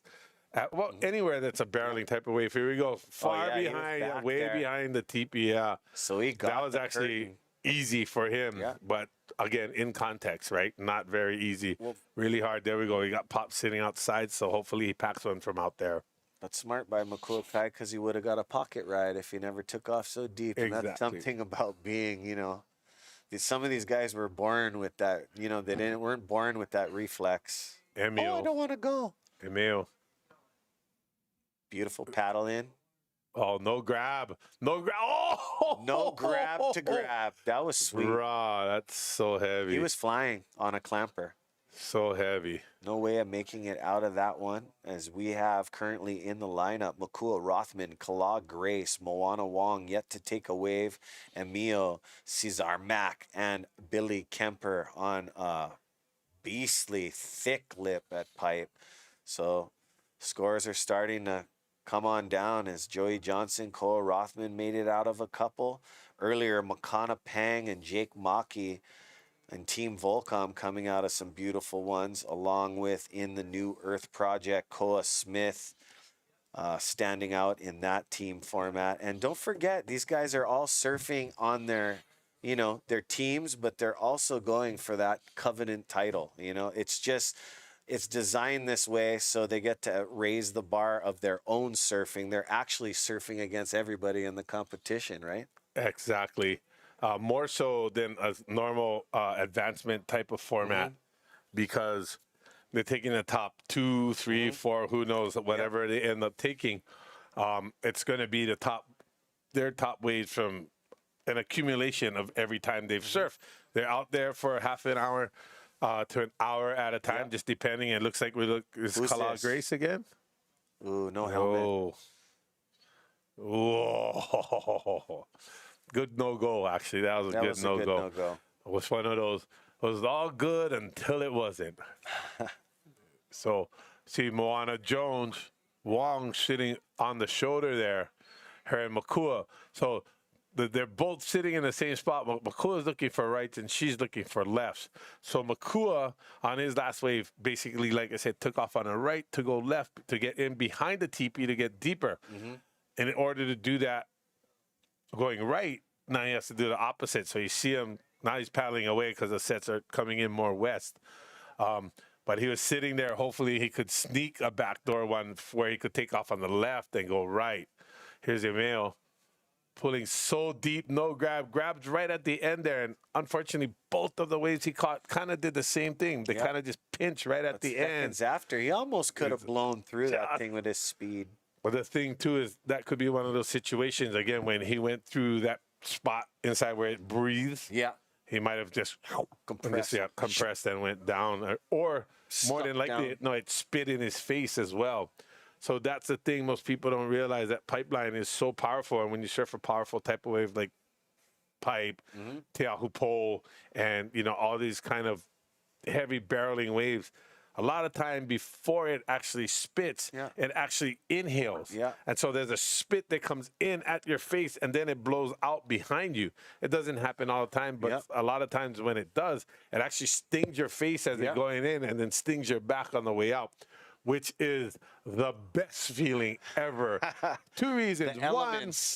One, because it's sucking you back. So it means you're getting deeper in the wave. So when it blows you back out, you're literally as deep as you could possibly be because there's no wave left once it blows out and spits. And the thing is, when that happens, you're just like, There's no real oxygen in there for you guys when it's sucking in. So you guys make sure you guys don't take a breath at a certain place. Not at that time. So that's the other thing, too. When it hits your face, two thoughts go through your mind. You're like, oh no, I'm going to get sucked back in too deep. Or it just happens real quick, and then you feel the snowball pick you up from behind, and you're going like, yes. So part two, now it's spitting back out, and then you're like, oh, look at that Emil one. let it go, but he was taking a look. Way Bad too- well, position, way too deep. But it happened the same thing as this other two waves. So that's why I'm saying in that bend, they're a little far behind. Again, see where Kala was and where Emil was. If you go down, oh, look at Look her. at that ringer. Ooh. That thing had some stuff on it. Yeah. And so where Kala was compared to where Emil was, there's a bump in between that you can't see. Kala was behind it, Emil was in front of it. But in front of Emil, there was another bump. Gotcha. So that's why he didn't go where normally he would turn around. But the experience he had from his last two waves, he's like, bro, I just did that twice. I'm over it. I see more reef again now. Yeah. It's almost like it's backing off a tad. Yeah. So it's pushing all that sand over, which is going to help. Yeah, which is going to gums, exactly. Which is going to help as the swell rises because the waves are going to bend out and over toward the sandbar more. Gotcha. If the sandbar wasn't there more, it would be more pinchy, which it is right now because of the size of the surf. But as the surf gets bigger, that's all going to clean up and everything's going to flatten out and it's just going to get amazing. That's when we'll start seeing those 10 plus rides, 10s, 11s, 12 point rides. Got a text here from my boy Eric Apple. Aloha, brother. Thanks for tuning in. Today, I would like to wish a hau'oli lahanau, big happy birthday. Happy birthday. Old Fut to my dear friend, Sonny Garcia. Oh, It is his Sonny birthday strong. today. So I believe if my public school, Kamuki High School math is correct, he's 53 Really? today. Yeah. That is so awesome. He is. So I'll send some love out to Yes. my nieces, Kyla and Logan, as well as his boy Stone Garcia. Aloha, Stone. Also aloha to Loen, the Tainanis family, and the Toy Tu'us. Hope you guys are all well today. Sonny Garcia playing field. Right Thinking of Dad today, and big happy birthday out to him. I love you guys, and hope to see you soon. And also, big aloha love to the Keiki, to Lovey Love, to Sunny, and to Tita Lehua out there if you guys are watching. So again, happy birthday, Sonny. I love you and I miss you. And hope to Amazing see you shit. sooner than later. Yep. Wow, me and Mike Prickett from Sultan Air were just talking about him on our break. Yeah, so funny how that happened.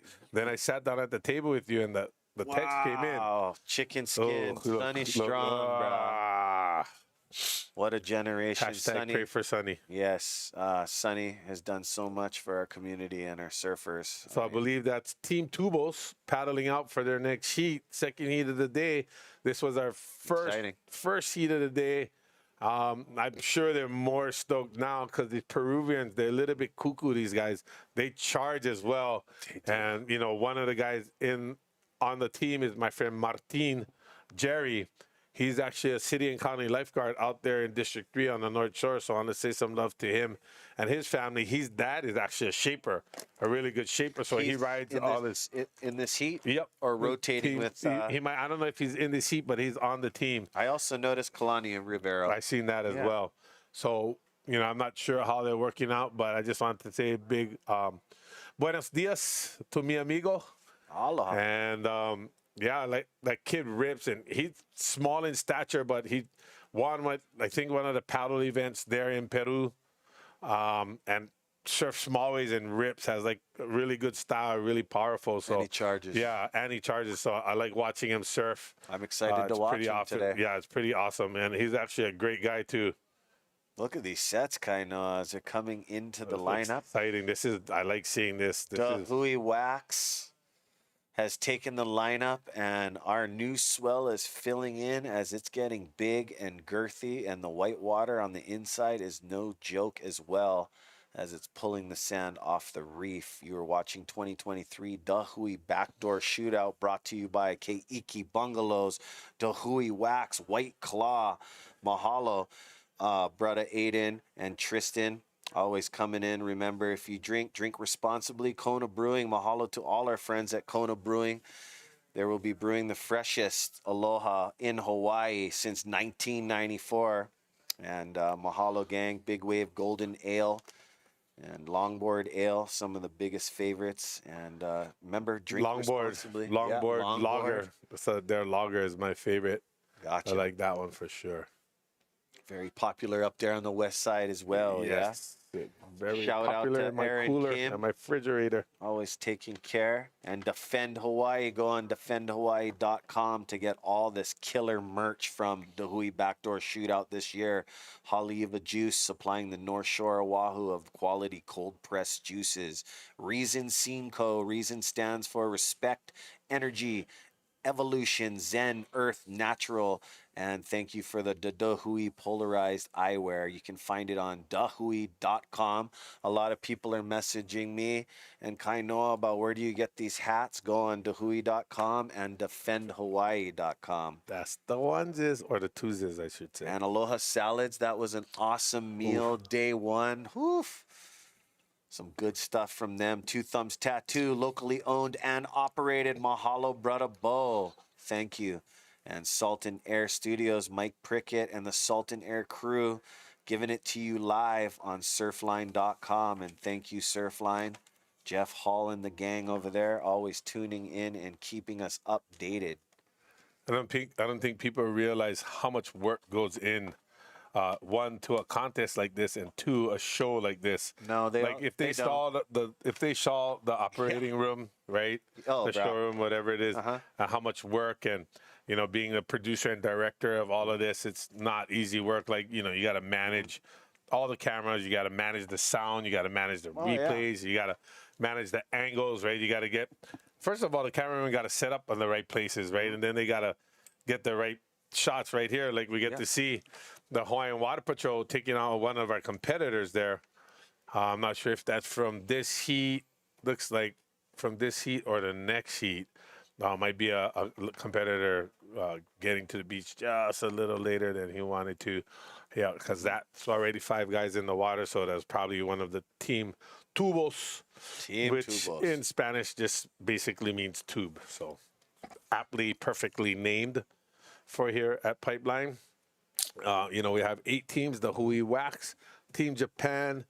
And actually, Team Japan is like Team the He'e Japan. These guys all rep the He'e. They're super excited. Like I said, one of my favorite teams, if not my single favorite team every year. Calculated surfers, these guys. Absolutely. Well, calculated crazy. Right? Like, this is crazy. Okay, I go. Thank you. It is pretty crazy. Yeah, and then we got Team Quicksilver, Volcom, Snap 5, a New Earth project. Team Tubos is going to be coming out next, and then Pipeline Hammers. And as we said, all these heats are stacked. Like, even if people listening, oh, look at this. Oh, that was so late. That was falling so from sick. the sky. Oh, that my was either goodness. Billy or Emil. I believe that was Billy. That was so sick. And the thing is, like, that drop is so late, and oh, look at this. Blue rails on his board. Let's see. Let's see if when it pops out. Emil. Oh, yep, Emil, you're correct. Bro, that whitewater's no joke. No. Over. No, and it's so frothy, like you can't even dip. There's too much movement. So you could see the water sweeping from right to left, from off the wall over to Gums Reef there. So that's a good thing because it helps you to paddle yourself out of harm's way, out and around. But there's so much water moving now. You can see, how all the reef is now more exposed and they're sitting further out in the lineup. Look at this, so late. Oh my goodness, bro, just to make it into the barrel. Oh, absolutely beautiful thing. Look at that. Boom, he did it. And he got ejected. Oh, and he jumped forward. Usually you jump forward toward the light of the tunnel. Yeah. At the light at the end of the tunnel, he actually jumped forward into the lip. That was a heavy wipe. I don't think he planned that. I think he probably caught the edge and got too high. Yeah, no. Did you see? He got squared up in the shoulder. You know they say open up your shoulders, relax. He opened up his shoulders and took the pipe lip. Too much. Oh man. And like I said, that's what's beautiful about this event at the He'e, the He'e Backdoor Shootout is there's going to be names that people who are watching right now don't even know. But by the time this is over, they're going to be fans. They're going to be new fans. They're going to be followers. They're going to be all about, you know, watching these guys that you don't see, you know, throughout the year. Oh, yeah, this is the real There deal. we go. Oh, here. No, see, so over here, look at Moana. Right where you told him to sit. Yeah. Oh, no, Here it's we racing go. again. No, it's running away. But now we got that bend. So now, like literally, we're on the end here. Oh, look at this. If you caught that from the outside. Look, this is catching every. Here look we at go. this. Is that. Oh, that drop was so heavy. Oh, get out. Who was that? Kala Grace, Wow, I believe. that was Kala. And Makua Kai, he's wearing a helmet. Yeah, that was him on that last one. Looked like he changed his board almost, but not sure. We'll get a clip of that as their lineup is lively out there in so their you 30-minute heat. this is what I like to see. See all the movement on the inside. And then you even see on the outside where Pops is sitting, Michael Hole. Here's a recap coming up to the end of the heat here. At the male's first wave, it pinches him right on the end. It's so beautifully done. And Beautiful he squeezed. vision. He got as small and as tight as he could, but it still wasn't letting him make it. Here we go. Kala Grace with his first wave flying from behind. Gets spit out of that one. Hunting for his 12. So, hey, And then gang, Makua Kai. we're going to take a quick commercial break. Me and Kainoa McGee will be right back bringing you the action. Oh, looky. Oh, geez. That was one of the, I don't know, some people recovered.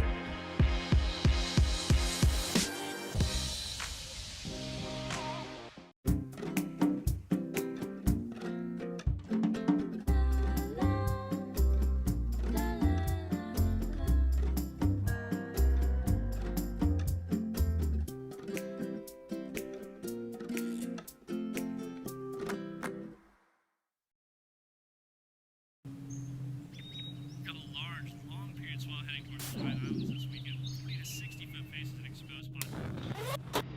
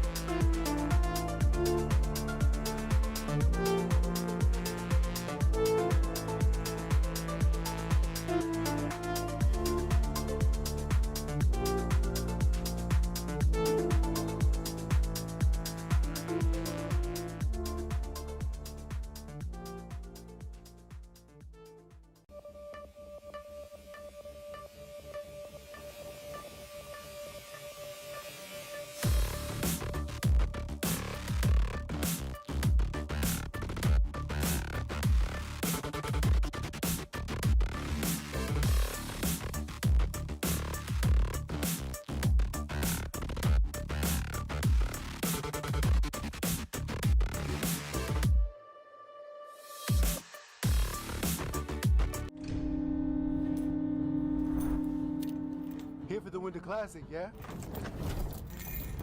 Welcome back.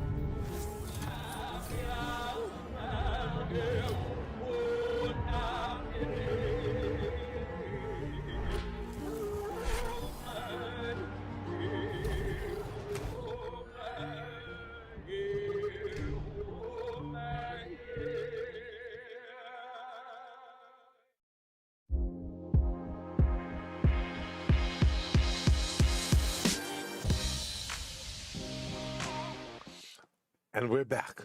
Did I get the beef jerky out of my teeth? I'm gonna make sure. Aloha, gangi. Kainoa McGee here. Welcoming back Mr. Or should it's doctor? Isn't it doctor? We keep saying Mister. Yeah, right? well, I mean, I'm not like, a PhD is like a useless doctor. I'd be putting DR before everything, bro. Again, Dr. Isaiah Walker.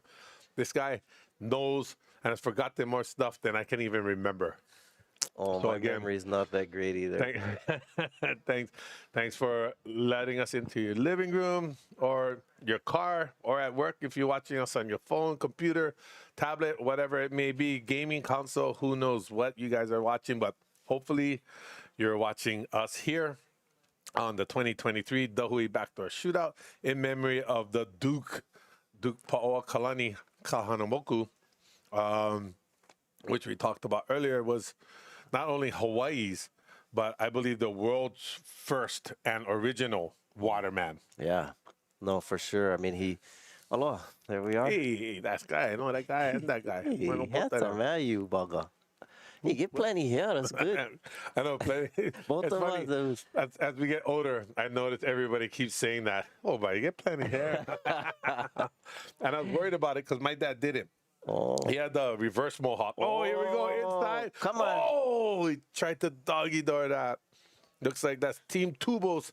Again, I'm going to have this guy right here. Gabriel Villaran.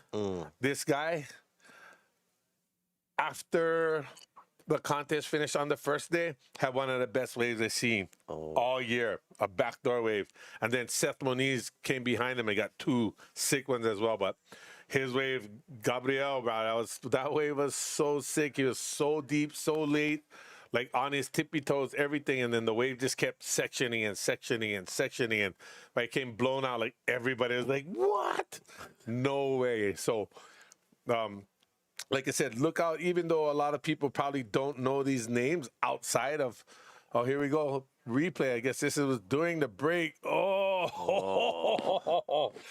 And that's the thing. You can't even outrun it, even when you straighten out. But this is the pipeline we've been waiting to see. I wonder if that was my friend. That might have been Martin Jerry. that's the last one we ripper. just saw, yep. Yeah. That closed out on him. Yeah, but that's what I was saying about these Peruvian guys. In Peru, they have amazing waves, and they have a lot of big waves, too. And so these guys will be one of the teams that will be charging. Look at this. And now we're seeing the pipeline that we've been waiting for. So I'm super happy about it because I wasn't sure what we would get with this weekend, especially how the day kind of started off. I mean, like in the morning, this was a set right here. Yep. Now these guys are like not even in position because it's breaking so far in. And that's what we like to see, right? We want this rising swell. Again, out back there, we still got Michael Pops Hole out there. I'm hoping one comes in and he packs it from back here because even the competitors, although the wave may line up for them, they'll tell him to go. I mean, he's earned it, right? Yep. Switch dance at Pipeline, winning the Pipe Masters with the cast on and switch dancing. It's just, you don't see it anymore until you probably never see it again. Not at that level. Like the year he won the Pipe Masters that year with the cast on his arm was one of the most memorable Pipe Masters to me. Me too. Not just because he did all of that, but he was getting sick waves. Like he wasn't like getting extra points just because he had the cast. Like he was packing it like from so deep and just getting the sickest waves. I remember that. I was a little kid. I remember just how that, really I remember stood out. when you were a little kid. Yeah. You get uncle status when Raj. you paddle out and surf during the He'e Shootout. Nobody says nothing. Water Patrol gives you a ride out. You're somebody, bro. You're somebody.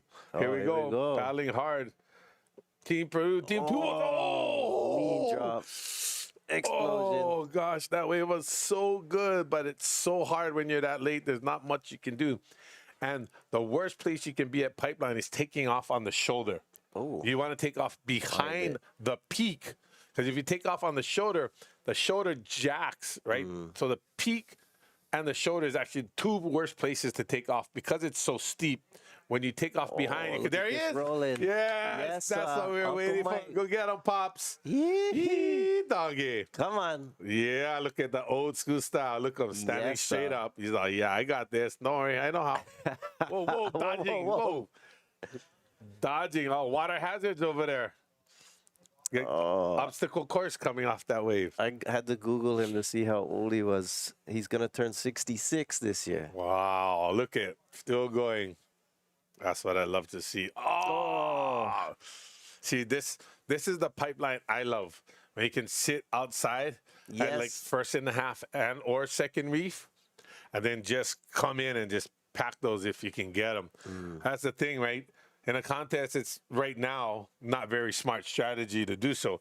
I mean, Pop sat there for almost, 2.5 heats almost? Yeah. You know, Just and for that to one finally wave. get that one wave. And then the wave doesn't barrel, so it's not much of a score anyway. But On a when it free does serve. get bigger, yeah. Right on. I can't wait. So, yeah, hopefully tomorrow's bigger. I'll be at the beach tomorrow. Hopefully I get to get some of that Some after. Like, replays here. I so wish he could have got off the bottom of that one. It's like he was going to take off, he was going to grab, and then there's like a little ramp literally that he had to go down. So kind of smart that he didn't grab, because if he grabbed, he would turn a lot earlier and probably earn on that bump that skipped him down the wave. He would be flying. Yeah. And going like head first toward the reef. That would have been bad. That's the water shot look of at Uncle Mike. Oh, so fun. Look, see? They're claiming it for him right there. They're like, raising their hand. Yeah, whoa, watch out, boys. Watch out, cameraman. Whoa. Yeah. So good. So good. Go back out, man. It's all good, Pops. Do whatever you like. So You earned that. love the backdoor shootout. Yeah, want to say also a lot of love and aloha out to the whole family. You know, we lost Uncle Derek. What is it? Like a year or so now? Yeah. Ago. So Tanya and his family, Derek, Mason, Coco, Kai, Makoa, all, you know, our love goes out to all of you as well on a day like today. Definitely remembering Uncle D. It's the type of stuff he would love right here.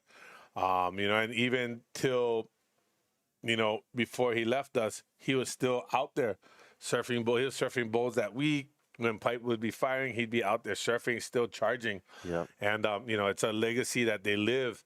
It's, you know, living through their keiki, his niece and nephew, and his brother still holding the torch. His older brother still carrying the torch. And we just want to send our love and aloha. Miss you, Uncle D. Love you. And right there, big bro, caught one for you. That was for you. And again, we love you, Tanya, and the rest of the whole Ohana. All of you, all of the whole Ohana. Yep. Derek Ho, when I was young, he was world champ, the ASP world champ, and definitely looked up to that guy. Not only, I don't know if everybody knows this, but not only was he a pipe specialist, but brother would rip the smallest waves. First time I actually saw him surfing was rock piles. I was like, I mean, not rock piles, but Rocky Point. Like, oh, this guy's ripping. And his was, you know, he was obviously younger then, and I didn't, this when I first started surfing the North Shore, so I didn't really know who everybody was. And then they're like, oh, that's Derek Cole. I'm like, oh, okay, no wonder then. Because like we said earlier, right, some guys are pipe specialists, big wave specialists, and they don't surf small waves very well, but that definitely wasn't Uncle D. No, right? and that's what made him, I mean, so amazing too. Actually, a lot of our Hawaii surfers like this, because there was a time period where when you're on the ASP tour, it was pretty much small waves. You had the OP Pro and then a bunch of events that were kind of in smaller beach breaky waves. And so you had like a separation. You had the guys who charged, and then you had the guys on tour that were, you know, that ripped small waves.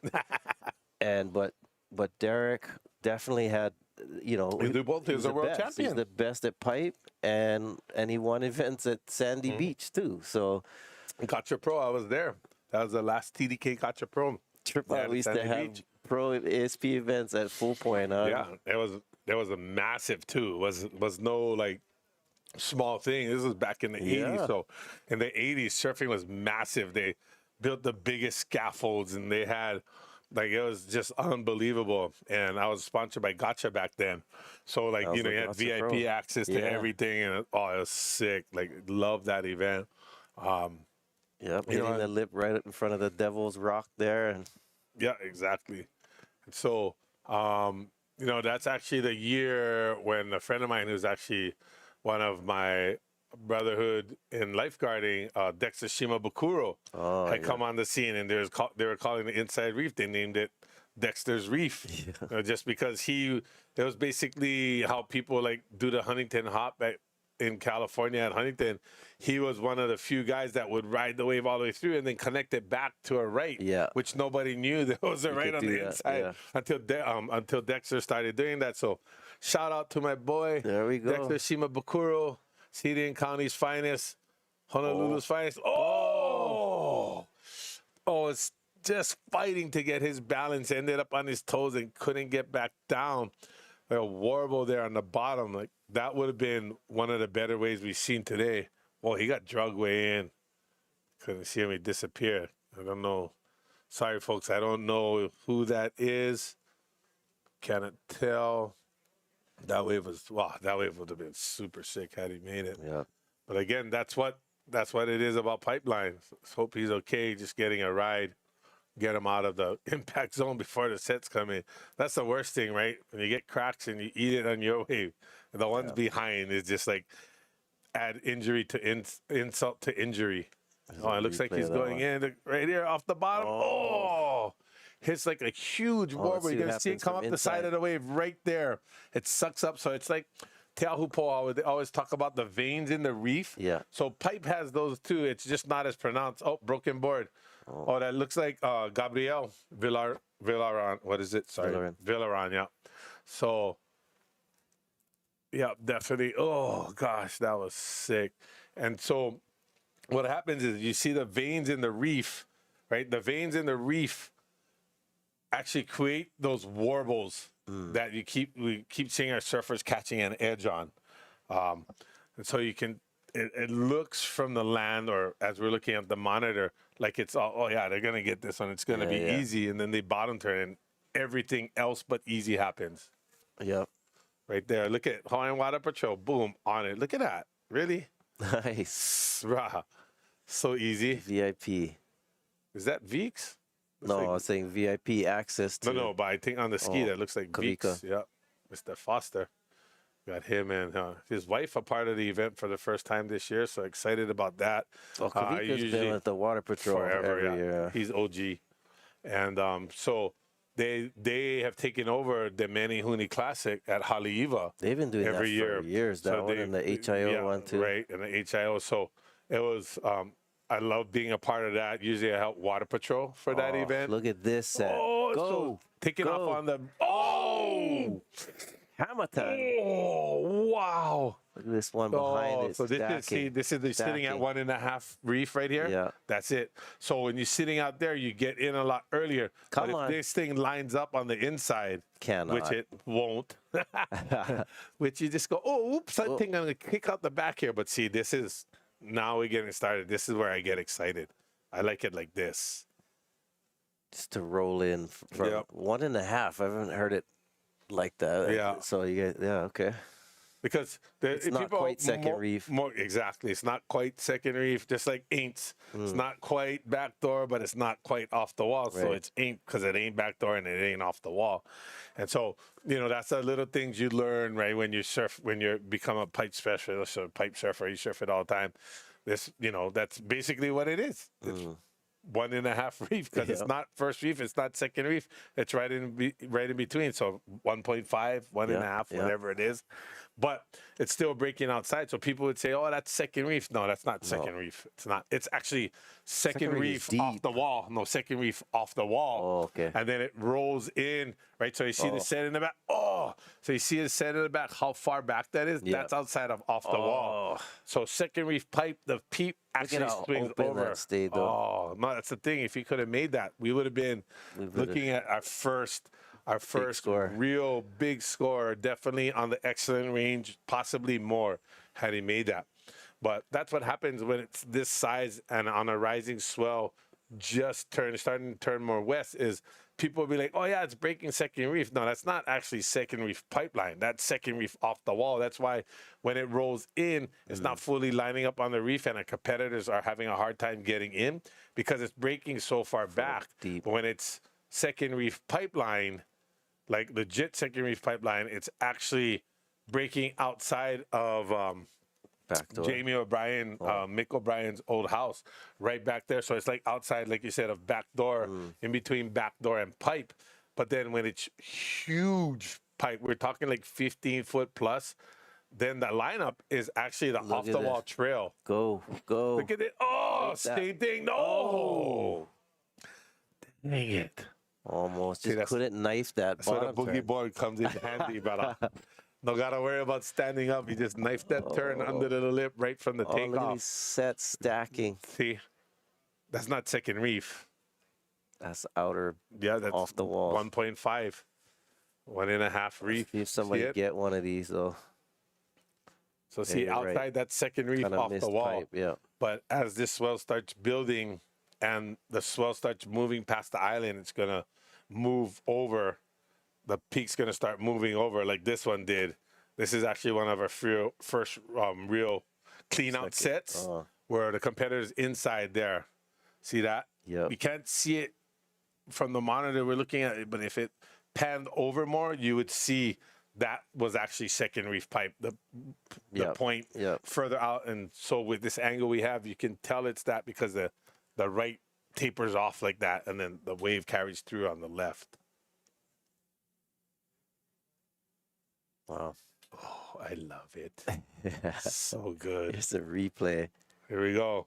So heavy. Oh, just buried. There's no way. That one just spit it, got it out. Both of those where they got in late like that were just so good. But, you know, some waves aren't meant to be surfed. That's just, You know, but and some guys, like I noticed Mason Ho will ride like a 8-0 or something. Last year, last year, the year before, he rode like a 9.2. It's like literally grabbing rail all the way up on the nose and on the inside reef, not necessarily sitting on the outside. But then you get the best of both worlds because he can paddle outside to the 1.5 or even second reef and catch it. But yet he's skilled enough, right? You see him ride these little 5-foot boards. And then, you know, he's freaking pig dogging and riding this massive board, which is literally twice as big as he is. Yeah. And handling it with no problem. It's in the blood. I wonder, like, if that guy was on something, if Mason was on like a longer board in that way, we could have been able to get in earlier, and then. Well, you got to be further out. It'll be further out. Then you get in earlier because your bigger board's going to paddle better. Yeah. But further out so that what happens is the wave peaks up just enough to let you in, and then it backs off, and that's the transition point that Ezra was talking about in the heat before. Is you get in and what we call buttering into the wave, right? Because it get in all nice and smooth like butter, and then you can kind of fade, or depending what the wave's going to do, you can do something to set up that inside wave to make it happen. All right, so I see the next heat paddling out. It's going to be heat number 2, Volcom, Balaram Stack, Noa Deane, Makana Pang. Yeah, Jake Maki, my nephew, basically texts me. He says, "Give me some clarifying here." He's like, "Hey, uncle, I was in the white helmet, and so Kainehe has the red helmet. Noa Deane is the big regular footer, and Makani has skins, goofy foot. So that helped me out. Anybody else want to text me? Give me some insight that'll maybe help me a little bit. Help a brother out. Help a brother. Here we go. So that's the thing. Now we're going to see possibly some of our competitors riding a little bit bigger board. Maybe the guys on the inside adding a couple inches, maybe 2 to 4 inches, not much more than that. For the guys who like to still sit underneath. And then, you know, guys like myself who want to sit outside, you'd see a lot bigger board. And the whole reason, here we go. Oh, come on, get off the bottom. This. Nice big bottom turn. One. Pump. Ooh. No exit. Confine it. And so this is gonna happen. This is where you're gonna see equipment change playing a big part in strategy here, and what these competitors are willing to do, or where they're gonna try and sit, because those bigger waves, the 1.5 reef and second reef, are starting to come in more consistently, and with the rising swell should start coming more consistently now. You can see the energy right? The water, there's still a lot of movement in the water compared to this morning. It was like nice and flat, you could real see right Malia, through it. right? Yeah. It's like, oh, it's so beautiful. And it's so calm. Oh my gosh, this is so awesome and dreamy. Not and anymore. then now we're seeing real pipeline where there's energy, right? These guys are sitting everywhere. Just when they start getting comfortable, the sets start coming in, and then they got to keep paddling. So that's a good thing. Means we're getting a lot more waves. Oh, that's just the over on the sandbar. Those are the ones that, if you get lucky when you're paddling back out, you can sneak those. Yeah, and get one. But see, look at this. With a bigger board, those are totally catchable from a little deeper and a little further out. You know, this one's not very good, but we should start getting more waves like that that are going to become really good and going to start hitting that reef a little more west, getting the sand washed off the reef and having the sandbar exactly where we need it to extend it when you come off the bottom. So even if you don't get the barrel here on the reef itself, it could slingshot you into a sandbar bowl. And I've gotten some of my best waves out at Pipeline on that bowl. Yep. I feel like we're gonna see a diamond in the rough today. I remember when Keito Matsuoka got that one bomb. I was actually commentating during his wave, and it was like this. There was like a lot of waves moving everywhere. There wasn't a lot of waves being ridden, and then this gem just kind of appeared. The one. Yeah. Yeah, no, Ezra and I were talking about that earlier. I had Chicken Skin talking about it because that what I said was there's so much that went wrong on that wave that made it right because he, in the end, made it. Right here, late drop off the bottom, pumping, and it just runs away from him. But, you know, like he airdropped. Then he came off the bottom, the board went sideways, right? And then he got it back, and then he ended up on the snowball. Then the board went sideways again, and then he popped off the snowball, landed in the bottom, and then the wave ran, and then he came out after. Like, those are the things that happen that when they happen, it makes the wave even gnarlier, one, because you went through all that, but two, because you're deeper. Every time that happens, it slows you down rather than speeding you up, right? No, I remember as soon, like his first drop, right when he hit the bottom of the wave when he was dropping, he kind of caught a rail. Yeah, I don't even know how he made that. Here we go. Oh, look, quick little insider. Oh, pump. Oh, he made it all the way to the end, but wouldn't let him out. Yeah, the kind of, even Ezra and I were talking the other day about the Peter Mel and that wave he had at Mavericks. Similar thing happened where he caught a rail, kind of an edge, and he almost like on his toes, died. like, on his toes, almost fell face first flat onto that massive. But then that little bobble put him deeper in the meanest part of the wave. Exactly, and so it's, you know, obviously if you don't make it or you eat it, it's a bad thing. But when you do, it's usually your better waves. One, because you thought you were gonna eat bleep on that, right? Yeah. And then two, you didn't think it was makeable. Then all of a sudden you're like, oh, it's so deep. First you go, oh, I'm so deep, I'm not gonna make it. And then you go, oh, wait, what? I might. Before you even can think it, you're out, and you're like, what? No way, that just happened there. Oh, here we go, baby. Barely out there now. Yes, Uncle Happy. Oh, that's what I like to see. Now, okay, take out the big boards, guys. Let's go make use of these waves. Because eventually those things are going to start bending on the reef. And look at it barreling at that's legit. That second reef there. Yeah. And what's odd enough is that this is a northwest swell, but it looks a lot of west right now, my friend. And I am happy about that. And so you can see the difference in where this swell they're forecasting was at like 313 degrees. And then that last swell that came in that was really north and was all right. And what we were seeing this morning, that is now, looks like it's totally washed out. Gone, yeah. That's just about 20 degrees difference. Different, yeah. And look at it. It's night and day different because when the swell was big, you couldn't even surf it. It was just like all rolling through and all junky. But this is getting to similar height that last swell was for the past few days.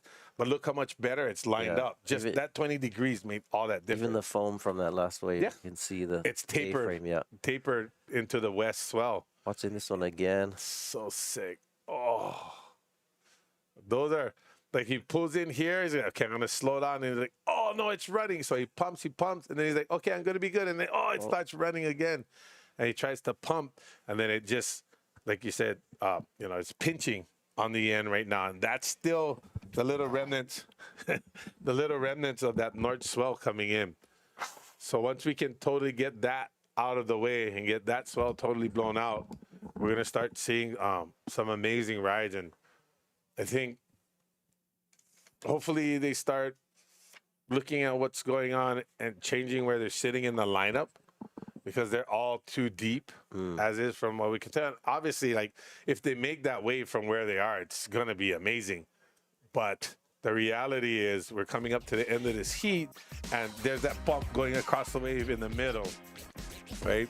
So it's the heat recap here coming down to the end of the heat. We're seeing all of these waves that these guys are just, like looks so good. But then when you get to the bottom, it's not. Here's a little one of the makes on the inside here. He's pumping.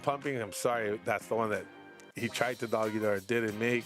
And here we go backside with that little skip right at the takeoff. Just gets annihilated. Here we go. Papa Mike, not in the heat with the Peruvians, but they're gonna share it with Uncle anyway.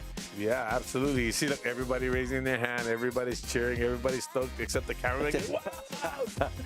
And this one you can see him dropping down, pulling in the barrel, catches an edge. If he didn't catch an edge, we are looking at least an 8 for that. Look at this thing.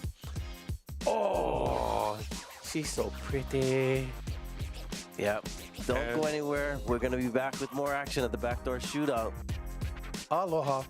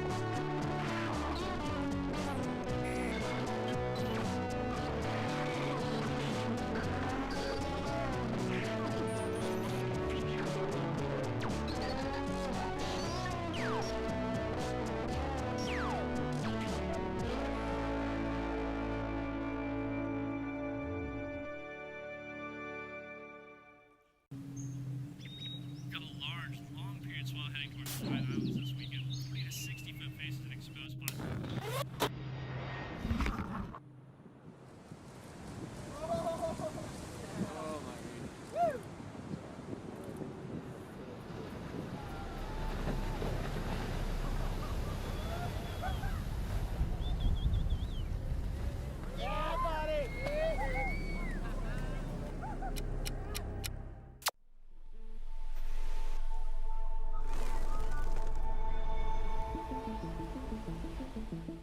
There were times we hit walls of garbage that was so disgusting. You just couldn't believe as far as you could see, and the ocean was just garbage. I do feel like a responsibility to give back, and I always feel like that to give back to the kids, and like, you know, hopefully they could have a better ocean than I even had in the future. Come to a beautiful beach like this, it's just like the typical Hawaiian white sand beach. You look closely and you're like, wait, that's not even sand, that's plastic. You hear a lot of people in packaging say, well, it's a problem today, but in 10 years, the recycling will be better, and then this product won't be a problem. Well, it's a problem right now. I don't think we have the luxury of just waiting.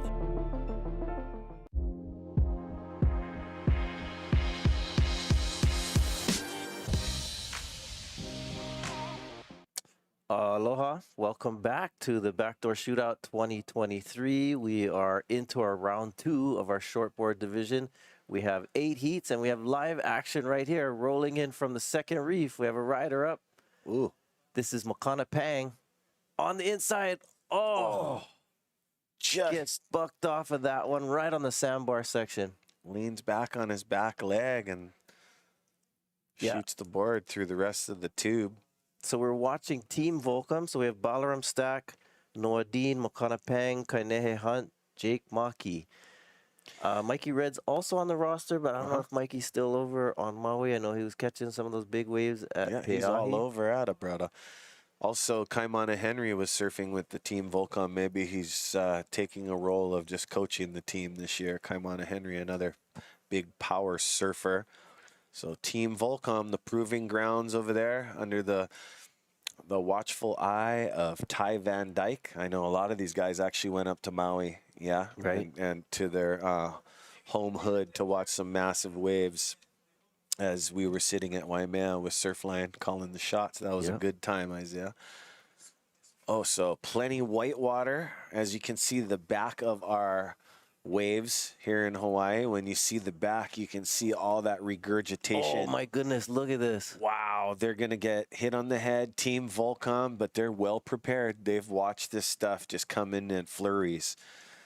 Yeah, we're seeing these are roll-throughs. Looks like from the third reef. So Oh, gosh. a lot of energy out there, which is exciting because that's when we get some of those big gems, those diamonds in the rough. So I was talking to Kainoa McGee. I heard and you the, say the that. wave of Keito Matsuoka. Yeah. A couple years back. It was kind of like this, where there was a lot of energy, a lot of whitewash, and then that wave came. Yeah.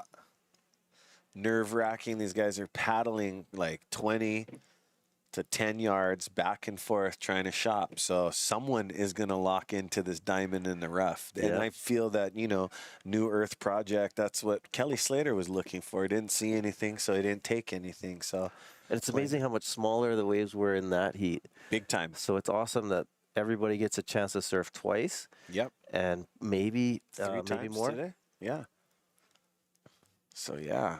There's a bunch of killer stuff as we're into the team event. Some of these teams will surf 3 to 4 times, maybe even 5 to 6 times. So awesome. Aloha, gang. You can find this killer apparel on defendhawaii.com. And a lot of people that are asking for the hats, go to dahui.com, where you can find a lot of the other Dahui apparel. But this year, Defend Hawaii always coming in clutch. And don't mistake aloha for weakness. Yep. Right on. Right on, gang. Yep. So we'd like to thank everybody for joining us on this Saturday. And hopefully you're able to, be outside today. Also, it's beautiful in Hawaii here. We've got light winds, 12 to maybe bigger surf. Some of those sets were coming in really Come out big. to the North Shore Even and though join us. Kainoa's calling it 3 feet. Yeah. Yeah, but it's 3 feet, 3 to 4 to my big bro. So, yeah. Guy's a waterman legend, Mr. Kainoa McGee. It's been really fun, and it takes a small village and community to run an event like this because we've had a lot of waves on offer, but we're waiting for that, it needs to materialize. Yep. And today we are on. So we got a great view here. Thanks to Salt and Air Studios for giving us all those angles from the air, from the water, from the beach, from a variety of angles. So they're putting in a lot of work right now. So beautiful day here for surfing competition. And the backdoor shootout is very different from most of your normal surfing professional competitions where there's a team format. So in the end, there will be a team that wins and an individual that wins. And this is amazing drop here. That is my boy, Jake Maki. He's the white helmet, correct? Oh my goodness, that air drop, that barrel, so this big. kid is next gaping. level. Yeah, this was during the break, and this was the one we saw Makana Pang sliding into this one from the second reef. Look at how tall that wave is. Nice Granted, dial. he's not a tall kid, but nonetheless, that wave was humongous. It was. It was a full-on push pipe cone, as that is the son of Dennis Pang. Dennis. Awesome waterman, Not to paddleboarder, mistake- surf shaper. Not to mistake Dennis and Glenn. Sometimes it'll be Glenn Pang, Dennis Pang. They're both awesome shapers from Hawaii, but not the same guy. Yeah, Billy Kemper is the athlete that's been riding for Glenn Pang. Actually, Glenn Pang lives in Wahiawa. He used to own the board company called Performance Hawaii. Okay, awesome. Actually, Glenn used to ride for him and ride his boards. He was my shaper when I was young. Oh, cool. And, but he went above and beyond just being the shaper.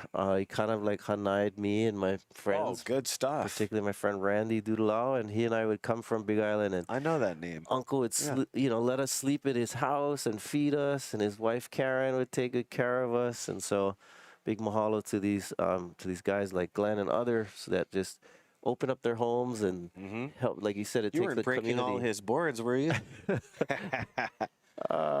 He's a real hot label right now too over the last few years. He's been the primary shaper for Town and Country for a while. So aloha, Glenn, and the other Pangs out there, including Dennis, who's been shaping boards for years, and his son Makana must be proud because Makana's been actually he's been at pipe since he was a little kid. So driving cool dad nuts, I'm sure. You know. Even though he's still young, he's been at pipe for so long. He's considered one of the specialists and regulars. I can't see him, but Uncle Dennis is probably pacing around in the yard what dads do. Unless you're Mason's dad way up on the coconut tree where you cannot see him. I don't know. You see, Mason's dad was out did at see Second that. Reef watching from the back side. I walked out of the booth, but he was like right there. Instead of on a palm tree or high up on a roof, he was in the lineup. Right. In his Warriors wetsuit. So awesome stuff. Love seeing all these living legends on the North Shore. So much has changed, but so much has still remained the same. All these last name legacies and surf experts. And you are currently watching Team Volcom, and they have quite a stellar team over here at the Proving Grounds. Thank you for letting us use you guys' yards. And also to the Chandler Ohana. Amazing. They're raising some new generation over there. And so I'm excited to see Noa Deane. You know him as a great video edit, surf film guy / above the lip, but this guy chases barrels all over the world, and he's set to go out there with Makana Pang and the young Kainehe Hunt and Jake Maki. Yep. All right. Yeah, that was Jake on that last wave. That was such an elevator drop, and I'm sure he wanted to pull into that barrel, but the angle that he had on that drop didn't allow him the timing to bottom turn or to knife it on the drop. So I'm telling you, though, we're going to see a wave of the winter, I think, today. Just imagine if that one did work out. Like that had the makings of the kind of a 12-point ride that we're looking for. Again, to clarify, the backdoor shootout, we do have 10-point rides, but if you have something that's above and beyond, we go up to a 12. Yeah. And this is a very important heat for Team Volcom, as this is their second surf of the second day of competition. But this is, their day. This is the main event, and we're going to be moving into Sunday. And thank you to Surfline. It looks like they got all gold bars all the way across. Good. So, yeah, I saw that. So we got the view here from the drone, and taking a little bit of a break, but you can see that there's gonna be sets. And so the question is, where do you sit, right? Do you sit out on the second reef or paddle for these inside ones? This might be Kainehe Hunt. Oh, look at that pump. Big, tall frame, beautiful man work through the tube, getting to where he could get in the barrel. Great stuff by Kainehe Hunt. Here's another rider. That looks like Ball Stack getting blasted. Now you see him, now you don't. And this guy's an amazing fish hunter, free diver. So, the guy's got some big lungs, right? Which comes in handy. Oh, big time. But still, at a place like Pipeline, doesn't matter if you got a 5-minute breath hold, everything changes. Right. Yeah, it's not, the danger is not being held underwater. It's hitting your head, right, on the reef. When we were talking, Kainoa and I were talking earlier this morning about Bullet Obra, and he told me the whole story. Yeah. Yeah, because he was in the heat. I remember that, too, and I remember him, coming to his aid. Look at this one. Is this going to be a backdoor wave? No. Ooh, who's in the red helmet again? The red helmet is...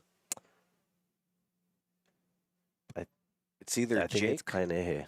So that may Okay. have been Noa Deane that you saw earlier. Okay. Oh, here we go. Roll in Makana Pang. Grab rails, a little turn. Let's see That what was happens nice. on the sandbar here. He's going to pack it. Opens up his wings into the doldrum of the closeout. Taking that one, a little Sion Malowski into the closeout. Always like to remember, live like Sion. And here we go. Camera All guys. the camera guys. Yard sale. No. But you know, it's really dangerous for them too. They get their fin just caught in a little bit of whitewater. There you go. Back Oh. on over. And then you never want to be the guy that you got to get Uncle Terry and his nephews involved to save you. You're Right. kind of on your own. You can get it right Oh, out. Jake Oh, pulling the eject button. That explosion we're watching from the drone. look at all the sand, Isaiah. And where is he? He pops right out the back. Tombstone. And look how quick Hawaiian Water Patrol. I'm okay. That must add to a little comfort level too, Look. you know? Oh, Pin needle drop Bailing. again. Now he's on the sandbar left of pipe. That can't be too easy as he just got sucked back about 10, 20, 15 yards, excuse me.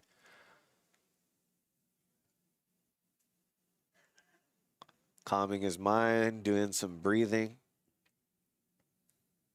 And, you know, I've seen Jake just stuck in some heavy positions in his life. And I know he's no stranger to you as yep, you know him from the surf programs, huh? right. And he's originally from Big Island, North Kohala.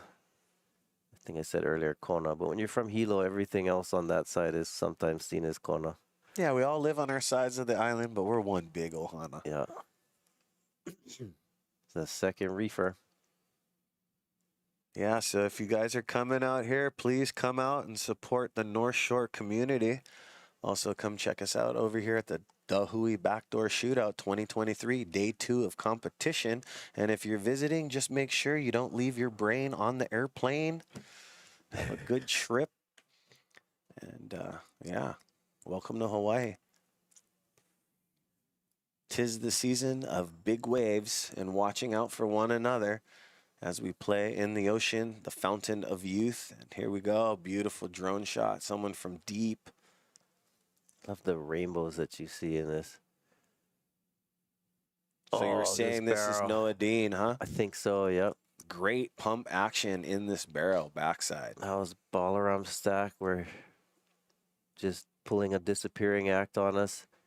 Never This- know what you can get. You know, he knows this wave well. This was Makana's wave. He grabs his rail on that turn, hits the sandbar here, and decides to do the Hail Mary. You know, that was a very beautiful ride, just the way he made it for what he had on Here's offer. the water angle. Let's see if it gets. Right there. There's his turn. I like that turn. And then Oh, he that kind of double up.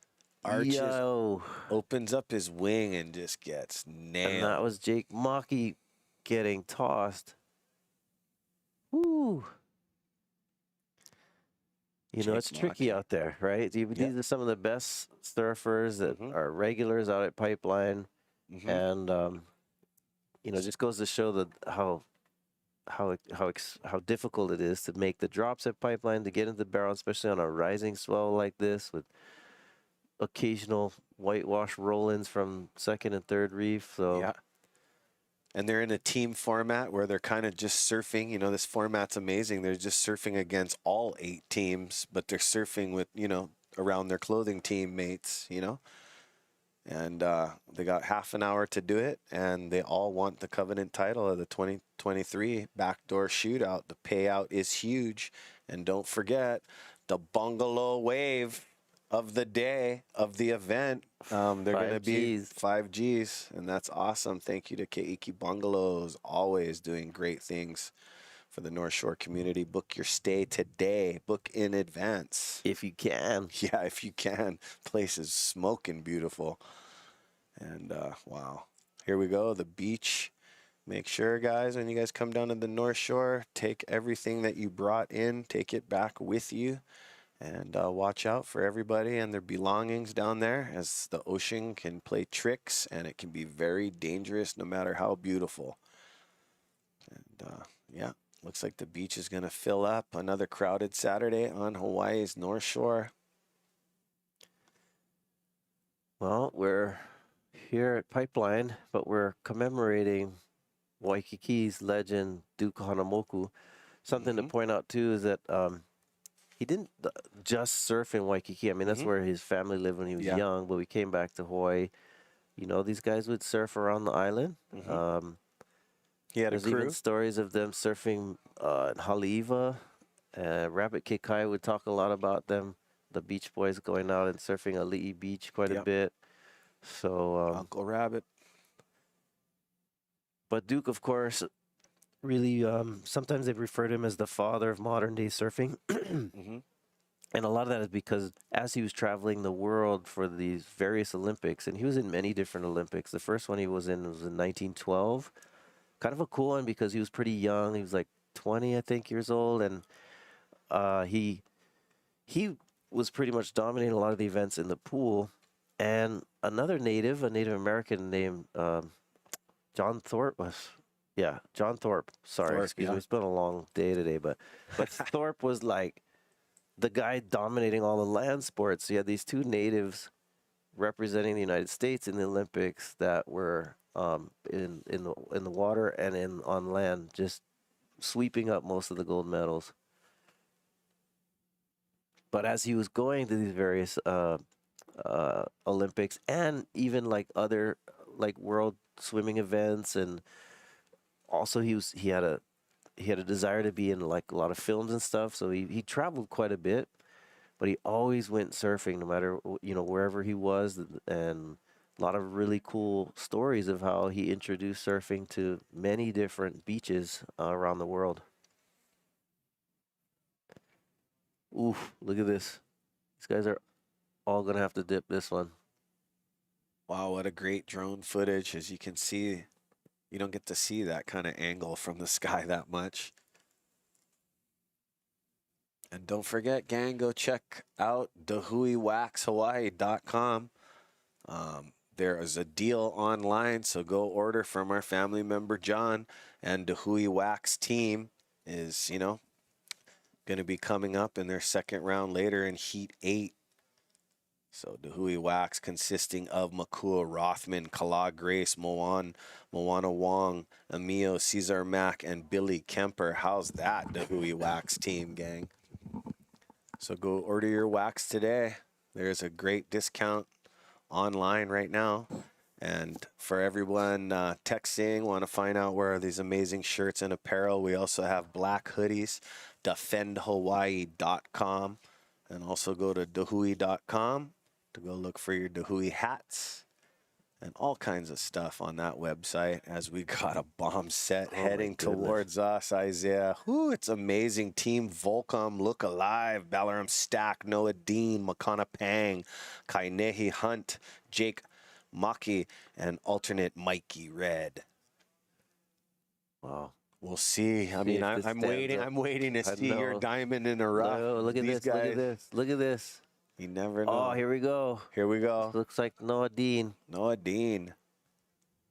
Oh, just going to hit this sandbar coming in here. He's about to see this double up. Oh, he's going to pack it. Oh, almost hit the coconut tree. Right?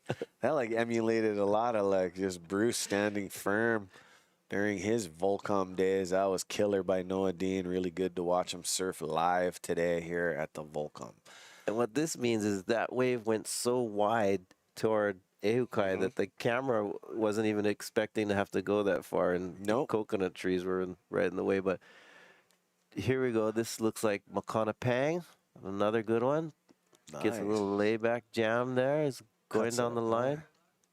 Beautiful speed he's carrying. Oh, eject. Knows to eject off of that one. Might even take a couple on the head on the way back out. Balaram Stack. Beautiful front side carve as he's at that 1.5 zone at the reef. Not quite second reef. And that one doesn't really make the connection. But learning a lot from Big Bro Kainoa McGee about, like, you know, when there's few and far in between while the swell raises, there's these little dead spot doldrums that you can't really catch waves at. So these guys know where to sit and where to play. 30-minute heats. Thank you to Keiki Beach Bungalows, Monster Energy, White Claw, Kona Brewing, Sinaloa Chips, And thank you to Odom Corporation, Haliva Juice, Reason Scene, Aloha Salads, and Two Thumbs Tattoo. Mahalo, mahalo. And don't forget our opening ceremony. January 2nd was amazing. Brother Lana Kila and his crew for flying all the way from the Big Island. Yep, Kalekoa, Kaeo, and Lanakila, Mongawil. Unreal. Kapolei Flores and so many others. They did such a good job, and it was Really super good cool. job. And I've, if you watch during some of these highlights, the commercial breaks. Here we go. Here's a replay though. I believe this is Noa Deane's last one. This is where he packs this inside. Oh my goodness. Just a Hail Mary glory barrel just for the view. Yeah, beautiful nonetheless. I know these guys are looking to pack 12-foot rides, but they're doing everything they can for the waves on offer. And you know that that edit of the ceremony from those two young Dahui guys was absolutely awesome. Here's Makana. Oh, Larry Layback. The one he has to jump off because it's shutting down. He had a good amount of speed to do something as well if that wave would just offer him up open face. As Makana Pang is no stranger from coming from far behind the foam monster in the barrel. That's why he's out here surfing pipe, because he is good at it. And all of these guys put in their time. And even if we didn't have cell phones, like say we didn't have cell phones, Coconut Wireless, I mean, we all gathered to the beach. Once you missed your phone call on that dial phone, you miss your ride to the North Shore, those kind of days. But these guys, if never had cell phone and all this technology, they'd still be doing what they're doing because they were born to surf. Yeah, this is so cool. I mean, for a lot of our youngsters who are watching and listening, maybe take for granted a little bit, but what it means to have live action like this. I remember we would have to wait for the video to come out. Oh, yeah. Go or the rent it at the newspaper store, magazine. Oh, so-and-so just won the kind. Yeah, wow, like, congratulations, like 2 months later. It's, totally. But you know what? Surfers were really popular just by writing and stuff. And hey, guys out there, don't forget to read a book to your kids. Reading, you know what I mean? You're a professor. You should be, instead of scrolling to the depths of hell on your phone, we all use it. For business and stuff. That's one of the shallow things on your surf contract. Make sure you got Instagram followers and Instagram. But just to say, don't forget to read and do all that good stuff, Old school is the good school, let me tell you. There's a really cool reading program that actually Turtle Bay, they had a competition and all the schools participate. I recommend if your kids are in school, look for the Battle of the Books. Okay. Essentially where all the kids who join that they read about, I think they each have like 10 books or something they're supposed to read. And then they have this, they have this competition where they ask questions and answers. It's pretty exciting. So anyway, I agree with you, reading to your kids. Yeah. And My having them read. 16-year-old just breezes through books, makes me feel bad, and it's really neat to see my 13-year-old Kamala always, Dad, I really enjoyed this book, and it brings a grin to my face, like, ooh, she went into the book. And then you big things today, like, never get singed out. Use your imagination. That's part of why we love to surf is, you know what I mean? That big imagination beyond adventure. And let's always keep it popping. Good vibes only, guys. Saturday at the Backdoor Shootout, day 2 of competition, brought to you by Keiki Bungalows. And we're in our second round. Those of you curious of how this event works, there's team division. So in the end, there will be a winning team, but also there's an individual category too from the team. So the surfer who accrues the most points tally together, and usually it's the best 3 waves. It depends on how many days we run and how many heats they run and how good the conditions were, depending on the number that we end up picking at the end. But we'll end up having like a ranking for you, hopefully by today, that'll show who has some of the highest scores throughout the day. And so so the event is not a single elimination event like many of our events that you'll see in professional surfing, but this is more you accrue your best scores by everyone surfing the same amount of times. and you're out there with friends, so you're not battling for priority or for positioning and any of those things. Well, we just flew by our buddy Rocky Cannon, one of the hosts with the most. We miss you, Rock. Hawaiian Water Patrol. Yeah, brother Rock. Doing it up live for all these people on the beach. You know, sometimes that could be the most intimidating thing on the live microphone. Not hiding in the booth on the balcony. But look at this. Beach is filling up, you guys. Come out and support the North Shore.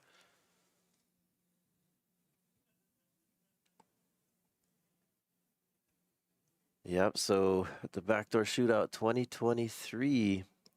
Super cool to be here. I know that being in a surfing competition, you're at the will of Mother Nature. And look at this. Looks like a Balaram Stack staying low on that drop. Has to straighten out. Uncharacteristic now that he's hunting. He already hunted 2 ones that dropped off into sea. Closeouts. So, there's the gang.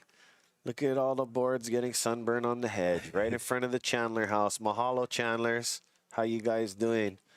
Amazing, talented house that is over there. Thank you for letting us use your yard. There you go. Monster Energy, Hawaiian Water Patrol, and He'e Nalu in the house.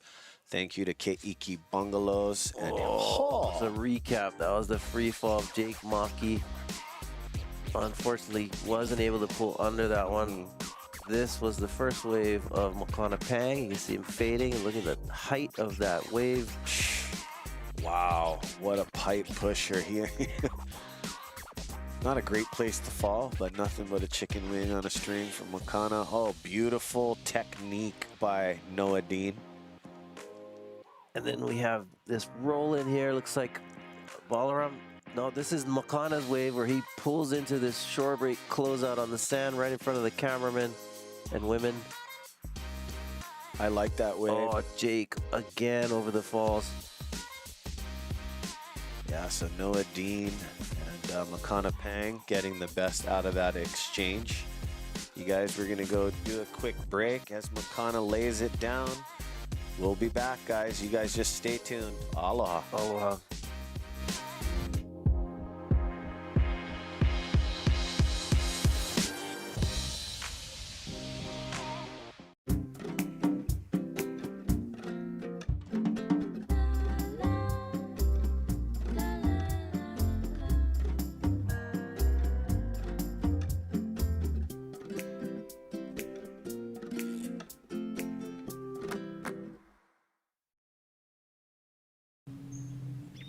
Got a large, long period swell heading towards the Hawaiian Islands this weekend. 40 to 60 foot faces and exposed spots.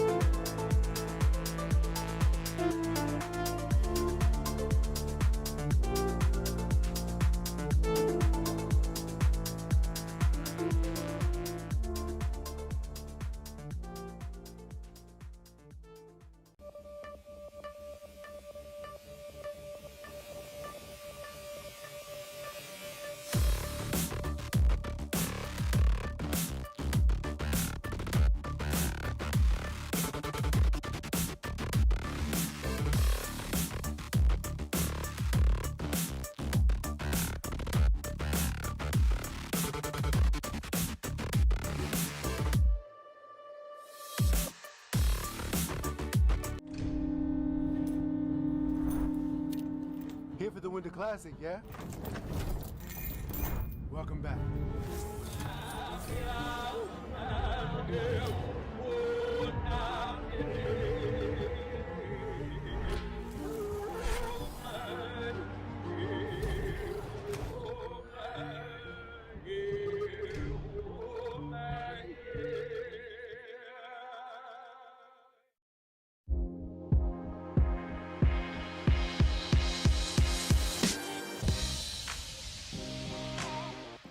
And we're back. Aloha Gangi, Kainoa McGee here. Jumping back in on with Mr. Ezra Rodriguez here. Aloha. And looks like who we got in the water coming up here, buddy? We have Volcom. We have New Earth Project, the first this year. Kelly Slater, Carissa Moore, Koa Smith, Kai Lenny, and Matahi Drollet. Wow. They're back. Yeah, every heat, every team is just like, wow. And some of these individuals need scores. And this is their second surf, so exciting. Well, waves are bigger. Waves are bigger. More west, which we've been talking about. Well, I've been talking about, probably driving everybody crazy already. But it's getting, more to the pipeline we're accustomed to seeing here at the He'e Backdoor Shootout. We got the size now. Yep. We got the direction.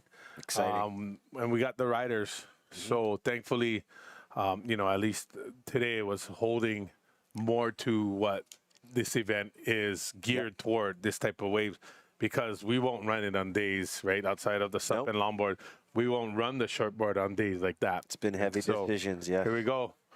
Outside, from way outside. This is what I was talking about. This is where I would like to sit. Up and right. Way outside. Is this Kelly?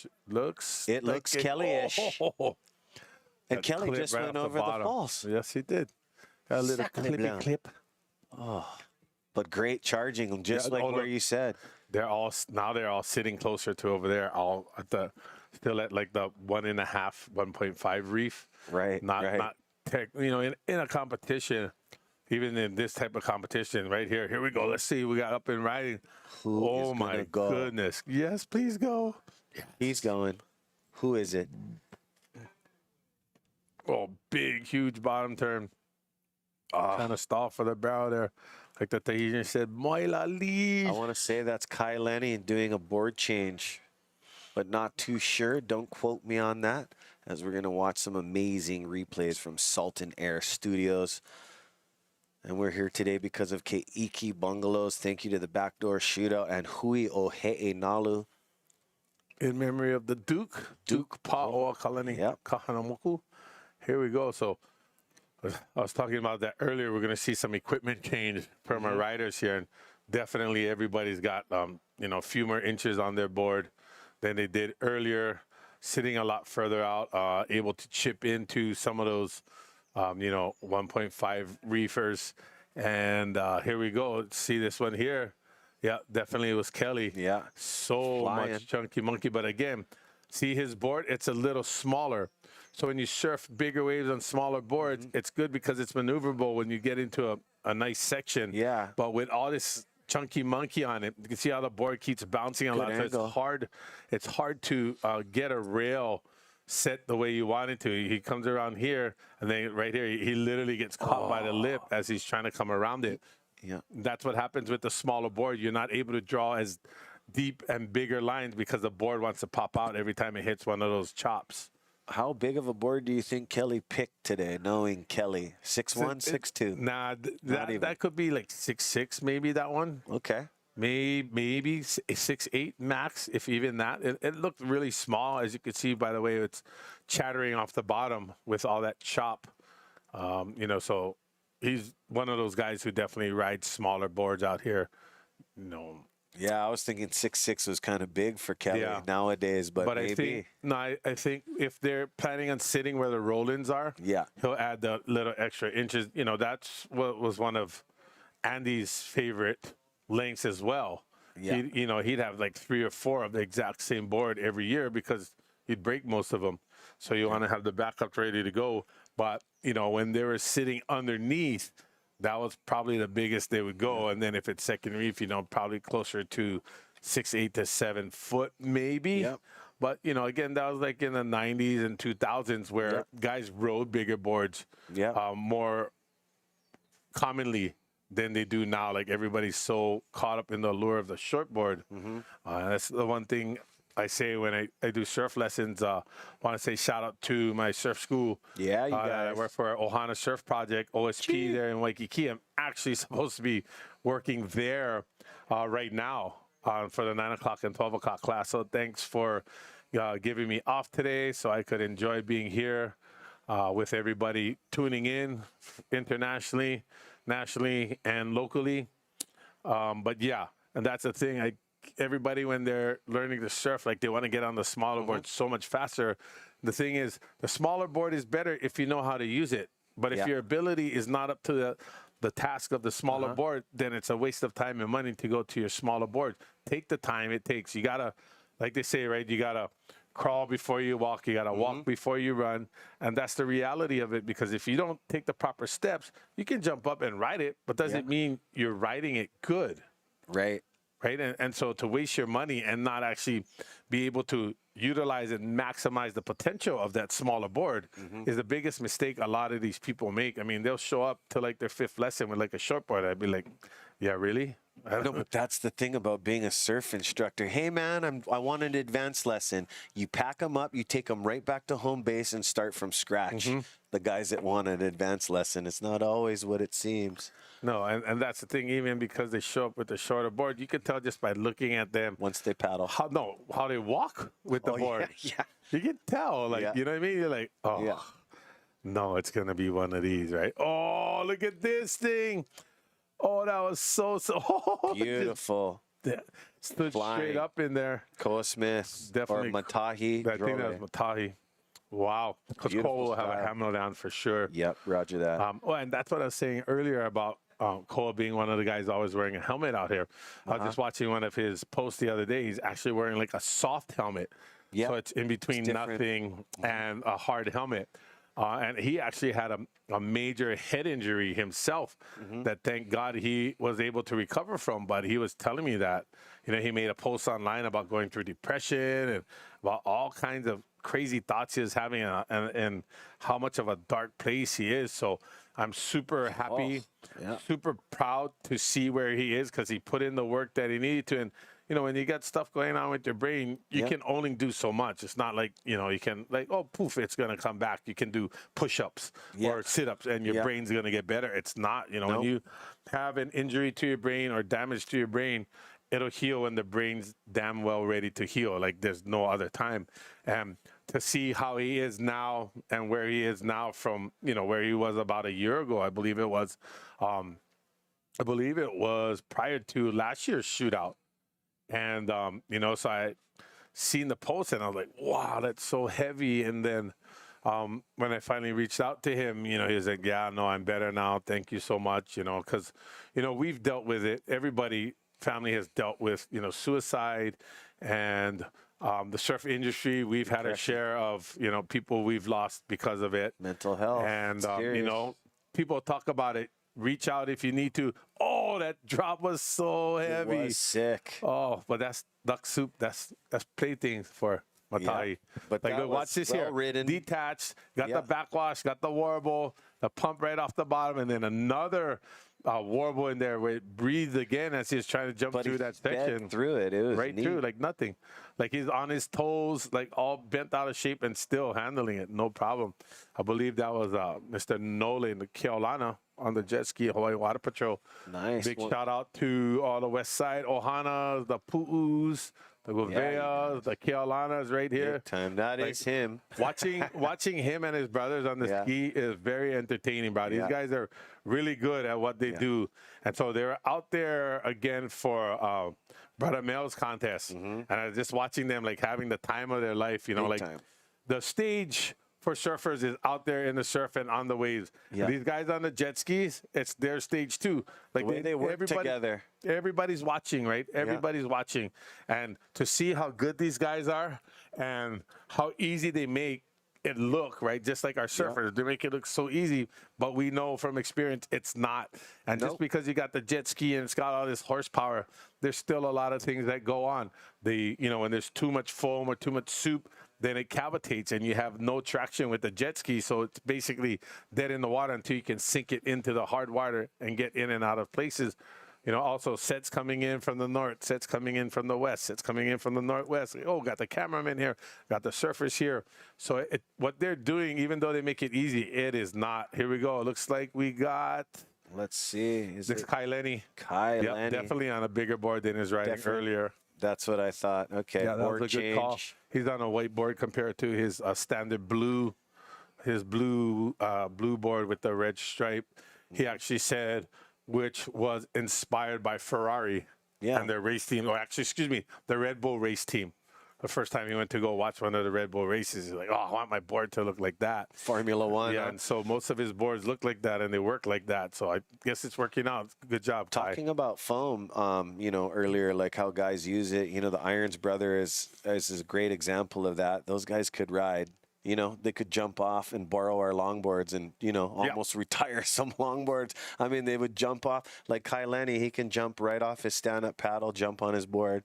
I mean, your stand-up paddles are pretty thick, that's why, and wide. Yeah, so his board, that was a brand new board that he made with KT for this, I think prior to and possibly for the Backdoor Shootout. I don't want to say he made it just for the event, but the timing seems pretty right on time, right? It was like the week before, 2 weeks before he started riding it. And he basically shaped it off his favorite 6.2. And so that was a 7.2 right there. Matahi talking about getting exploded in the wave. I think he told Kelly that, oh, no, Badu. Yeah, exactly. And then, so that board was a 7.2, 24 by 4, right? And he's like probably 100 pounds lighter than me, right? And probably about 6 inches or so smaller, and he's still riding a 4-inch board. So it tells you, like, because my preference is 4.5, but the board I'm riding right now is 3.5. At 23 wide or No. Mine would be wider than probably like 28 or 27 or 28. Gotcha. But, you know, I'm just riding a stock Jimmy Lewis board that Jimmy gave me a few years ago. So super blessed shaper. And stoked for that. Mahalo's Jimmy. I sent him some pics from that day and some video. You know, like I said, I didn't get, oh, look at this. Like, yeah, I wouldn't even waste time. I'd be on my 9-foot board already. Wow. Be on my 9-foot board, 9.2 Kyoki or 9.4 Paisel Padillac. That's why I really admire when these guys jump off their small boards and rise up. They ride their big guns or on Big Wednesday. Some guys are really comfortable with their gun, and some people look like they dusted it off and never ridden it for a long time. Because big waves change your style. And when you don't have a sheet with names on it, it's kind of hard to tell. Because your favorite surfer is kind of having a different experience, you know? Yeah, absolutely. And that's why I've been so fortunate. Moving out to Makaha, I've never surfed my big board so much. And, you know, even when it's smaller, like 4 to 6 or even 6 to 8, I'll take out like a 8.3, 7.6 or 9.2 or 9.4. Just because at Makaha, because it's such a big fat wave that when you paddle in, it's hard to get into. Then a lot of times it'll peak up, and then when you come off the bottom, it gets fat. So similar to what happened with Kelly, if you have a smaller board, it chatters off the bottom. You don't have enough board to pull you through that big bottom turn and the big top turn that you're going to do on the bigger board. So I'm super blessed that, you know, I got a board from Bob Hurley and his family. So aloha, Bob. And Hurley Ohana, he gave me a 9.4. And then in 2018, when I got invited to the Eddie, I also used the 10.4 that he has that I still have. Bob, by the way, if you want it back, I'm waiting for you. He let me borrow it, and that was, what, 2018? Borrowed to own. So it's four years ago, now 5 years. And, hey, anytime you want it back, it's all yours. But I hope you don't. That's a 10.4, 21.5 by 3.5. A Dragon Slayer. Yeah, and then the 9.4 is basically the same measurements. It's a 9.4, 21.5, 3.5. And I love those measurements. They work well. Sonny also gave me a board. There was the board that he rode in the last Eddie. Happy birthday, Sonny. Yeah. So it was the board he rode in the last Eddie, the big yellow board. It's a Widowmaker. Yeah, I got that from Sonny for that event.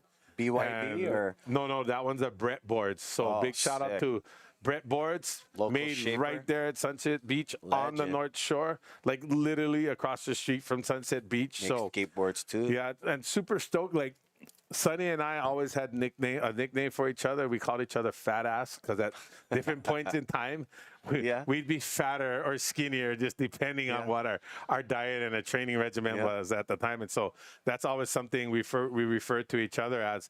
And then, so the board he gave me, it's like a 10-6 Brett, 22 by 4 with like triple layer, 6 outs, top and bottom. I told him, brah, where's the paddle? He's like, what? I go, bro, you can give me one board this big. And, paddle, this is a sub board. This isn't even a prone paddle board. He starts laughing and go, yeah, fat ass, right? And so what happened is it was set up as a thruster. Like Sonny was one of those guys who was a creature of habit. Like his short board was a 6'4". Like the smallest board I ride is a fishy 5'7". I don't know. You ride 5'7". And then the smaller version of that board is the 5'3", which is actually my favorite board. They're actually the CI Channel Islands, Al Merrick, the Average Joe's. So I love those with a good model. Yeah, with the TLC Pro, the Tough Light Carbon Pro setup works really good. I love it because I love what was that before? They had the Biscuit.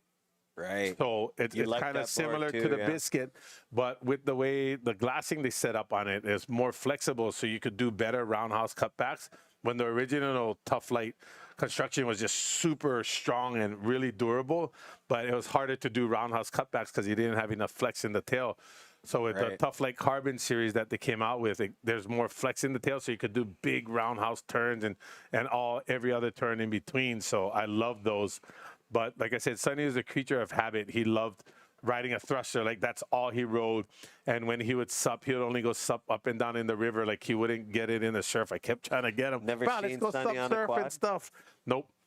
Doesn't have one. Might have seen him on a single fin or a twin fin back in the day, but not regularly. Like me, I'll ride whatever the board calls for that works best.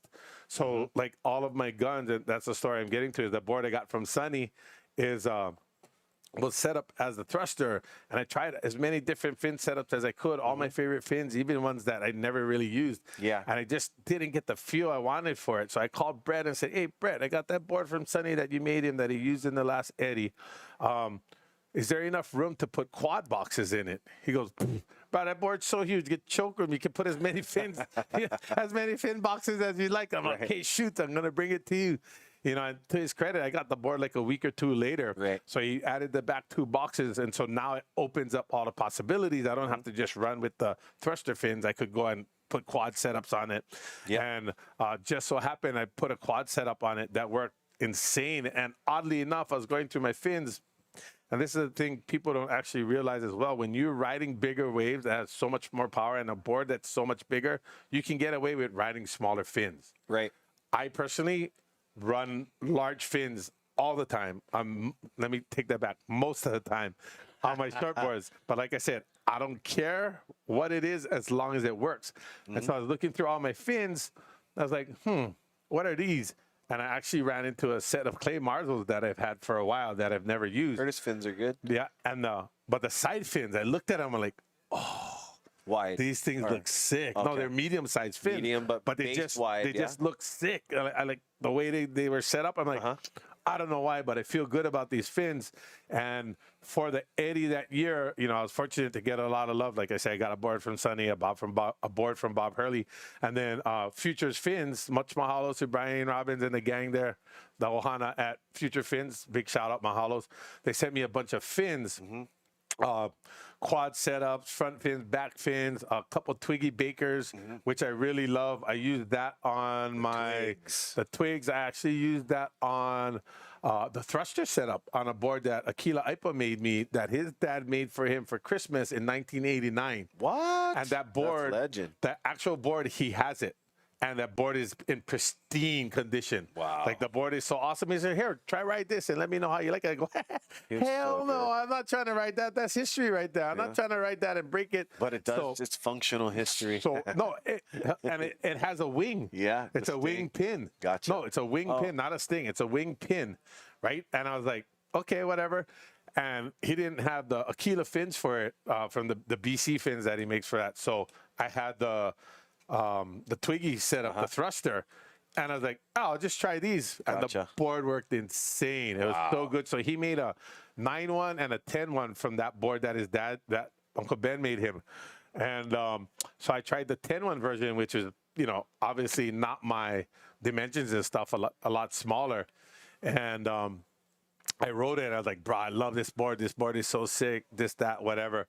And so he actually made me a 10-1 with my measurements, and the measurements I used were actually the measurements from Bob Hurley. The Paizo Padallac that he gave me was a 21.5 by 3.5. And just so happened I was going to order that board, and then he had a canceled board order that was exactly the same dimensions. Wow. But 10-1, and I was actually going to go around 10-4. So I was like, yep, I'll take it. And then I used that board out at Makana the other day, and it's just magic. Let's not talk about your longboard surfing. Oh, when I was whatever. Coming in, practicing for Mel's, you had me in a combo situation, and I just walked up on the beach. Your TJ, that TJ Pro is working Firewire great. surfboards. How you guys? Big mahalos Thunderbolt out to Dave and the Ohana there Hawaiian at Hawaiian South Shore. It's actually a demo board. Yeah, So but you're ripping, bro. I borrowed it for Uncle Mel's contest, but didn't enter, and I still had it then. And then I was Taylor, able. big bro, is ripping on that thing. Send me in one day. Send me one. Send me a couple just in case I break one, because I used it at Pipe during the longboard event too. Nice, nice roundhouse cutback in your backdoor shootout thing. Just stab that thing. No, it's the board, not me. So I got lucky. And it's funny. So the waves were supposed to be big for about a Mel's, and Dave tells me, Dave from Hawaiian South Shore goes, hey, whatever you do, don't break the board. I'm like, bro, you just cursed it. Like, oh, so much pressure now. Like, oh, don't break the board. I'm like, oh. They're hard to break, but that pipe where Keegan was, that thing just took the carbon in half. And that's why I told him, you know, and then I called him saying, hey, I got into the longboard event too at the shootout. And you have any of your vendors that might have like a demo board or something I can use? He goes, what about the one you got? He goes, yeah, but you told me not to break it. And he goes, I'm sure we'd figure that out. Right. And then he goes, you know what? Just use it, bro. Just use it. If you like that board and it works for you, just use it. I was like, what if I break it? He goes, don't worry about it. Just go for it. But try not to break it. I know you'd like the new TJV as well. Yeah, he actually has that one. I'm actually going to go. So I'll be in town sometime this week, Dave. And I'm going to switch out. I'm going to trade out the TJ Pro for the V and try that one. That one, I believe the one I have is in the black construction. And the V that they have is in the red construction. So it's a little more flexible. You're going to love the Xeon construction. This stuff is all next level. I'm excited. And for me, right, like you too, right, being bigger guys, that's what's awesome about technology is it helps to level the playing field out for guys like us. Big time. Right? Like even in small waves, like having these boards, like for me personally, like a lot of people, they like their boards a little heavier. I want mine as light as I can get it because I'm the weight. But they are calibrated. They people say, oh, they're so light, but there's like nothing on the board that doesn't need to be, and it just makes it the best. Absolutely. They're using the theory of KISS. How come Kelly coming in? It's like they got pushed out in the current from that No, they last did. set. There's like a lot of kettle boiling of water currents just reverbing him way outside, so it looked like he was fighting his way back in. So what happens when big sets come in like that, the whole rip literally from off the wall down to back door, look at that thing, gets sucked out over the reef, right? And as the waves keep coming in from off the wall all the way through pipeline, there's the chatter. So that's what you've seen on the wave that Kelly caught. And what happens is it's similar to, like, I don't know if you've ever been to Port Escondido, but after every set, there's always a rip that goes out through the peak. The living daylight out of me. But after, you know how every set, right after, it sucks right back out. Gotcha. And so what happened then was similar to that. So you can see like this, how the wave is still kind of like chattery if they were riding it. That's because that rip's still pulling through there. You can't see it because it's moved a little further in. That last set broke so far out that Kelly and Kai were talking story as they're fighting the rip to come back in. Yeah. You know? Crazy. Yeah. I know they got sucked out a bit. Yeah, you know, and that's the thing, like how we're talking about board technology. KT's got a lot going on up there in Maui. you know, with the KT foil boards, the surfboards, and then the Quattros. Stuff looks good. Sup board, yeah, it looks sick. And like me, I'm all about technology because I always need something that's going to help give me an edge that I wouldn't normally have, especially in smaller waves. Yeah. Right? Technology got me off the couch. Yeah, exactly. 6'2", 250. That's not going to help me when it's 2 foot. But if I got a board that weighs 2 pounds, and you know floats like I'm 150 and paddles that good, I'm all in. You know, so construction. Yeah, absolutely. So you know, it's everybody was like all freaked out when Clark Foam just shuttered their doors and said, "We're out." The frenzy, right? But I'm so glad that they did because it's brought us all this new stuff. Like I don't even use PU anymore if I don't have to. All my guns were, like I said, I didn't order any of those except for from Aquila, but you actually want a little more weight on your bigger boards, so I don't mind that as much. Yeah. And you got thicker glass, but like my short boards, they get too beaten up. They look like a golf ball by the time I'm done with it, and they get flexed out too soon. Look at your feet. Yeah. I wear a size 12, know what I mean? And so I don't like PU for my short boards at all, if I can at all get away with it. Coming out of the screen door at your house. Just sit on it. Get butt implants on the board. Okay, so here's where my foot and my butt goes perfect. You know, and that's the thing. The EPS or, you know, all these newer epoxy type boards, they last longer. They have more flotation. But what I noticed is when you get them brand new, sometimes they don't work. And it takes a few sessions, few different setups. Break them in. Yeah. It truly is Kelly, true. Kelly and Trav Lee hooked me up that same year as well. Trav. For the Eddie, I needed a bunch of short boards, so on the smaller days I could surf as well.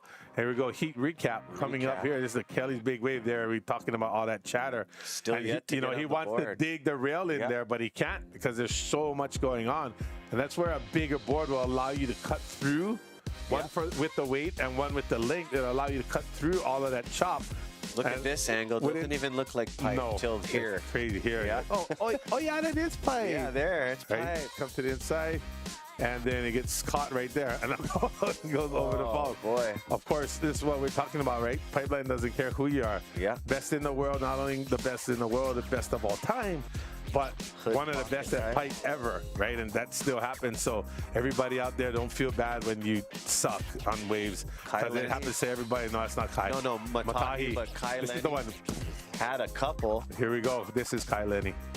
But no real big scores on this one as Kelly's still in the hunt. Yeah, so these are the ones you have to catch from outside when they peak. All right. We'll see you guys coming soon. Join us again. Aloha. Aloha.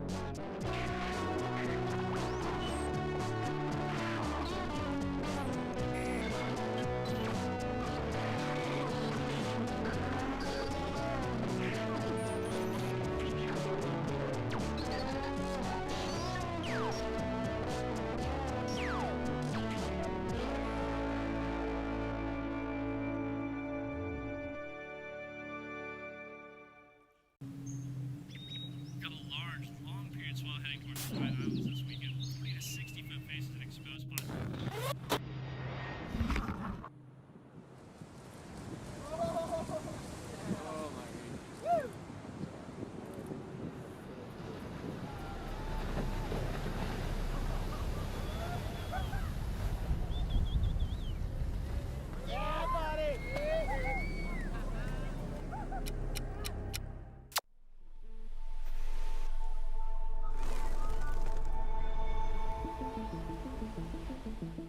There were times we hit walls of garbage that was so disgusting. You just couldn't believe her. As far as you could see in the ocean was just garbage.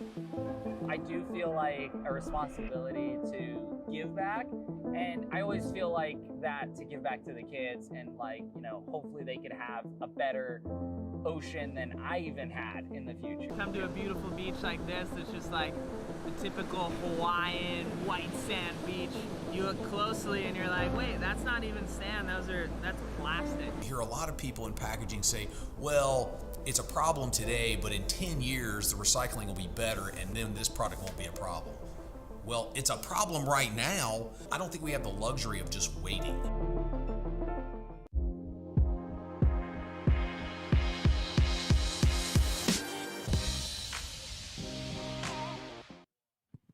Alrighty, aloha gangi, Kainoa McGee here, back in action. Woo! Now it's talking, baby. I got Mr. Walker here with me, Dr. Isaiah Walker, that is. Let's get it straight. It's not Mr., it's Doctor. It's a PhD, and he earned it, so give him his props. So it looks like we got a heat coming up here. We just had a New Earth project with Kelly Slater, Carissa Moore, Koa Smith, Kainehe, and Matahi Drollet. We are now looking at Team Japan. Again, one of my, if not my favorite team, because these guys are crazy. You saw it in the first round. They already know it's going to close out. They know they're going over the falls, but they still go. They still go. They're all about it. They got Shinpei Horiguchi, Taichi Wakita, Daiki Matsunaga, Kenshin Matsunaga, Jin Suzuki, and Shogo Harada. And what's cool about this team is you got guys like Taichi Wakita, which is Wakita's son. Yeah. Right? And like we spoke about it earlier, Wakita Bowl, this, that, and all of that. But what happens is Shinpei is the team captain, and he's like the old man of the team, but still charging. Like last year, he was charging a couple sick waves. And these guys come in so stoked before the heat, after the heat. Oh, they just bowing the whole time. Oh, Kainoa-san. So arigato, like so stoked, you know. And like I said, they go out there and they make the most of whatever they got out there. And actually, the first person I've ever seen with an impact wetsuit was actually Wakita. Oh. Takayuki is his first name, so Takayuki Wakita is the last name. But he's the first person I seen, because where he surfs at Wakita Bowl, it's always closing out, so he's guaranteed bouncing off the reef more than anybody else, because the waves you're catching, like I said, 9 out of 10 were closeouts. And so he's the first person I saw with the pads on the suit, you know, and then, you know, now it's quote unquote an impact suit, you know, and everybody's making them. But he's the originator of that, from as far as I know. I may be wrong. Somebody else may have done it. But as far as somebody who used it on a daily basis and who I seen using it all the time, definitely was Wakita. And he was an innovator that way. Like I said, did enough to get himself his own peak named after him at Pipeline, which nobody else has. With all the famous names that have come through Pipeline, he's the only one that has his own peak.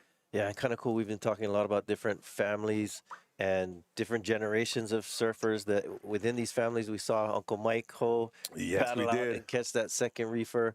And he's got kids, of course, in the event. And then talking about Taichi Wakita as the son of Takayuki. And they also have he has a sister, Sarah, so their daughter is also an amazing surfer. She's also a pro surfer, ripping. So really cool to have these generations of surfers and be able to keep that legacy alive for your family. Look at these third reefers feathering. Okay, so now we're at legit second reef. No more 1.5, 1.5. That's third reef. Well, those are actually, this is where, like I told Ezra just before you came on, I'd be taking out my 9.2, probably my 9.4, possibly my 9.4 Paizo Padillac, or my 10.1 Aquila. Oh. Just to like sit outside. And the whole point of riding the bigger boards is, like I was saying, I'm blessed that my boards work really well and they turn really well. So the whole point of riding a smaller board is because it turns better. Most of the point is. Right. And it's easier to handle. But when you have boards like I have that turn really well, I don't lose anything by riding a longer board. I gain, one, because I gain more paddling power. Two, because I have more board to pull through the choppy turns. You know, like in the last heat, we seen Kelly's board was chattering a lot because he was riding a smaller board on these bigger much more, you could see all the texture going up the face of the wave. As you see the sun hit certain part of the wave, you can tell it's not smooth. It has all like these little whoops on it, and that totally affects the way you ride. This one's more of a north peak. It's going to come in and it's going to push more toward the right. So you can see everybody start paddling, especially the guys sitting at backdoor. They're going to move over a little to get out of the way. And the guys at pipe are just going to, you know, dip their way out. And it broke so far out that luckily it's not top to bottom on their head. But I've also had that happen, be sitting out at second reef and just get clean and be like, what's going on? I'm out at second reef. Look at how far out I am. Why am I getting a 15-footer on the head?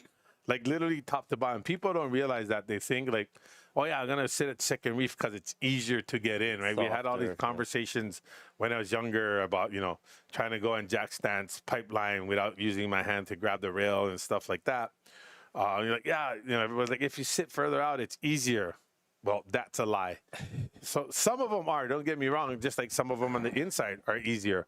But what happens when you sit outside at second reef, which people don't realize, is if you see the spray coming off the back of the wave, this is at first reef, watch how much higher the spray is at second reef. Yeah. So the wind's even stronger. So what happens is when you take off, as you're going down the face, the wind comes up the face of the wave, it goes under your board. And so all of a sudden now you're free falling again on like a 15-foot wave at second reef pipe when it's supposed to be easier. And on certain days with the right swell direction, it teepees on the outside and barrels just like first reef pipe. Here we go. So there's a lot of faces to pipeline. Here we go, up and riding. All right, one of our surfers from Japan. Team Japan out there in the water. Let's see if we got some. So this is where having that bigger board, it'll allow me to paddle over to get to that wave further out rather than kind of sitting inside. And by using such a bigger board, it also makes the decision for you. You're not going to sit on first reef with a 9 to 10 foot board. So like, yeah, I'm going to second reef, right? And so it makes that decision easier when these waves come in. But even when it comes into like the 1.5 reef, you could already be on that wave a lot easier than a 6-foot board or even a 7-foot board for that matter. Right. Well, a lot of action today. And I don't know, do we know when the peak of this? I guess I should open up my Surfline app and check it out. But I'm guessing because tomorrow, I'm curious what tomorrow is going to look like. I know it's got a bunch of gold bars on Surfline. Here's a replay of this last one. Looking for something, decides to kick out. Yep. So here we go on the app here.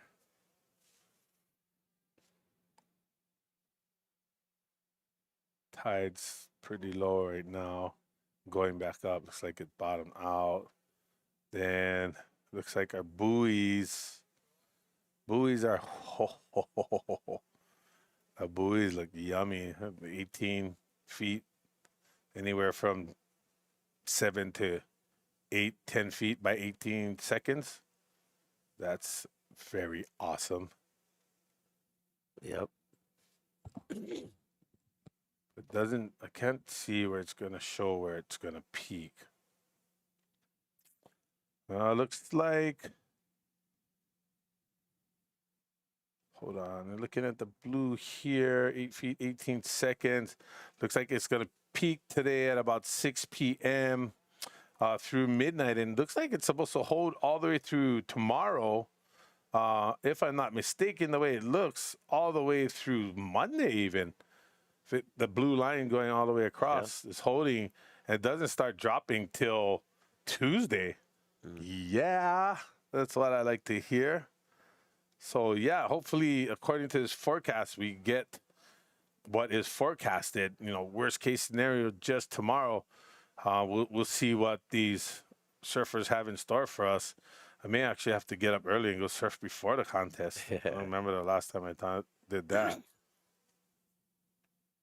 Beautiful drone view of our island is cool. We started off in the morning looking at the sunrise, and now we're seeing the sun head down toward the west and looking at Mount Ka'ala. Earlier, made a faux pas. I had Kauai on the brain. I said, why Ale Ale? I was like, because my son right now is on Kauai and they're over okay, there. that'll do it. So, I don't know. Anyway, I know the difference, but I was spacing out a little bit. Sometimes you volley out too much and you say something wrong. Standard. Here we have it. A rider gonna what did I tell you? They're gonna go. I was just gonna say he's not gonna make this. He's gonna go over the falls. I literally was just gonna say it, and he jumped. But like I said, send it. These guys are just all about going. Like they'll go over the falls rather than pull back, just because. Like bonsai. This is why I love these guys. Team Japan is my favorite. Like every other heat that's happening. Just because they're in the wrong place, the Japanese, they're just gonna go. Like they don't care. They're all about it. Warrior spirit. Yeah, very cool. So the North Shore of Oahu, they sometimes call it the 7 Mile Miracle. We was talking the other day when we were watching the live. We were doing the live with Surfline. Hang on, let's look at this review of this one. Oh, here we go. Water angle. Look at and that way it wasn't in any way, shape, or form makeable. That's like the worst place to be. Oof. But Ezra and I were talking about when we were doing the live for the Waimea Bay on Big Wednesday. How the North Shore is kind of in some way, I don't know if you agree with this or not, kind of it's bifurcated into two. Like you have everything north of Waimea. It's kind of its own feel. Call it upside and downside. Upside and downside. Upside. So upside is past. Basically, well, depending where the person you're talking to. So like if they live Wailua and stuff like that, you know, past Haleiwa is like upside, but mostly past. So say like, because a lot of the surfers that come from town and stuff, they don't go too much further past Chuns and stuff like that. So Haleiwa, usually from there, Chuns. yeah. So from there up. And the waves are kind of different. I mean, you have further paddles for most of the spots on that side. And then a lot of the surf what we're looking at really close to shore. I mean, Pipeline, you know, Rocky Point, a bunch of all these spots are really close to shore. Here we go. Let's go. Just make charging. it around. Oh, so gnarly. No can. Almost though. See if we got a taker on this next wave.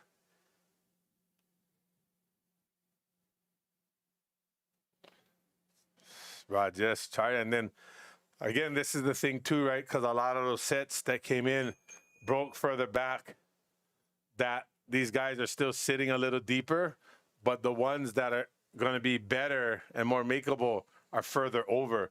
So that's kind of the game they're playing right now and trying to figure out where they want to sit. And like I said, the equipment will determine most of the time where they're going to be sitting, or what equipment they decide to use is because of the decision they made of where they're going to sit. So where these guys are, they're still pretty deep considering the type of swell we got and the direction of the waves right now. I have a shot of the military. There's a academic Coast book Guard. that I really like, written by Phyllis Turnbull, and it's called Osei Can You See How the Military in Hawaii is Hidden in Plain Sight. Which is an interesting concept. Like, in many ways in Hawaii, we're so used to it, but we don't realize how militarized, especially Are you Oahu kidding me? is. It's just It's fully everywhere. militarized. And the thing is, because people talk about it so nonchalantly and so easily because it's been around forever. But, you know, that's the reality of the situation, is that Right. that's the reality. Yeah. Like, you know, there's bases everywhere. And like you said, there's bases on other islands as well, but, you know, a ton of them here on Oahu. Look at this. You know, Oh, namely my on Kauai, goodness. Barking Sands. Turn around, turn around, Oh. turn around. Bonsai. Oh, He's come going on. for it. No, Make it. no. Oh, I wish he could have got off every wave we've seen like that today so far. Yeah. That wasn't made. If they would have made it, is at least I an know. excellent score or more. Oh, So I was close. so hoping he was going to make that. Oh, man. so close. And again, that's pipeline, right? That's why I always refer to her as the beauty and the beast, right? There's the beast right there. And then, you know, the beauty is when you actually make one of those and you pack it. Here we go. Oh, live Getting action. in. That looks like the next competitor. But so you see how you got all this warble going down the side of the wave and the flex out in the wave. From knifing it. Yeah, exactly. You're basically turning into a big little wave. fat. It's not even a chop. It's like a wake. Yeah. Right. Like if you're, downwinding, you know how you ride all those little bumps. That's basically what it is. But it's going sideways across the wave and across you as you're trying to go through it. And usually what happens is when you come through those warbles, here we go, take off. Oh, he was basically under the lip when he took off and hoping. And that's the thing where being a front sider, whether it's going left or right, is so hard because you can't sit on that inside rail like the guys, you know, like Kelly does, Andy Bruce, and just your leg, park your butt.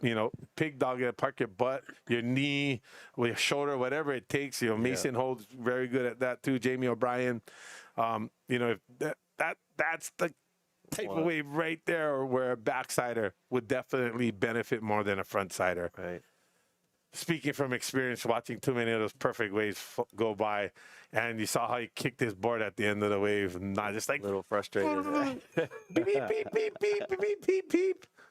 That'd be underwater. That'd be me underwater. Because it stayed open too, though. Oh, but look how much cleaner now. The ones that are hitting the inside, right? Yeah. So on the outside, see all that texture going from right to left up the wave. So you see that texture in the lip. It's not a clean, perfect lip. The lip actually has steps to it as it's breaking.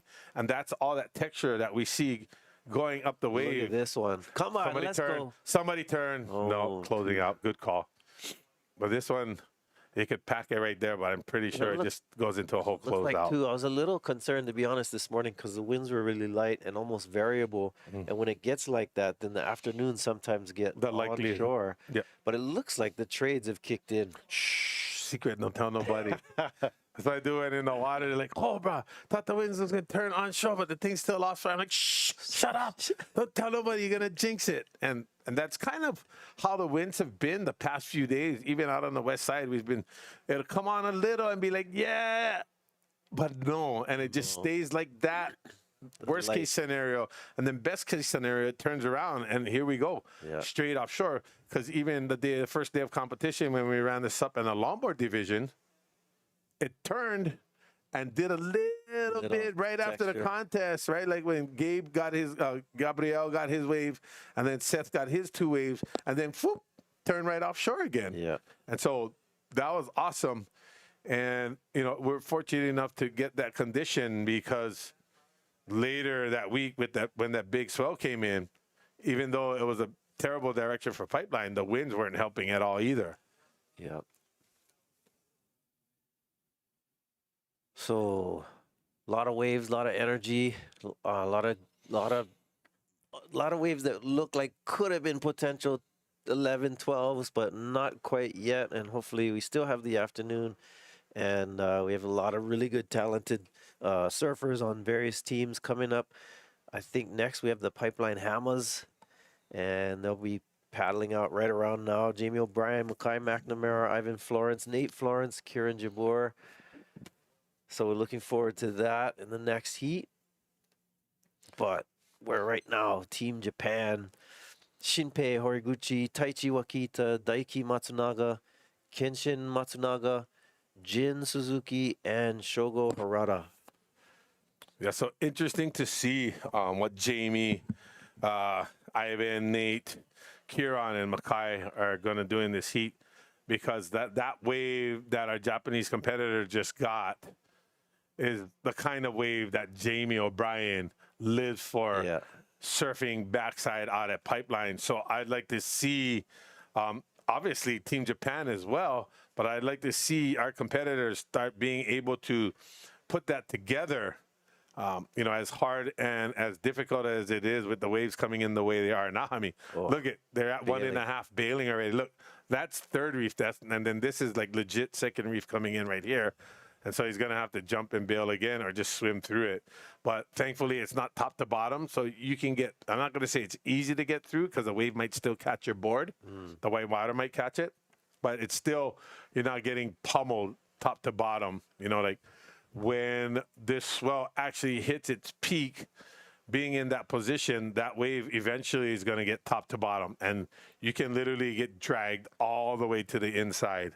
And that's just one of those things that comes along with surfing pipeline. You have to, whether you like it or not, it's going to happen. And as much as you try to avoid it, if you're trying to be out there and trying to make any impact in the lineup whatsoever, you're going to have to put it on the line at some point and risk it for the biscuit, I guess is the saying, right?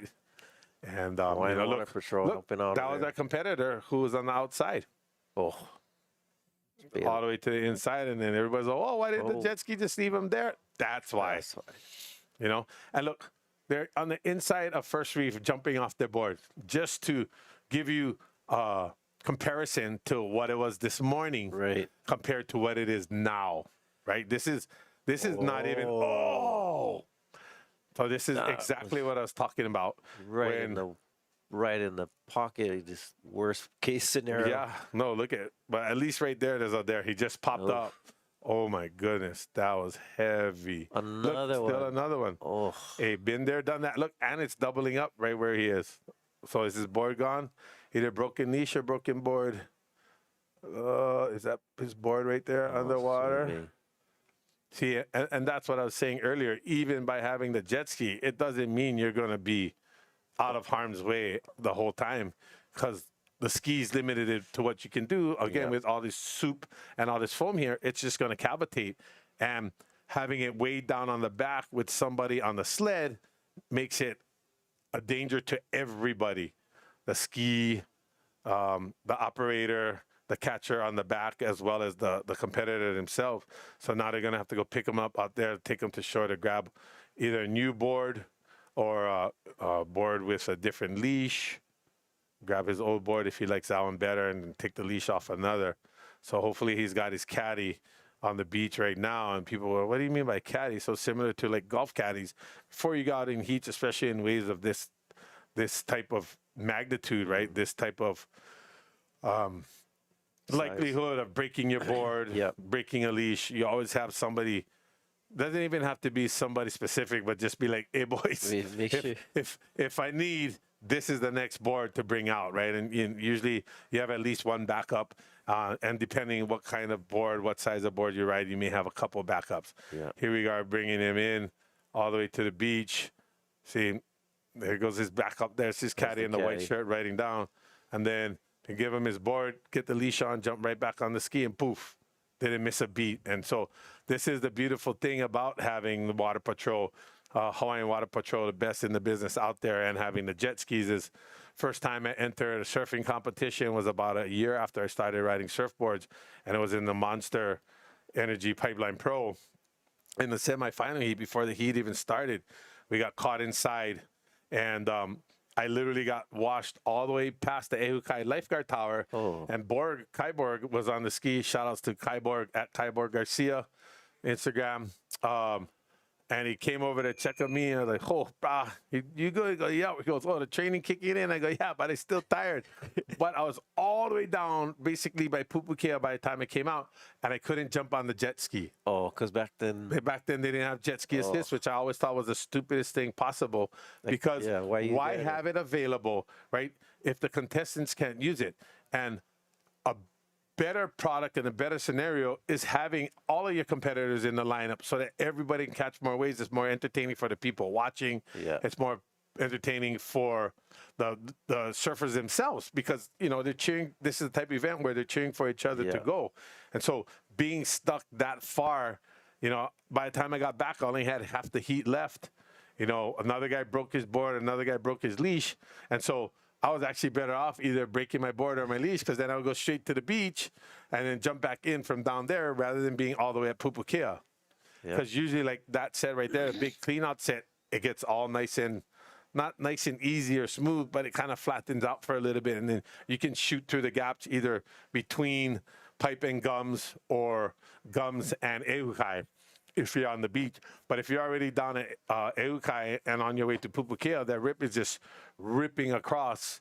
And the waves that are breaking now over there on the sandbars are like tripling up on each other. So like you can't even dip. Like you just hold the board underwater and hope you don't get totally pulverized. There may have been a rider on that wave. Let's see, you got 3 guys there. Here we go. Here we go. Here we go. Come on. Oh, bruh, these guys are just sending it down so heavy. I think that was the same guy who had to straighten out on the one. Yep. And, you know, like he's looking at basically the same wave and said, I'm going anyway. Uh-oh. Yeah, and then this happens. Oh, luckily he's inside enough where right there, you see how the explosion? So that's how you either want to be closer to the explosion or further away. For 2 reasons. One, if you get closer to the explosion, a lot of times you can dip right underneath. And if you get lucky, boop, it pops you right in the back. But if you're further in instead of being like halfway in between the two, because if you're halfway in between the two, that explosion lands on your head then sends you to the bottom, picks you back up, and you get stuck in that washing machine in the middle of that white water there. And then if you're further in, then you can avoid it altogether. See, look, these guys didn't see if it's Nolan Keolano there to see if the rider wants a pickup, but look at so late. Oh, that's the wave you were saying. I think there was a rider on that one. Oh, look at, so you see how the board, like he was already falling away from the board. So sometimes that happens, and that was like Kala's wave last year, Kala Grace. The board, like when he got up, the board fell away from him, but it helped when he could get his feet back on the board and stick it. Yeah. Because now he's further up and has more control. Oddly enough, further up on the nose of the board, where if you're too far back, you're closer to the middle, which is the widest point of the board. So you're not going to have as much control there. That part of the board is going to be you want to skip out on the water. So sometimes when that happens and you can make it, and when you do, it's by far one of the most glorious rides you ever had because you free fell onto it and just like, oh yeah, it's under my feet. And that, you know, if you watch that wave from Kala last year, that's basically what it was. It's one of those things you fall out of the sky and like, oh, look at what I found. So we're doing a recap of this heat. A lot of whitewash in this heat, but we had a few bonsai charging from Team Japan. So heavy. Got a few broken leashes and bombs like this one. Oh, jeez. So heavy. And, you know, this heat, that was all what it was all about, just charging. Like, look at how perfect that wave was right there. You know, and like I said, it's all about placement, being in the right place at the right time. Well, unfortunately, this looked like a good one here, but unfortunately, he wasn't able to make it out. And next, we'll have Pipeline Hammers with Jamie O'Brien and his crew. Don't go anywhere. We'll see you in a little bit. Okay, bye.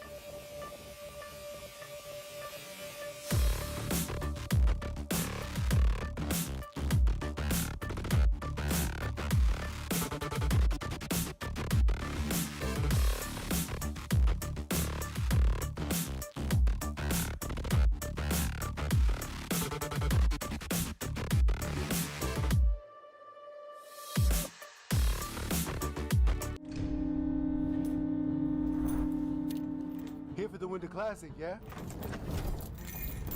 Welcome back.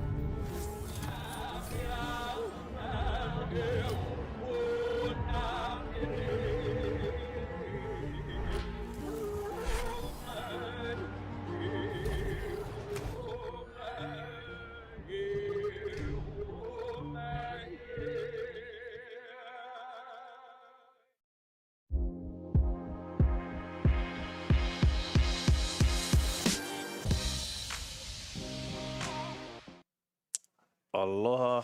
Welcome back to the Backdoor Shootout 2023. We are live at the Bonsai Pipeline looking at some massive surf. We've had a lot of third reefers, second reefers, 1.5 reefers, and a lot of action going on. We're into the second round of our shortboard division. We've already had the first 4 teams go out. We're now in our 5th team, which is the Hammers, Pipeline Hammers. And here we look at these sets coming through.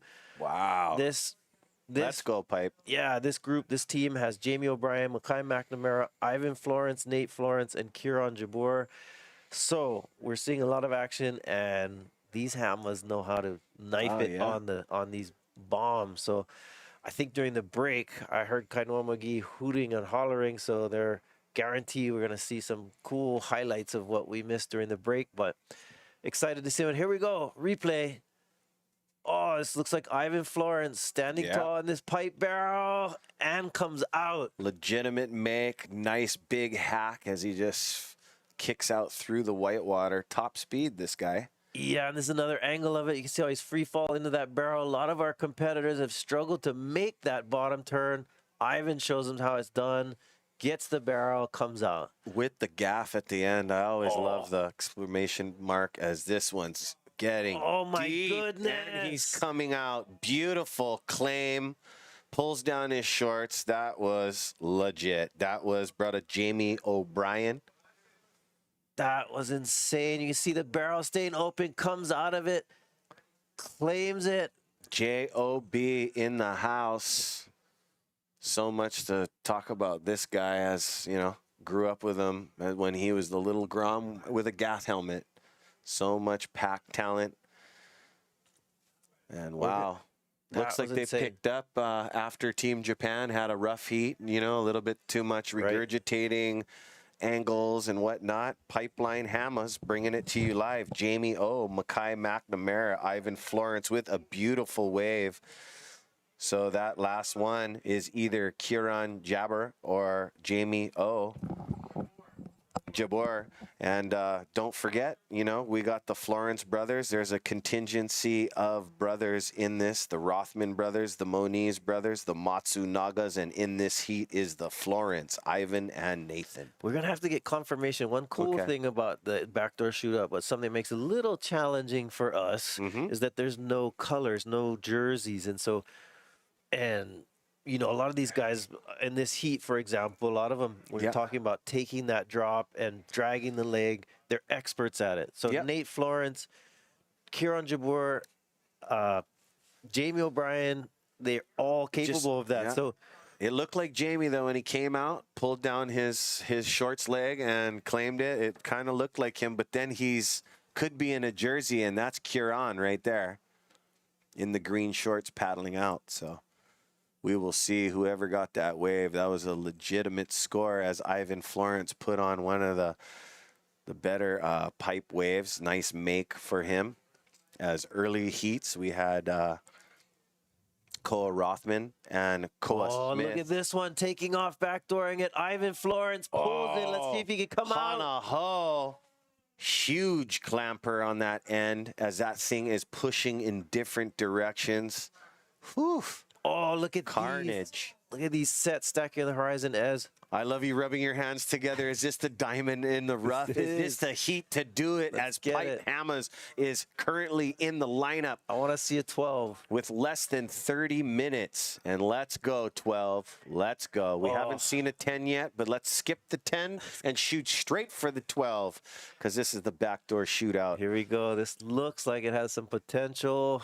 Oh, it's a little too north on this one, so not going to give them a chance to get in early. But our camera guys are going to get it. Oh, my gosh. What a bad place for the camera he went down deep. I wonder if he even bailed his merchandise. Oh, and then we see that second reef with that trade winds blowing up the face.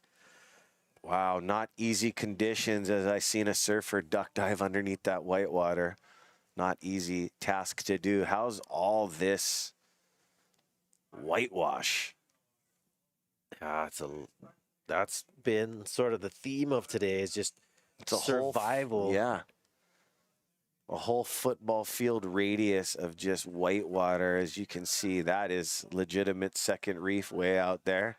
Not quite making the connection, but nonetheless, beautiful waves on offer as a northwest swell is taking, kind of petering out, and a west-northwest is filling in thanks to Surf Line. Always coming in clutch, and thank you to Keiki Bungalows. And we got $5,000 for the wave of the day at the Backdoor Shootout. The Bungalow wave at Backdoor Shootout. 5 G's for that surfer. Not to mention the main prize purse for the team and the Covenant title. So Yeah, and also to Monster Energy, Kona Brewing. Actually, my good friend Daniel Ikaika Ito. yeah, Over there with Kona Brewing. good, brother. Aloha. How you, Daniel? Sinaloa chips. And buggers, they're shaped like surfboards. I know. Get one Kainoa McGee model, one John Florence model. Here's a replay. Let's check this out. This is Ivan's wave. He makes that. Looks like he's going to come out. And then it clamps. He was way deep on that.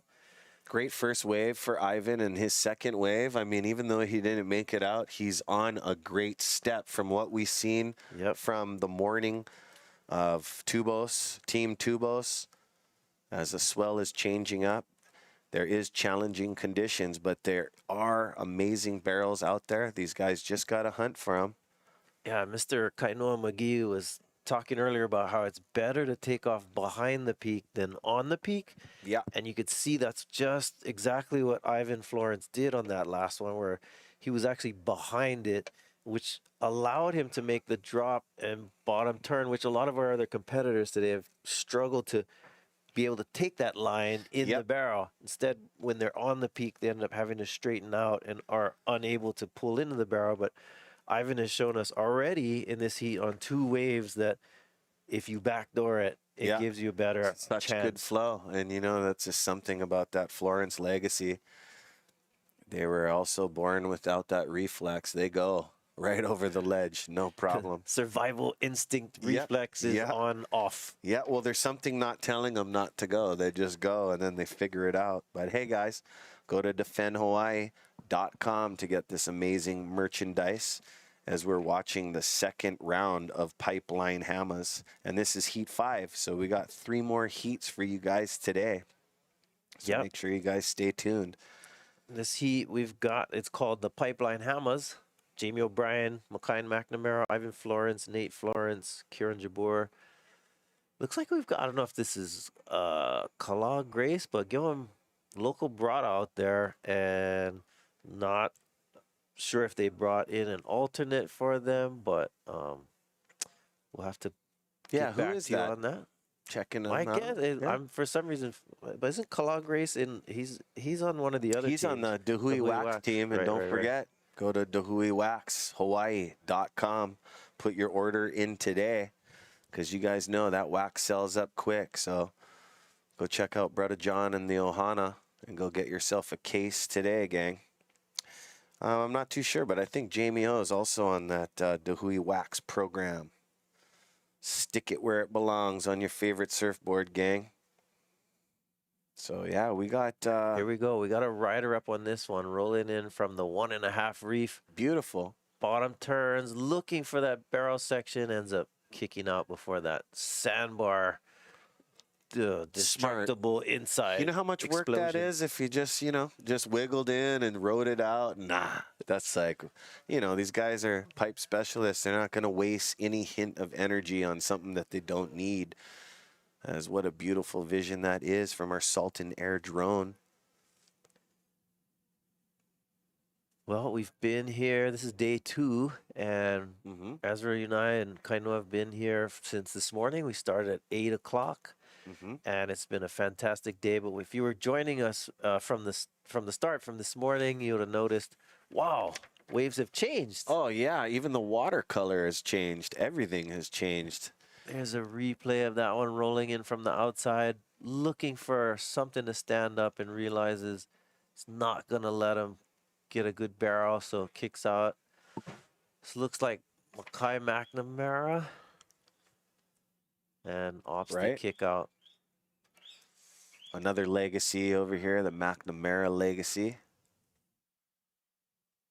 Multi-talented family. Oh yeah, the brother dad is a musician as well, and makes really good music here in Hawaii. I remember watching the local surf TV channels, you know, Heavy Water and Board Stories and all that stuff, and just watching Liam with his helmet, man. Just expertise, pipeline specialist. And that was back when not many people wore helmets, which is cool. He So was it like kind of the guy. the guy doing it. And not only Liam, but Liam's brother, Garrett. Garrett. Yeah, see. Garrett McNamara, yep. Hard really charger. a pioneer in surfing in Portugal. Yeah. And so big wave hunter. And then Landon's also wearing the helmet. He had a great performance. That day we were calling surf lines, you know, when the Eddie didn't go, but it was the 20-foot plus series. That was awesome. You can also see this morning we had a bunch of these drone angles, but look at the difference. You can see the lines out to sea. Oh, I love that. You see that? That looks like there's, well, actually that corner bowl is going to clamp down on this one. I got the corduroy lines way outside on the North Shore. And, you know, when you're driving down to the North Shore, oh, here we go, live action, backside, grabbing rail, standing tall, let's go, and makes it out. Comes flying out. I believe that might be Kiron. I believe so. It was a make, which is awesome for today. Beautiful. As some pipe surfers are leaning over the edge. Pipe is pretty hefty and thick.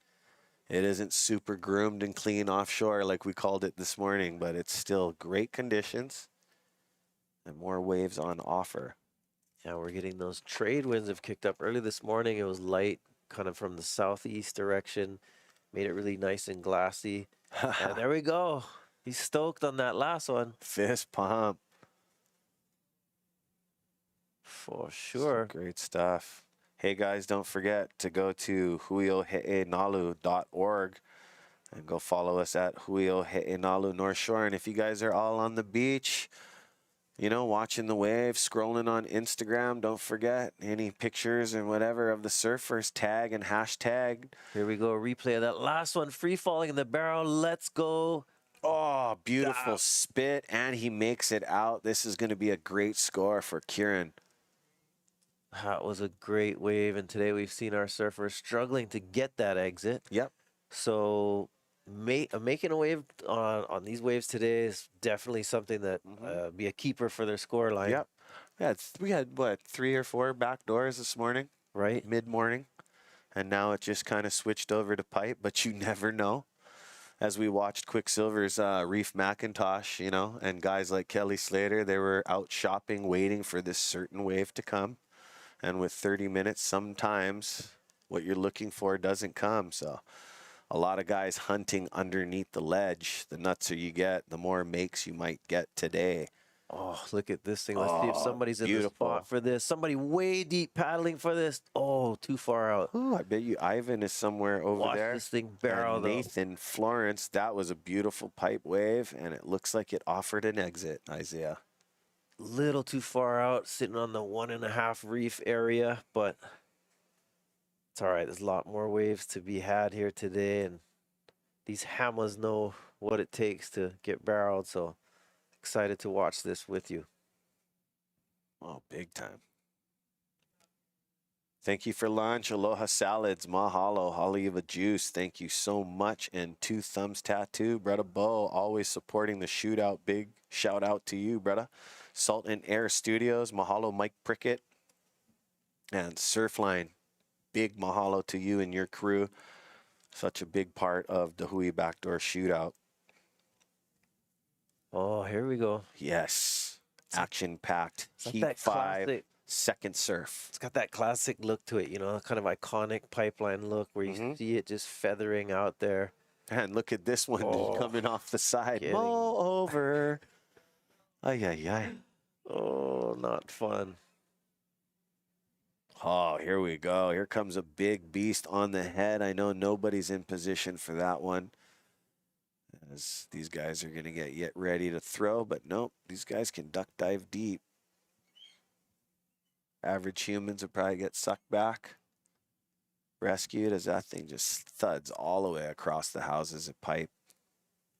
Still see that sand, but it's changed quite a bit from this morning. We were looking at more sand like in the middle of the break, and now, as Kainoa McGee kind of predicted, that the sand would move more over into the channel and onto the shoulder where the camera crew is, and more desirable. Apparently, it allows the wave to barrel more and hopefully give an exit. Although some of those exits have been a little difficult today, being that we got this very strong swell on the rise. It's supposed to peak this evening, but we're seeing still some amazing rides like we saw just a moment ago with Kiron Jabour getting an in and out barrel. We've got Jamie O'Brien in this heat, and Makai McNamara, Ivan Florence, Nate Florence, regular foot, whereas Ivan, his brother, goofy foot. That's Jamie closest to us towards the screen. Yeah, all these guys, team format, they're all talking about their last rides. Of course, everybody's going for that, you know, singular title over here at the Backdoor Shootout. But they're also sizing each other up. You've been in competition. So what? How was that last one? You know, you get those people that don't say anything in the heat, and then you get the real chatty ones. Yeah. Here we go. Out the back. Oh, boy. Super deep. See if he can roll into this one from outside. Makes the drop. Comes around into this inside section. Stalls.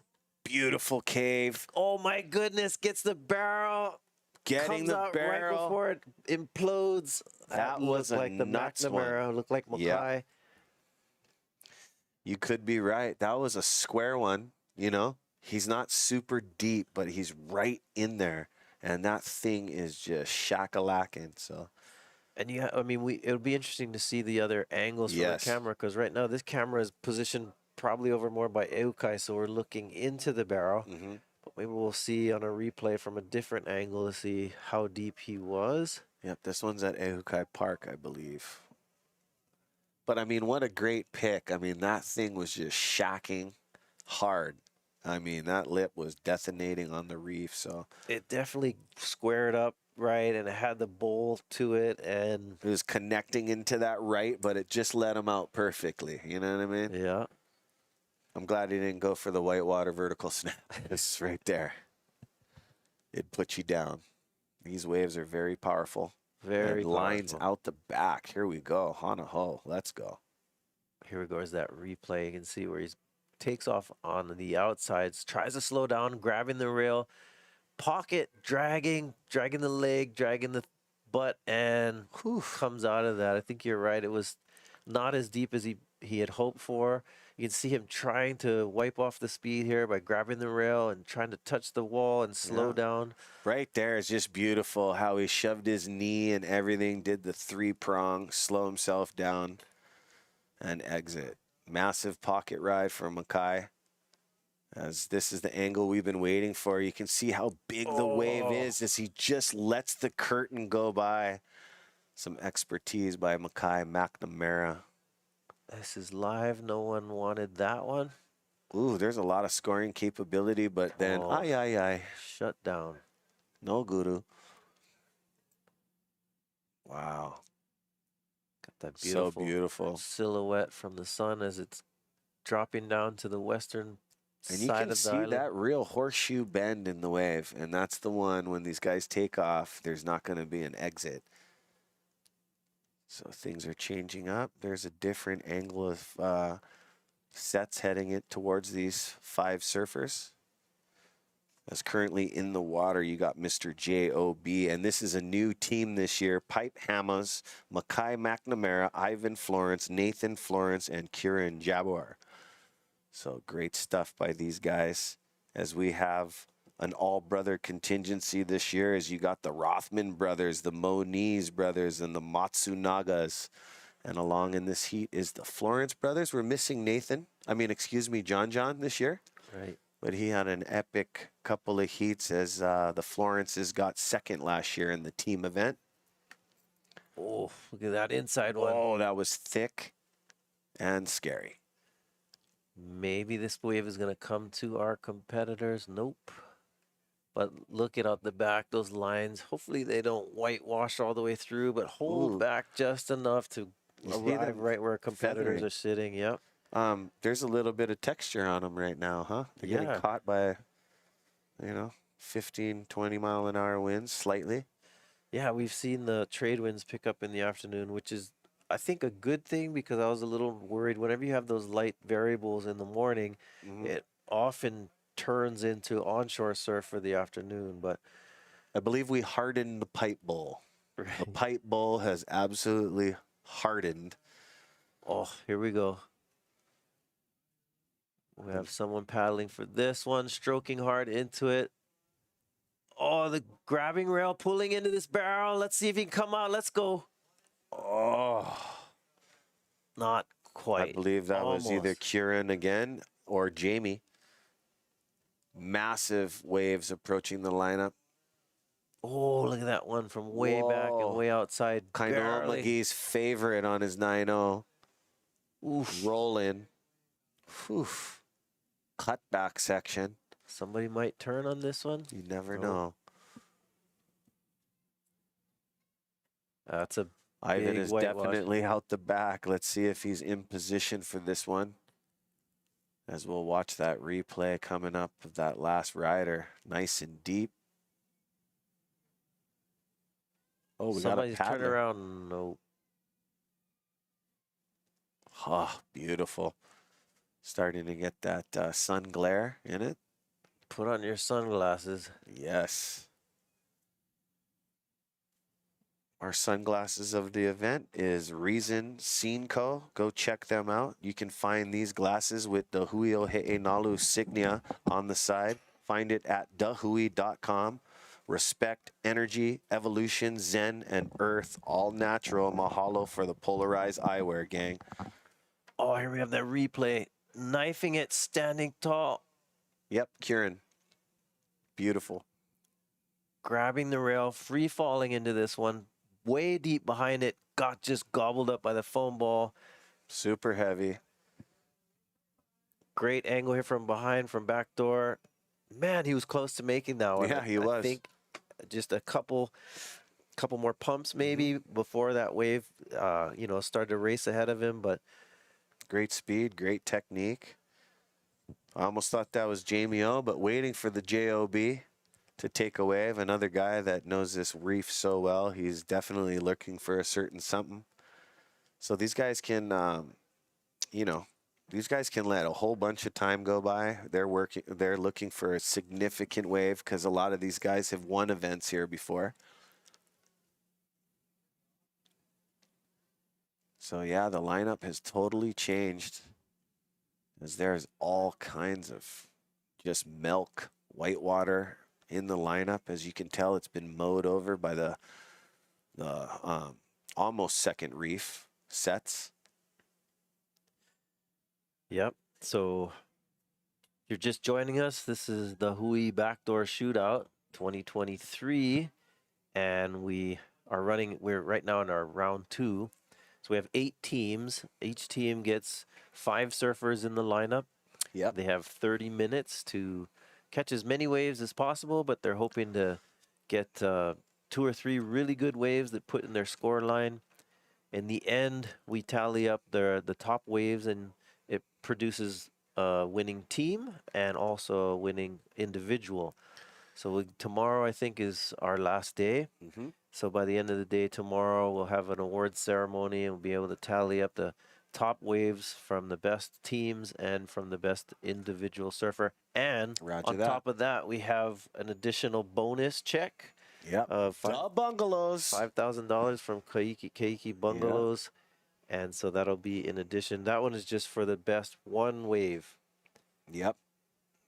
That is. It's the Bungalows Wave of the Shootout. $5,000. So awesome stuff. Now, we've also seen oftentimes the best wave of the shootout becomes the best wave of the winter for the whole season. We've seen that happen more than one occasion. So we still have today and tomorrow to see if we can get locked in on a 12-point ride that gets them multiple accolades. Yep, this isn't a normal event. It's not like top two are going to come out of this heat and move on to the second, third round, semifinals. This is a team format, and these guys are trying to get the coveted title of the Backdoor Shootout. So they're pretty much competing against all 8 teams, but they're surfing within their team. And Uncle Eddie added the 5th guy this year, and that's pretty awesome. Sometimes Pipe is so busy at these backdoor events, it's like, okay, you don't want to see no waves getting let go. So got a beautiful shot here from the drone looking toward the beach, and as you can tell, Pipeline, what makes it so exciting as a spectator wave, if you're on the beach, you are so close to the action, you feel like you're right there with the surfers. And this surfer here going for this wave on the inside, Kiron, looks like a racer, has to get out of that one. He's just staying busy. He's actually smart because he's just getting himself into that rotation. As I've seen a lot of our expert surfers shop too long, be on the outside. When a lot of those big sets come in, it seems to be pushing the surfers way out too. And, you know, it's not always fun when you're relining up yourself when you're 100 yards out from the actual peak. So Pipeline Hamas currently in the water. Leave less than 15 minutes to go. And this is the 2023 Dahui Backdoor Shootout. Here's a little recap of the action so far. This is Ivan Florence, gets into the barrel, comes out with the spit, hits the lip. One of the better waves of the day, in fact. That was one of the better ones. And then here we have Kiron Jabour stalling, dragging, slowing down, comes out of the barrel, claims it. That one was a legitimate Pipeline disappearing act with the claim. He felt that one. And here we have another action, another angle of that same wave. Getting barreled, coming out. Ew. Love that angle. Here we go. Another one of This one is Makai McNamara slowing down, trying to get that barrel. Doesn't do much for him, so he kicks out. Stoked on that one. Stoked, Kiron. Here we have another angle of this wave of Makai McNamara. Bottom turning, slowing down. Square one. This was that square one that he's trying to slow down, even though he didn't get super deep. A successful ride all the way through to that sandbar section. And this is another angle of that same wave of pulling in the barrel. Don't go anywhere. More action coming to you from the Backdoor Shootout. Aloha, gang.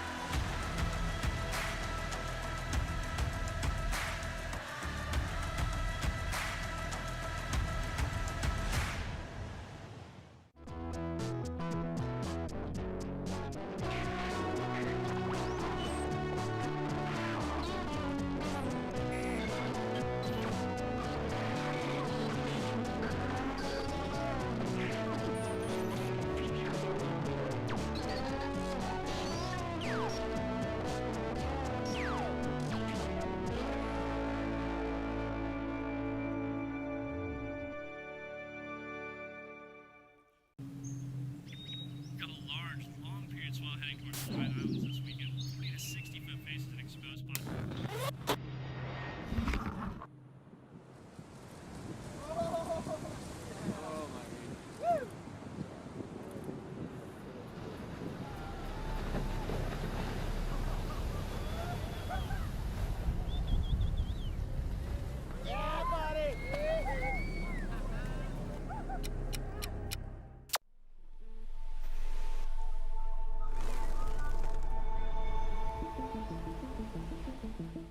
There were times we hit walls of garbage that was so disgusting. You just couldn't believe as far as you could see, and the ocean was just garbage. I do feel like a responsibility to give back, and I always feel like that to give back to the kids, and like, you know, hopefully they could have a better ocean than I even had in the future. Come to a beautiful beach like this, it's just like the typical Hawaiian white sand beach. You look closely and you're like, wait, that's not even sand, that's plastic. You hear a lot of people in packaging say, well, it's a problem today, but in 10 years, the recycling will be better, and then this product won't be a problem. Well, it's a problem right now. I don't think we have the luxury of just waiting.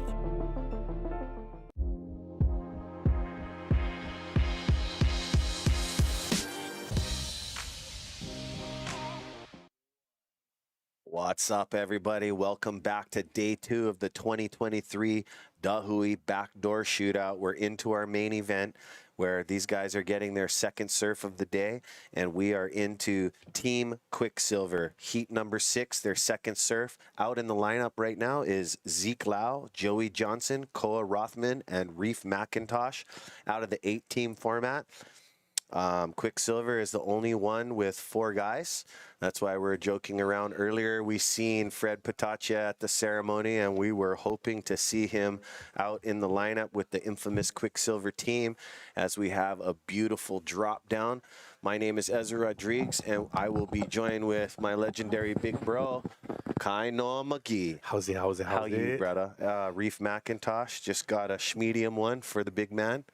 But Sounded like that last heat, bro. The beginning of that last heat was freaking retarded. I heard you guys. I was like, what? Rumbling. Yeah, I had to walk out of the showroom or the production room. It was too nuts, too much. Roger that. Information overload pipeline. I like. There's hardworking Joey Johnson. This guy works all summer so that he can have a pleasant winter. Team Quick. And, you know, you guys never forget, as surfers, you know, surfing can be a self sport. It can make you look a little selfish, but this guy works all summer to make it happen for himself.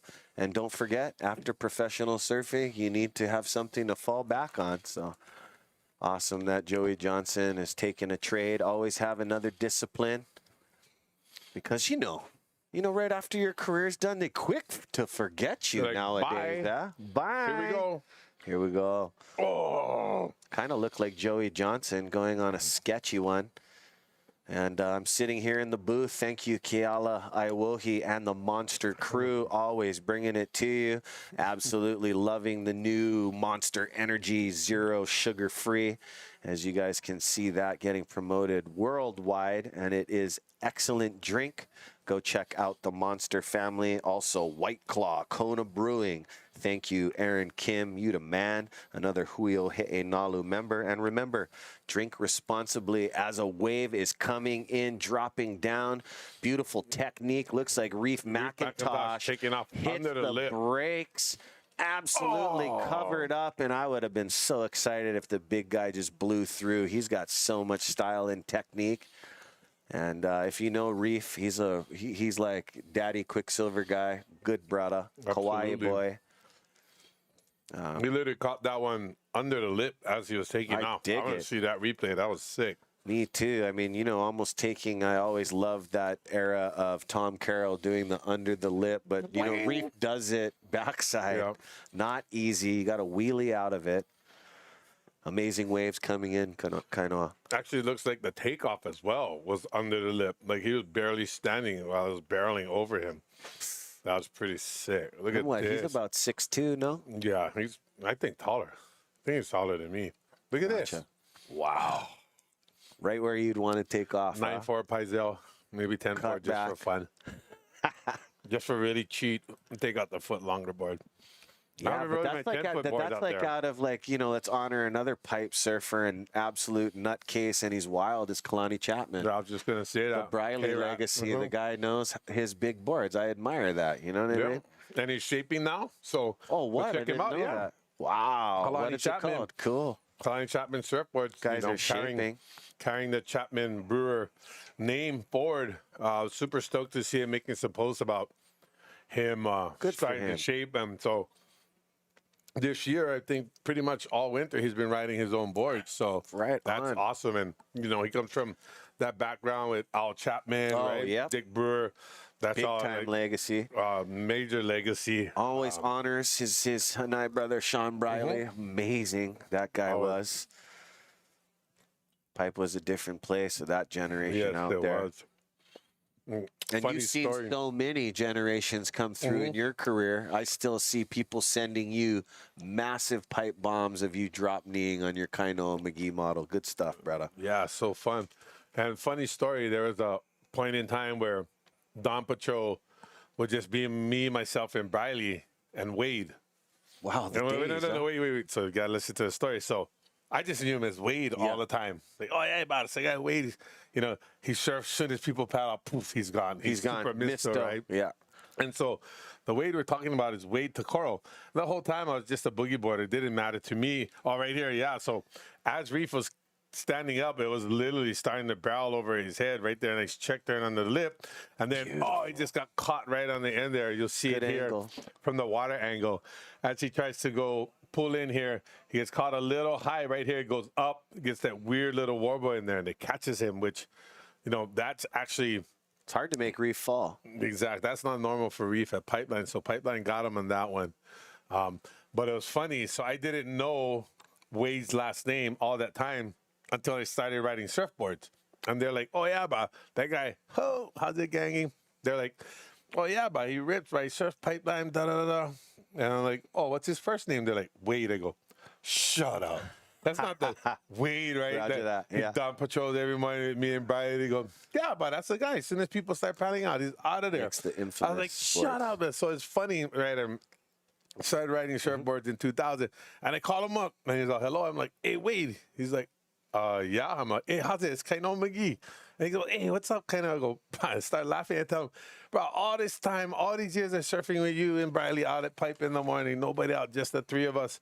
And then I was like, the whole time, I never know. People were talking about your boards the whole time while I was riding only boogie boards that hadn't, you know, added surfing to my repertoire until year 2000. We're wondering when you were going to stand up with us, and you're good at it. And then, and it was funny. I was like, wow, this whole time, I didn't even know they're talking about how good your boards are. They're talking about you, the guy surfing every morning. I only know you as Wade. He starts laughing. Yeah, and you know, if you know Wade, he's super soft-spoken, super mellow guy. Another guy that's like that, too, that's a really good shaper is Wes Oshiro. Wes Oshiro, right? yeah. He was one of the shapers back at Blue Hawaii when I rode for Blue Hawaii. I remember that. As a bodyboarder back in the day. And so it's just a funny story, like how it all came full circle. I'm like, wait, bro, this is the guy my friend's been talking about for years. And I surf with him every morning. Yeah. You know? And what was cool, too, is he would actually come out, you know, back then he shaped boards for Sonny, Aki, like all those guys. When they come to Hawaii, Wade would be their shaper. And so what was cool is, I don't know if you guys, you know, for the guys watching, if you've never seen him surf, Wade Tokoro is by far one of the best surfing shapers you've ever seen. And actually, that's underplaying it. He's one of the best surfers you've ever seen. If he wanted to turn professional, he totally could have. Like, he charges pipe. And really small, nondescript guy, and like I said, really soft-spoken. But his surfing did all of the talking. But I know what I liked about it that was cool is like he would come out and he would ride like Aki's boards, Sonny's boards, to use them, just to know, so he would know what's going on. Yeah, because he was that good of a shaper, and those guys' boards, you know, those guys were back then like my size in surfing, right? I was still bigger, I was taller than Sonny and taller than Aki. But for surfing, they were the bigger guys. And so, you know, this little guy riding these huge boards and still ripping like nothing, like he was riding his own boards. I would hear about his magic boards, like Kalani Rob, talking about the K6 and the K7, the stuffs were next level when those models were out. And he's still doing it. Look at all the sand now. Still surfing pipe. Look at Here this. we go. So deep. Come on, come on. Silver. Come on, come on. Koa Rothman. Oh! And he comes out, I believe that was Koa Rothman, the only goofy footer in Team Quick. And these guys are going to go for pipe, scud missile bombs because they only got 4 guys in this heat. So I was wondering how they decipher without a 5th guy. I'm sure they set the bar and renegotiated the scale. Oh, guy just got out too, and it that close to being a completed ride. That close to being a 10. Just living with Mr. Koa. Oh, look at Rothman. this. Come on. Oh, nope. They're getting clean. So legacy like last that's name. out, looked like the west set, but it was a north set. Sorry. Oh, it's all just freight train whitewater. So this is what happens on those northwest swells. You think it's going to be a little bit too much? I mean, is it coming in too close of intervals? No, the intervals are We're perfect. good, huh? Everything's Okay. It's just a little north, right? Because it's a northwest, so it's more. Like I said, west swell would be 270. We're at like 313, 315 right now. So, you know, that, if you look at it, that's like a 45-degree difference, right? Right. And so, you know, losing some of, here we go. There it is. So late, so deep, gets in, and then holds right there, and then pumps. Right there, starts running, and then right at the end, just when he doggy doors it, the chandelier clips him right on the head. Look at this. Full speed. Just tried to doggy door it. Here we clipped go. him right on the end. Look at how deep, look at how sick that is. One more pump right here. Just clipped his there. wing. And then right as he's coming out there, it just, Koa Rothman, he knows what he's hunting for. we just needed one split second to let him get through that and be a completed ride and get a big score. Because, you know, we're looking in the excellent range for sure. You know, we got excellent at the He'e Backdoor Shootout, which is a standard 8 to 10 points. And then we have super duper excellent, which is 10 and above, right? So, you know, not just the 10 itself, but 10.5. Mr. McGee, have you seen a 10 today yet? I've seen a lot of waves that were 10s, but not the ones that were ridden by our competitors. So I've seen probably so far the highest was like an 8 and a 9. And that's why I said, like, because we have the 10, 10.5, 11, 11.5, and 12-point rides available. Right. Getting the 8s, 9s, and 10s are going to be harder than it would be in any other competition. Where other competitions, they max out at 10. Those waves to us would be 6 to 8, maybe 9s, you know, on the high end. Right. And just being in Heat 6, we still got Heat 7 and 8, second surf of the day. Anything can happen. So absolutely. And, you know, Koa's looking at that. He's watched the field play. He wants out of one, you know. He hasn't had a full make yet, as others. Oh, well, actually, he did. He had a make in the beginning. His look at first this, heat. Reef Macintosh. So this is what Reef does. Sits all the way back there, waits for Gliding. these sneakers, right? And then that was smart to kick out. That one's going to run away from him, get all soupy. But that's his spot. That's where Reef sits all the time, whether he's going right or left. I like the line he draws. It's really cool and calm, but he's in a very dangerous place, but he's taking his time. Look at this. Oh, he almost got that one on the head, buddy. Yeah. No. And watch Reef paddle. It looks like he's paddling slow. But his arms are so long. Like me, you know, it's like when you run with the slippers on your hand and you got to make the ch-ch-ch. If you don't make the ch-ch sound, you're going too slow. Well, you know when you're in trouble, you cup and you start flicking too. Anything you can start Aquamaning your way out. And but I've never seen him paddle any faster, any slower. No. Like his arms move at one speed and he always gets out of the way. It pisses me off. Like I haven't. I'm behind him getting caught all the time. Look I'm at like, him. what? Look at he's already That's back his out speed, there. though. Yeah, I know. It is funny. Arms are so long that it looks. That's why I was telling everybody, like when you're watching waves and you see really big waves break slow. Right. Because they're so tall, so deep, and so thick that they kind of got to wait to fall over, whereas compared to the smaller waves, they race a little more. Right. So, you know, when you're watching like big Waimea or 20-foot plus waves, watch how long it takes for the wave to actually break and hit the trough.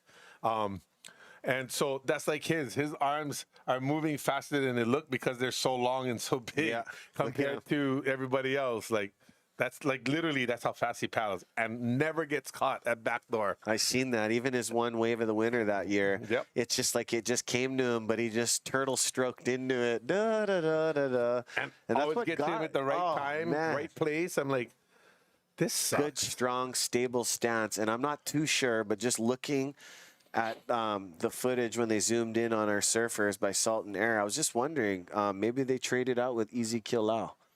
I'm not too sure. yeah, There's two helmets now. One is Joey Johnson in the red, and there is now a white helmet out there.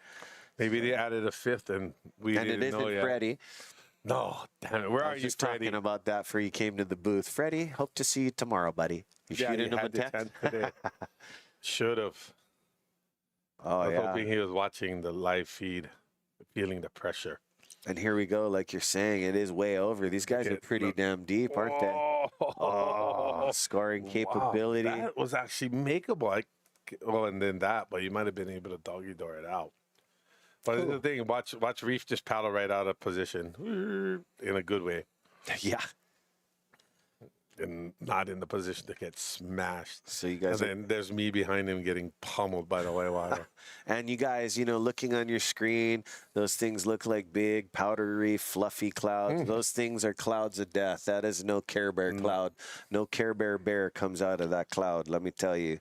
Quicksilver Heat 6. This is their second surf of the day with a Zeke Lau. I believe he traded out with somebody. I'll get back to you on that. Joey Johnson's out there in the red helmet with the lavender board with the fluorescent green. You have Koa Rothman and legendary big boy. You can't mistake him, Reef McIntosh. Yeah, one of a kind. Good stuff. As anything can happen as we're into Heat 6. No 12s, no 10s yet, but we definitely seen them on offer. We got 2 more heats for you today as Snap 5 is going to take the lineup next, and then followed by them is the Hui Wax. Oh, they're ready already. The Moniz brothers, ready to rock. The brothers Moniz. Benji. Hey, and then there's the kind. Is that Pops again? Yeah, Pops. Get out Pops there. Secure. Looking all smooth. Now he's stoked. Where he was sitting earlier about his wave after wave. Actually, he would have to sit further out now. You got it. He is a frothy grandma. He is. Absolutely. And that guy plays a smart game when he's out there. Yeah. I mean, do you ever see Uncle Mike make mistakes? No. Have you seen him Not very often. his It stuff always handed happens, to him? right? I've It never is. really seen him get worked. Actually, I seen him one year paddle out at the Pipe Masters and break a board on the paddle out, getting stuck at gums trying to dip. The wave that he didn't even start yet.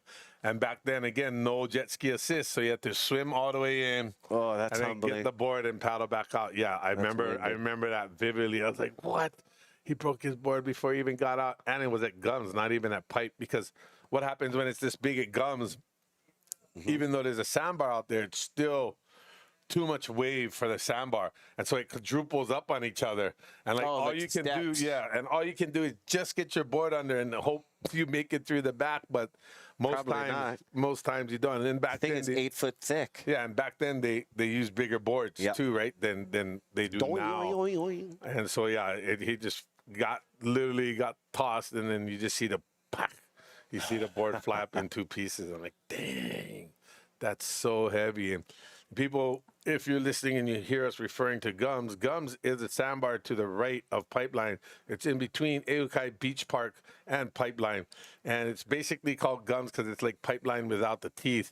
Because more times than not, there's a sandbar out there. And even when it's big, there'll be days, I think even last year, the 3rd day of the event, when Pipe was firing, some perfect waves came over at Gums as well, like 10, 12 feet. So if the sandbar is right and the direction is right, Gums literally looks just like Pipeline, sometimes gnarlier. How did it get its name? I remember Uncle Jock Sutherland saying somebody something happened over there with an old-timer and something with his gums or something. I don't remember what the actual name, but that's how I explain it, is that it's basically Pipeline without the teeth because it's mostly a sandbar, especially when it's big and gnarly. Gums, Oh, so fun. Even on the smaller days when the sandbars line up, you're going left and right, and everybody just taking turns.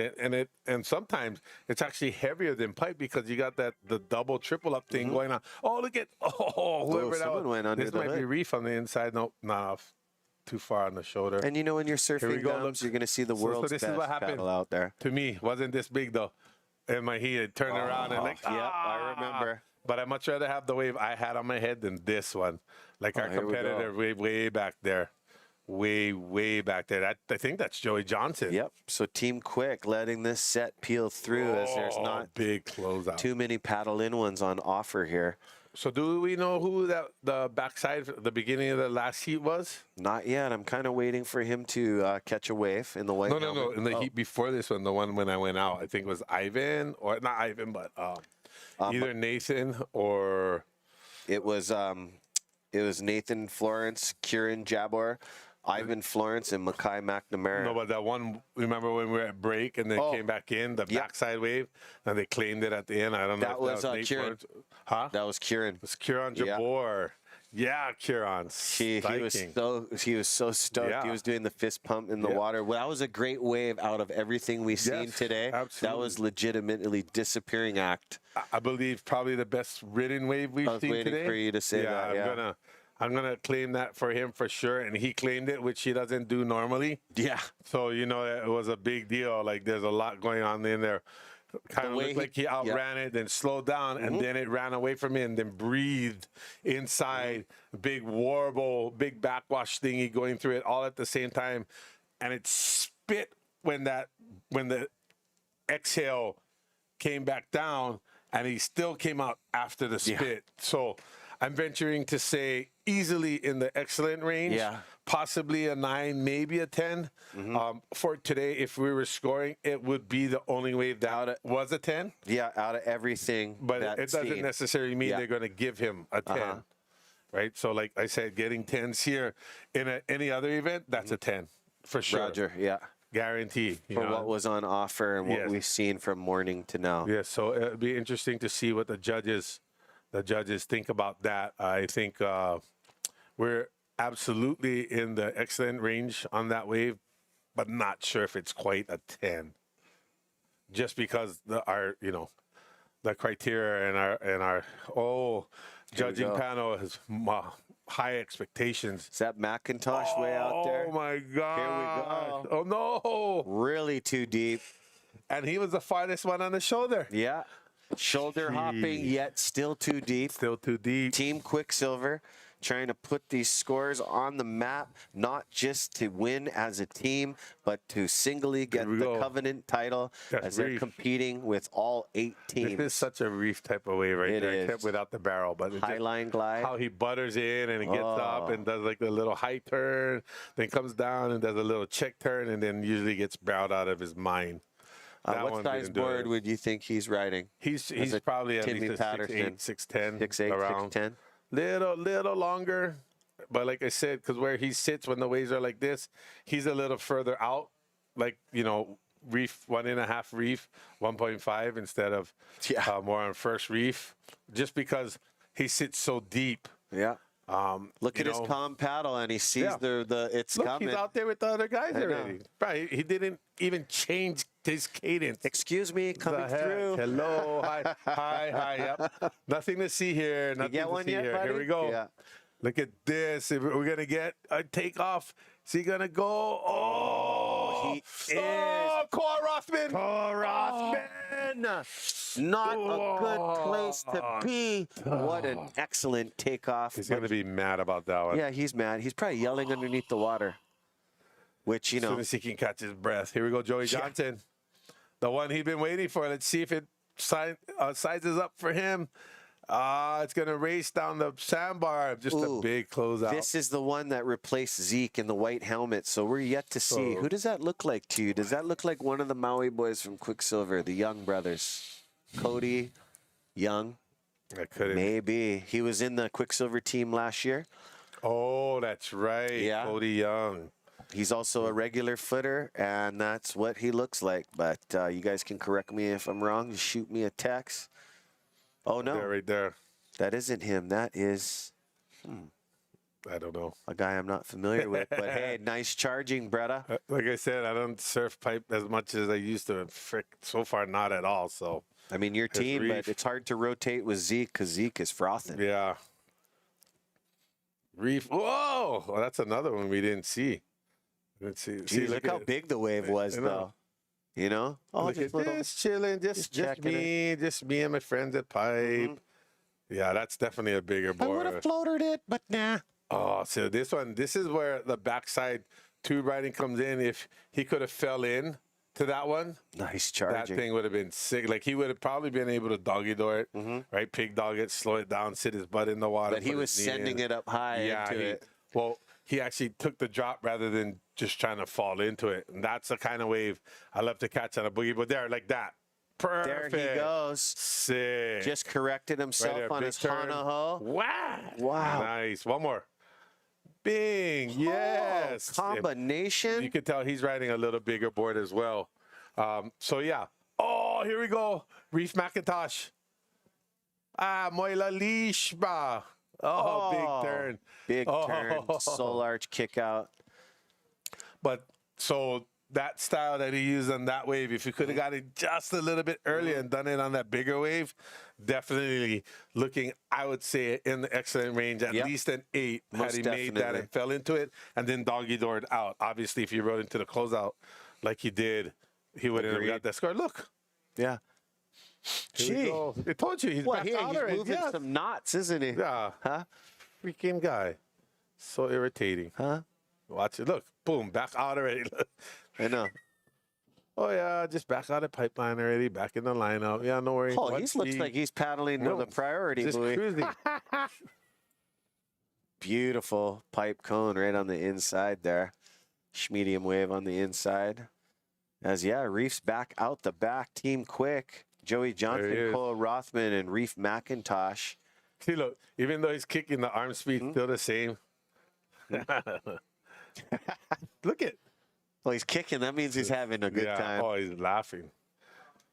Like I said, just me and my friend surfing pipeline. So good. Nothing major here. And more lines on the horizon for them. Just a good time to be had by all. Look at that. Oh. Please, somebody just take a bigger board out and sit outside. I just want to see somebody get one from way out there and pack it. Oh, what happened? Oh, you got a good one, I wonder. His Switch with board Zeke. looks like in one Everything looks place. good. Yeah. Got the ski to take them in and out. I wonder. Huh. Here we go. Oh, look at, see? Taking off under the lip. So Beautiful. like bottom nothing, turn. too. Like so easy. Here's the recap. Oh. That was his first wave of the heat. As here's another angle. This is Cole Cole Rothman. Rothman's bomb. Oh, and then he tried to doggy door it there. What a Wouldn't let great him out. wave. There by we go. Koa. Oh, pump. He gets the pump right there, and they.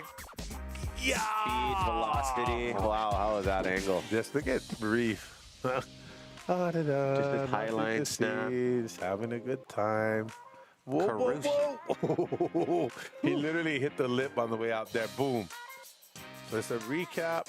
Oh, that's why he came in. Yeah. All right. We'll see you guys for last heat of the day. Stay tuned, gang. Aloha. Bango. Pickled mango. Nice.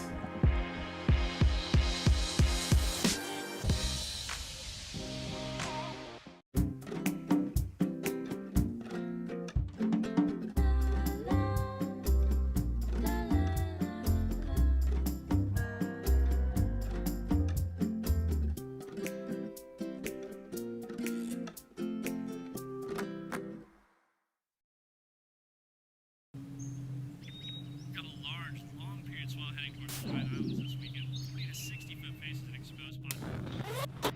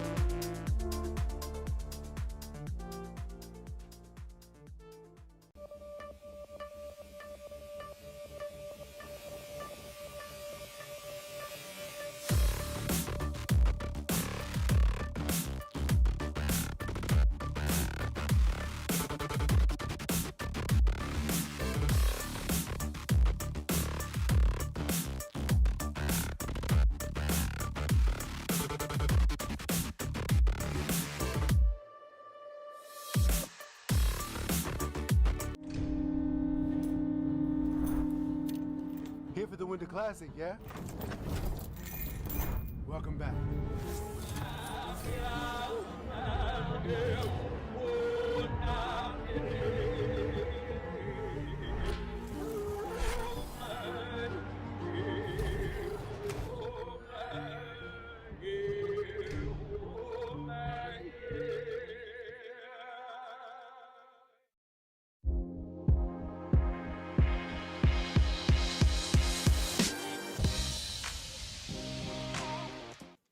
All right.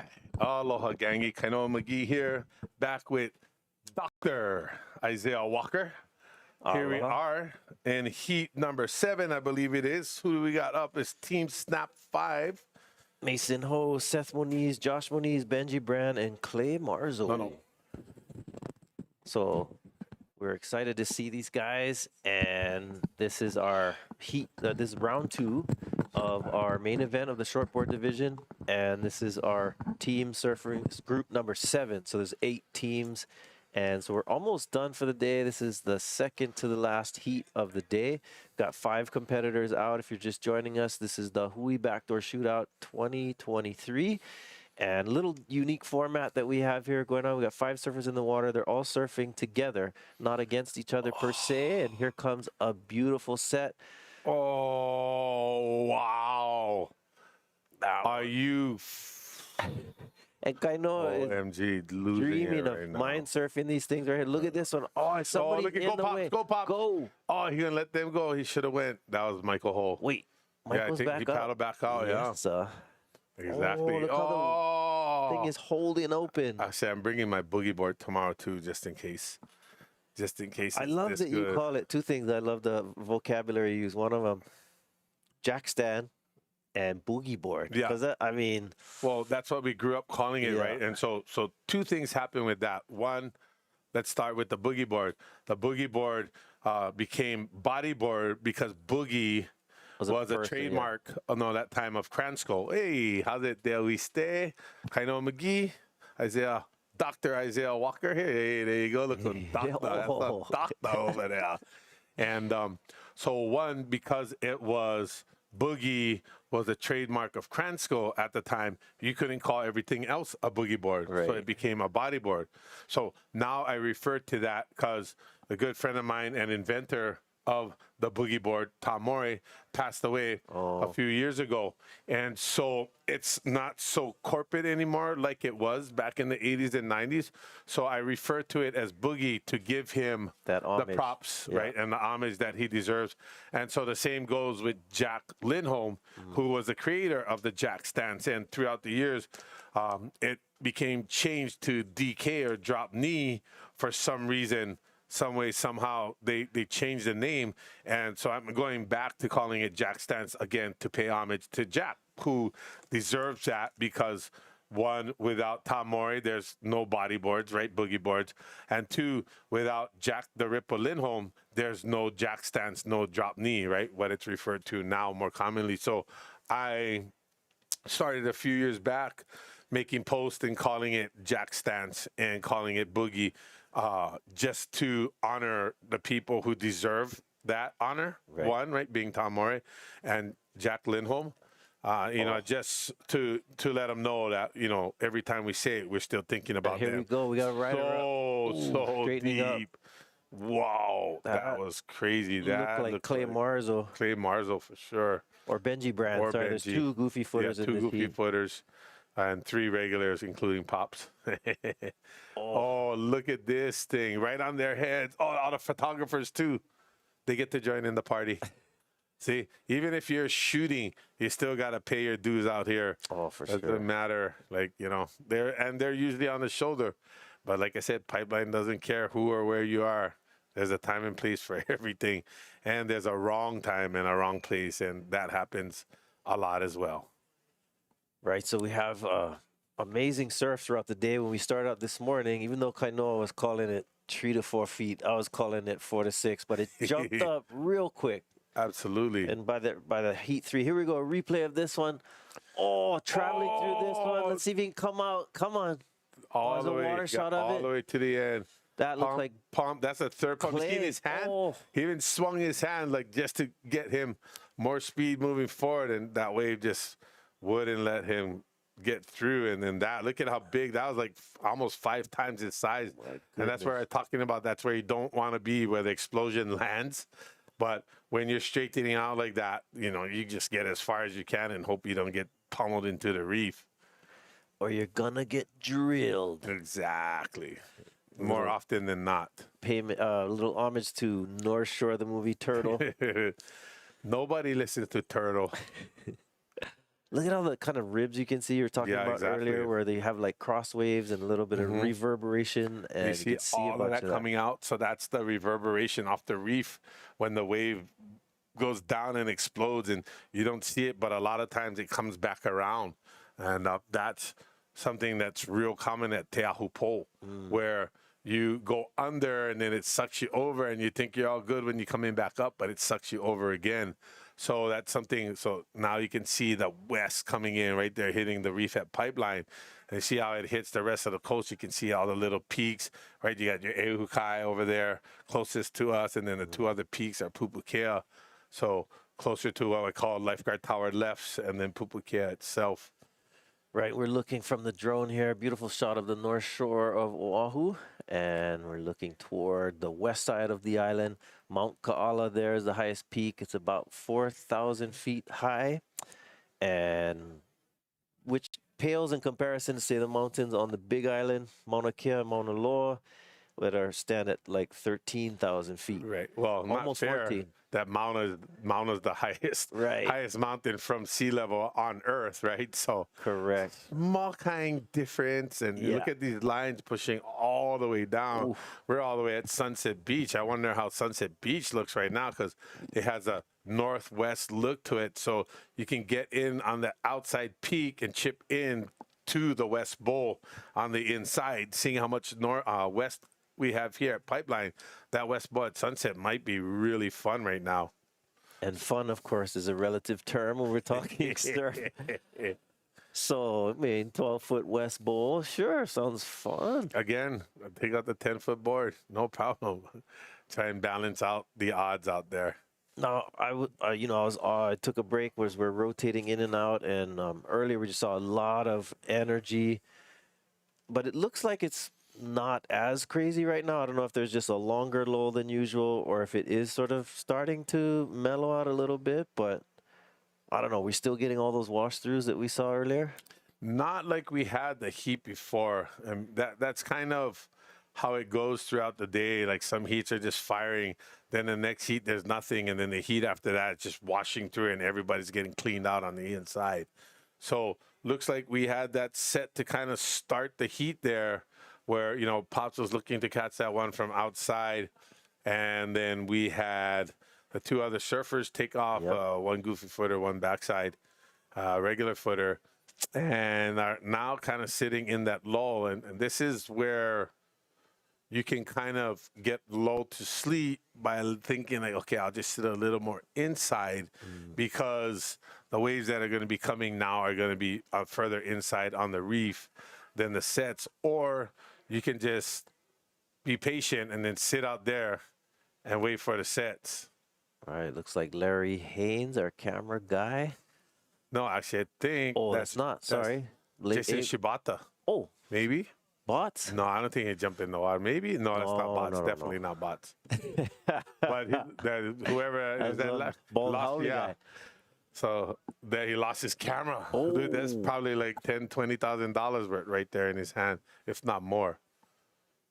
There's our ski crew there. Did you hear what I just said? $10,000 or $20,000 in his hand that he almost lost. That's just for camera gear. I think because the housing is so big, it's got a telephoto lens on it probably. So that's a bigger housing, bigger camera setup. So probably closer to like 15 or 20 grand. Yeah. Because I know like what Clark Turbo uses to shoot at Keiki is like a $10,000 setup. And that's just right in, you know, fisheye right there in your eyeball, right? Compared to sitting, you know, 200 or 300 feet, 200 or 300 yards for that matter, some of the waves out here at Pipeline from the channel to the waves. So again, sitting in this lull, but there's some lines coming in that look like are going to push further to the inside. Yeah, this is Team Snap 5. If you don't know, I'm familiar with Snap. This is a surf film series, and it used to, it's kind of it's nothing new. In fact, Snap it really started with like Andy Irons and that generation. They kind of took a hiatus for a little while, and then they came back with Snap 4, and now apparently the Snap 5 should be hitting soon. So incredible stuff. And I don't know if you've seen Snap 4, Kainoa, but Benji Brand and the Moniz brothers, and it's just insane. Here we go. Look at this one. Come on, let's go. Oh, he got it. Get it. Is this Seth? Stalling. Oh, yes, sick.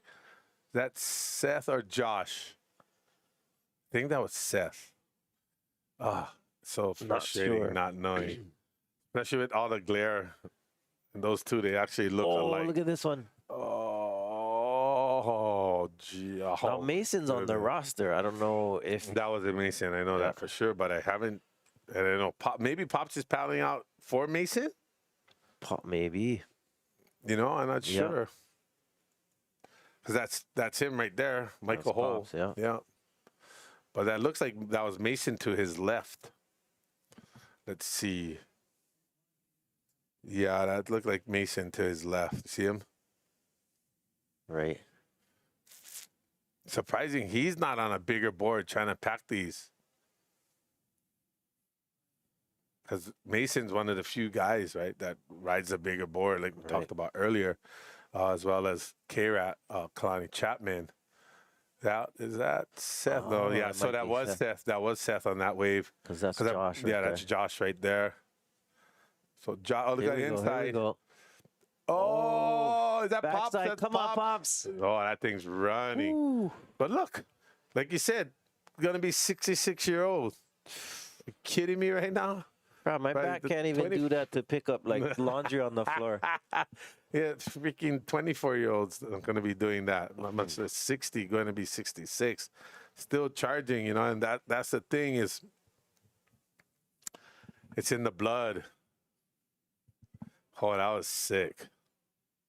Went for it. That was charging. Yeah, so, amazing. Here we go. So see how they're pushing over, right? They're trying to get on the other side of that warble, but it pushes there. You kind of see that bend there? Yeah. Right on the end. Doesn't look like it if you're not used to seeing it, right? But to me, it's clear as day. That's why they pulled back. They didn't have that little bend, right? Oh, here we go. For this double up. Is it Josh? Is it Josh? Oh, please? late takeoff. Goofy footer. This is... Oh, come on. Get high, get high, get low. Come on, let's go. Come on. Oh, no. He stalled just a little too much. No, he got caught in the lips. Clay Marzo. Think so. Oh, he stalled just a little too much on the end and then got shot up high by one of the warbles. Oh, look at this on inside the inside. Look at that. Ooh. Oh, my goodness.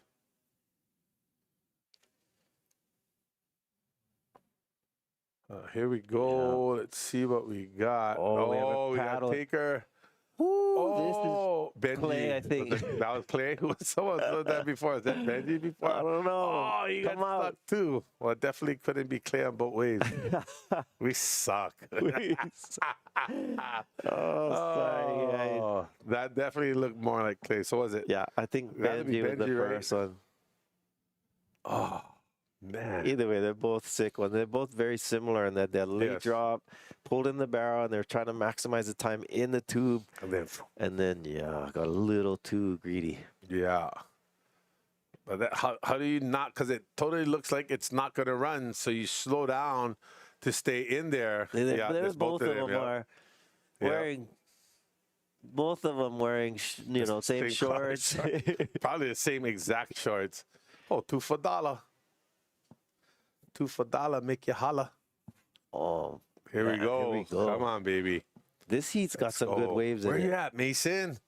That's I don't think he's Mason. out there. I know, that's what I'm thinking. His name is here, but because there's the two Moniz brothers, then there's the two Goofy footers, and then there's Pops. So he must have went out for Mason. Because Mason would be packing some waves right now. This is right up his alley. He loves this stuff. Looks like next heat pounding out right there, or is that our two guys? That's our two guys, though? Yeah, that's Clay and Oh, no, next Benji? heat. Oh. Next heat. I was thinking because if they got that shot from the jet ski, they would have been further out. So it looks like heat number 8 paddling out. The Hui Wax, Makuro Kai Rothman, Kalak Grace Moana, Jones Wong, Emeo Sarmak, and Billy Kemper. So again, another loaded heat. That's, I mean, that's all there is right here. All right, let's see these Instant replays. replay. Here we Let's go. see. This is that. This first is that one. wave. Oh my goodness, of Sethi. Oh, so sick. Then slows down here. Comes out with the spit. Oh, yeah. There There's we go. a different angle. Falling The in. same wave pulling in. Oh no, it's a different one. Sorry. Sick. That drone angle is crazy. Here we go. So this is Benji. This is Benji. Yeah, on the Then it first gets wave. clipped right there on the top. Clamp Oh, almost and then came out. Let's see and the it water opens angle. up right after he falls too. So like he didn't have to even start right here. He goes up and then Oh, so chandelier. close, so Actually, close. he did have to go up and then fall back into it for that section to continue barreling and stay inside. Oh, This heat has good man. waves though. Yeah. I mean, I know earlier there's a lot of whitewash to deal with, but it seems like this heat has the right size waves coming through for these guys. Yeah, we're just hoping they can get in the right position. Looks like we got some here. They're all paddling. So let's see what we got. See, look how big that board that Mike's using. Pops. There, that's OG, dog. Watch. Oh, you can't see it. He was sitting next to everybody. He's got a 7-foot plus board out there for sure. So here we go, paddling on the inside. Is this Josh? No, that was Seth. I don't know who that is. That was Seth. I'm going with Seth. Same smell. Yeah. See, and for me, I'm used to watching from the judges' tower, and I have a better view because it's wide open rather than just looking at the monitor. Plus, you can watch them on the beach in the sand. You're like, just okay, see that's, 'em out. you know Yeah, who is what exactly. they're wearing and stuff like that. So much easier. Especially, like I said, because I don't surf out there as much anymore, so I don't see everybody, you know, on a daily or weekly basis and, you know how they paddle, Oh, know here how we they go. surf. Somebody's paddling for this heavy double up. They're gonna go left or He's right. going left. Oh my goodness. That was definitely an was excellent unmakeable. level wave there. But again, A little too far out for that too one. far out. Too far. And so that's what Paul, we were talking about. Some waves are just pumping. I mean, some heats are just pumping and the waves are sick. And then the next heat is flat, and then the next heat's washing through, and then the next heat's a little smaller and doubling up on the inside, which, you know, they had that set at the beginning of the heat, but now it looks like it's kind of settled down a little, and the waves are actually a little further inside, probably a little closer or more down the shoulder for it to be makeable. Looks like some lines out the back though. So It's coming in for sure, but I'm not sure how big it's going to be because you'd see it closer to the horizon. If it was bigger, there would be a separation, a differentiation in the color a little further out. The Pop's right here paddling. yeah, So I could be wrong. Looks like a set coming. Yeah. Everybody's choking. Whoever that is, probably Seth way back there. Look, everybody paddling over a big north. That's a north wave right there. And so hopefully there's like a nice west or northwest behind it. So you see how everybody went over to the shoulder and then moved back. So this has potential. We'll see how it lines up and where our competitors are. Oh, look at this thing. Is somebody back there? Oh, no. Could it catch it or just not very good? that one did barrel. Oh, I'm going with couldn't catch it. Yeah. And look, and it's still kind of an almondy barrel. It's not real cylindrical and wide open. So here we go. Here we go. Paddling again. Come on, Too let's go. far in. Let's go. Oh, wow. Is it going to go for it? Spit. Yeah, that one, unlike the way before, that was legitimate cylinder, not a almond type, breaking a little higher, a little slower. That one just raced off. And so if they could have gotten into that could have been a great wave too, or it could have been really bad.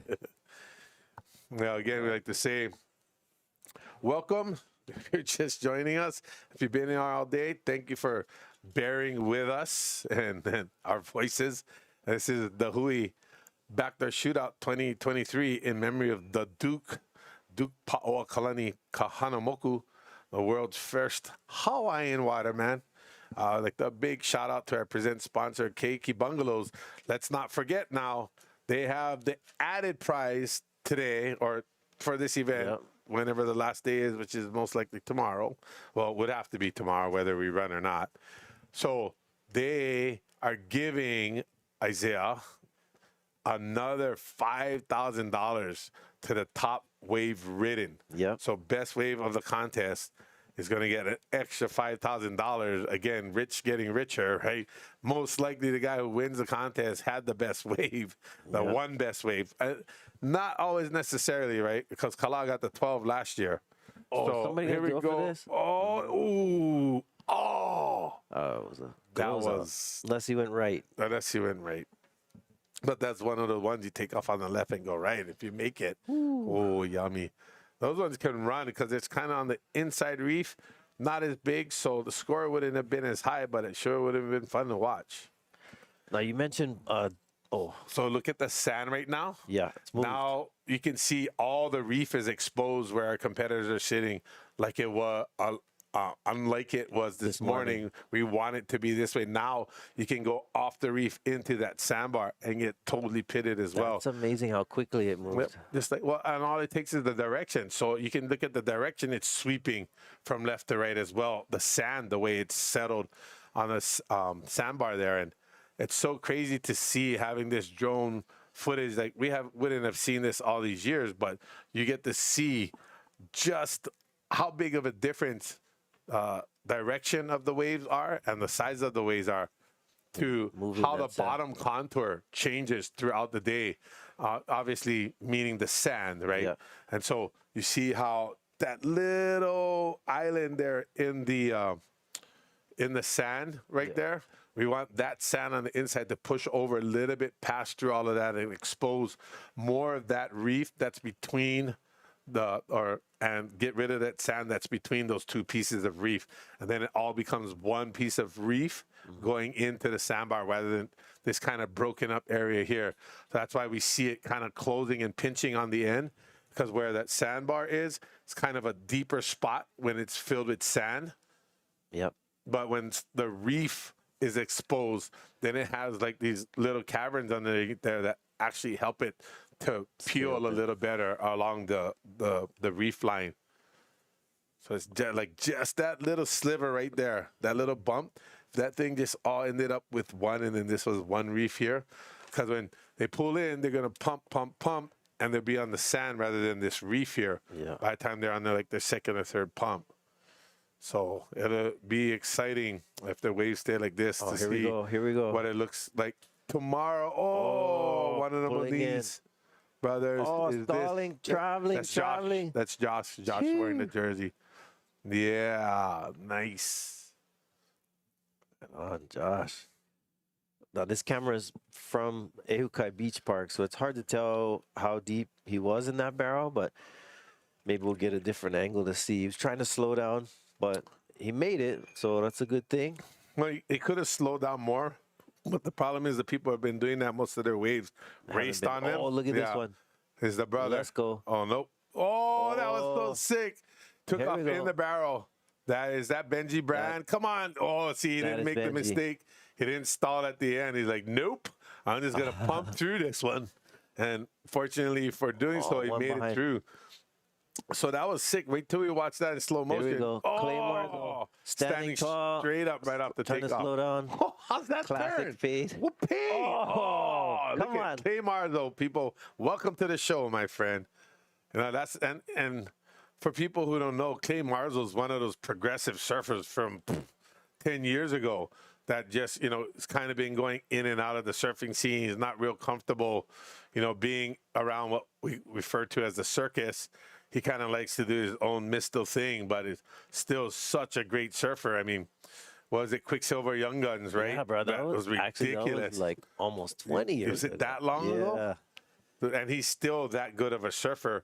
It's just, you know, it's not really his thing being in a contest jersey, competing and having all the media around and all the people. He likes He's a outer island boy. He likes to just cruise at his home mistal spots all by himself and just literally just destroy waves with nobody around watching. And it's so cool watching him because, you know, he has apparently I've seen things where he has we'll get to that in a second. We'll Right see there. this replay here. This is Josh Moniz stalling in the barrel, Nice. traveling. That was a long barrel, Yeah. maybe not as deep as he was hoping, but still a decent long barrel. But I think from watching everybody else, rather than stalling, which he normally would do, a little harder right there, he's like, nope, because everybody's getting clamped on the end.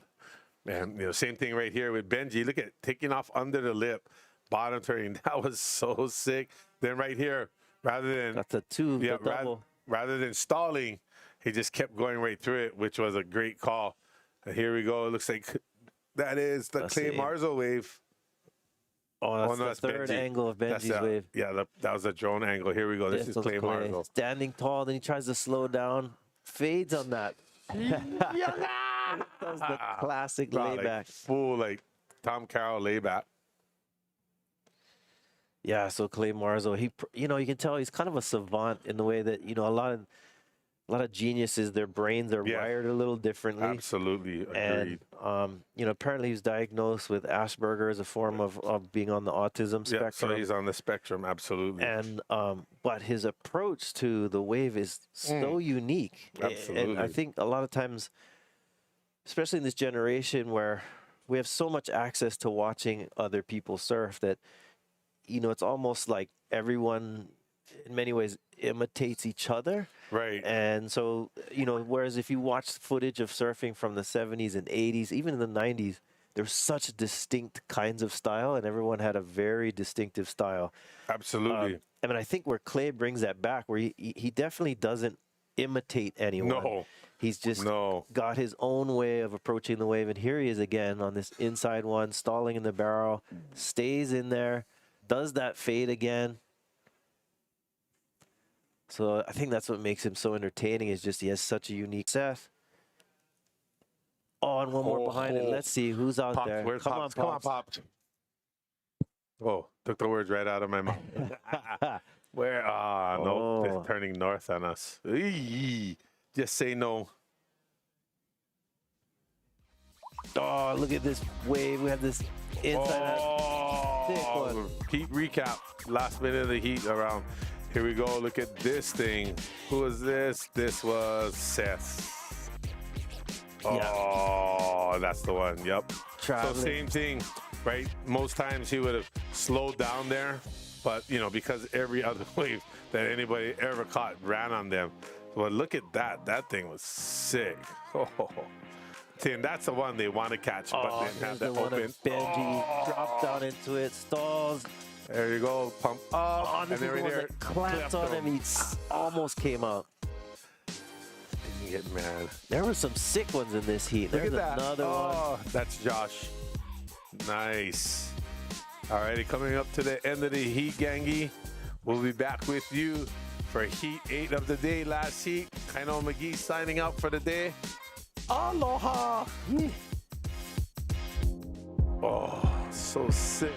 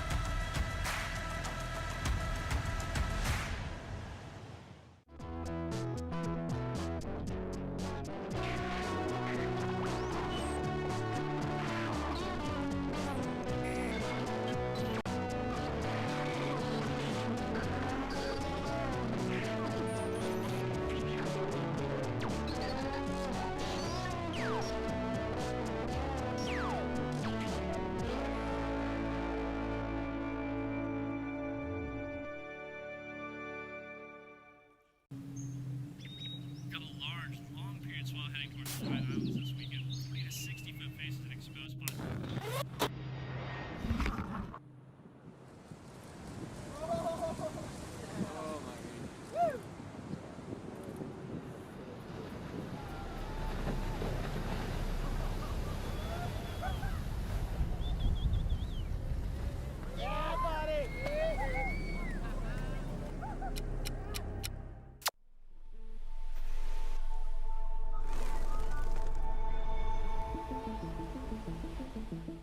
There were times we hit walls of garbage that was so disgusting. You just couldn't believe it. As far as you could see in the ocean was just garbage. I do feel like a responsibility to give back, and I always feel like that to give back to the kids, and like, you know, hopefully they could have a better ocean than I even had in the future. Come to a beautiful beach like this, it's just like the typical Hawaiian white sand beach. You look closely and you're like, wait, that's not even sand, that's plastic. You hear a lot of people in packaging say, well, it's a problem today, but in 10 years, the recycling will be better, and then this product won't be a problem. Well, it's a problem right now. I don't think we have the luxury of just waiting.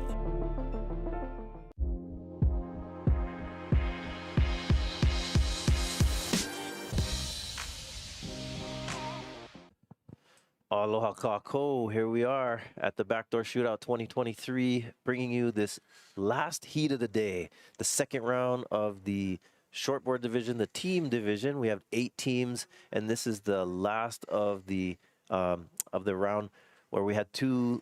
We had this morning we had the first round, and this is the second round. Little unique, the Backdoor Shootout, to other events in the way that most surf contests operate. Everyone gets a chance, the same amount of chances. There's no elimination.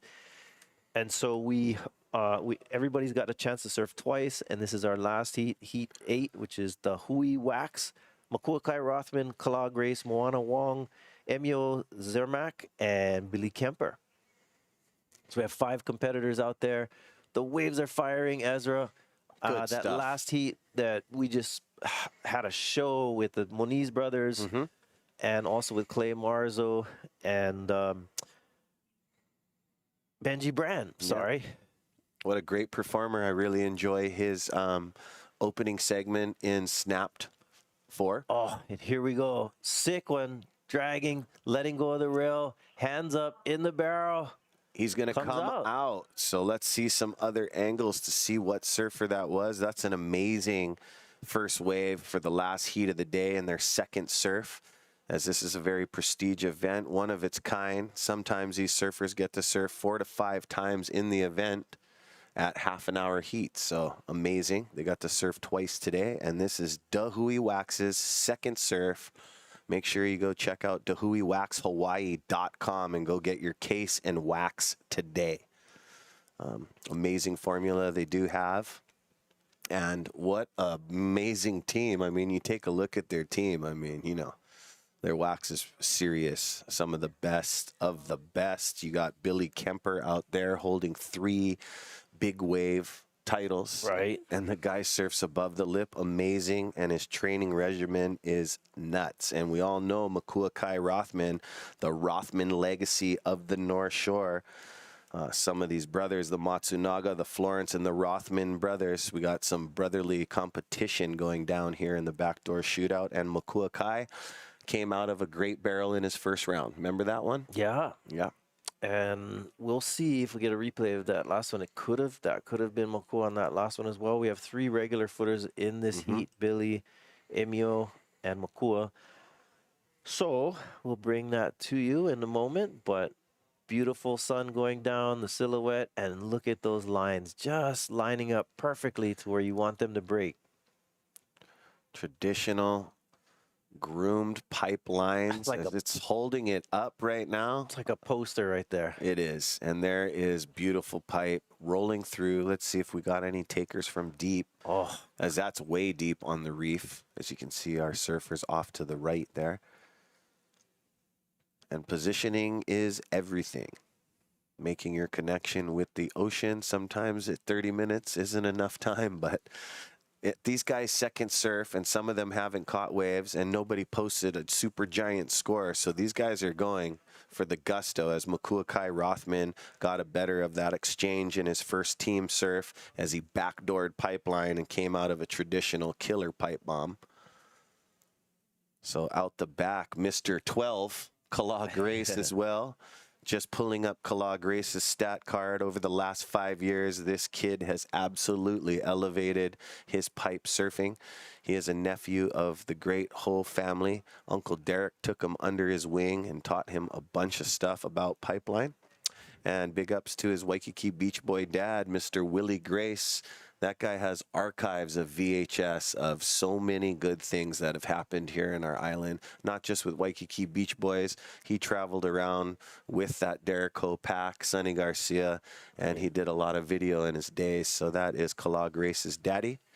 And awesome. He's also a twin brother. Oh. Yeah. His other twin, he no surf Pipeline like Kala, but you know what I mean? Kala's on no worries. I get him. Kala Grace, a really good, humble, respectful Hawaiian. All right, here's a replay of that one. Who that, standing Isaiah? tall, traveling in the barrel. Ooh, Imio. So, that is Imio. Look at this water angle shot. The size of that barrel. Stands up, lets go of the rail. Imio Zermac from Tahiti. Beautiful wave. That was big. He's got about 3 under his belt now, and from the first round. So that makes his third good make. And you're watching Dahui Wax, Hawaii.com. Dropping and doing the same thing. This is Imio again. Oh, he's on fire. Goes for the backside 3, steezed out. I always love when they just touch the inside just to put on the extra emphasis of how much fun they're having. Because, you know, the ultimate fun guy that we're in memory of is Mr. Duke. Ohoa Kahanamoku.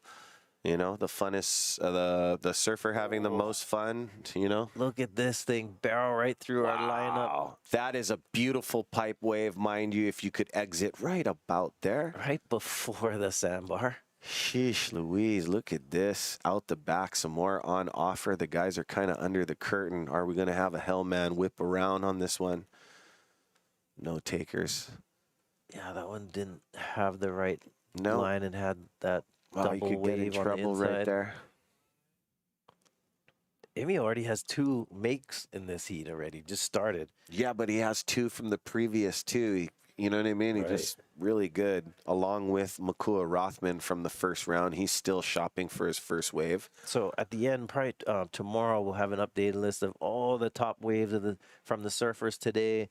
Roger that. And then we'll give a better set. But I think Emio might be up in there on the top. Yep, along with the wave that I watched, Kiron came out of an epic one. Aloha, guys. Welcome back.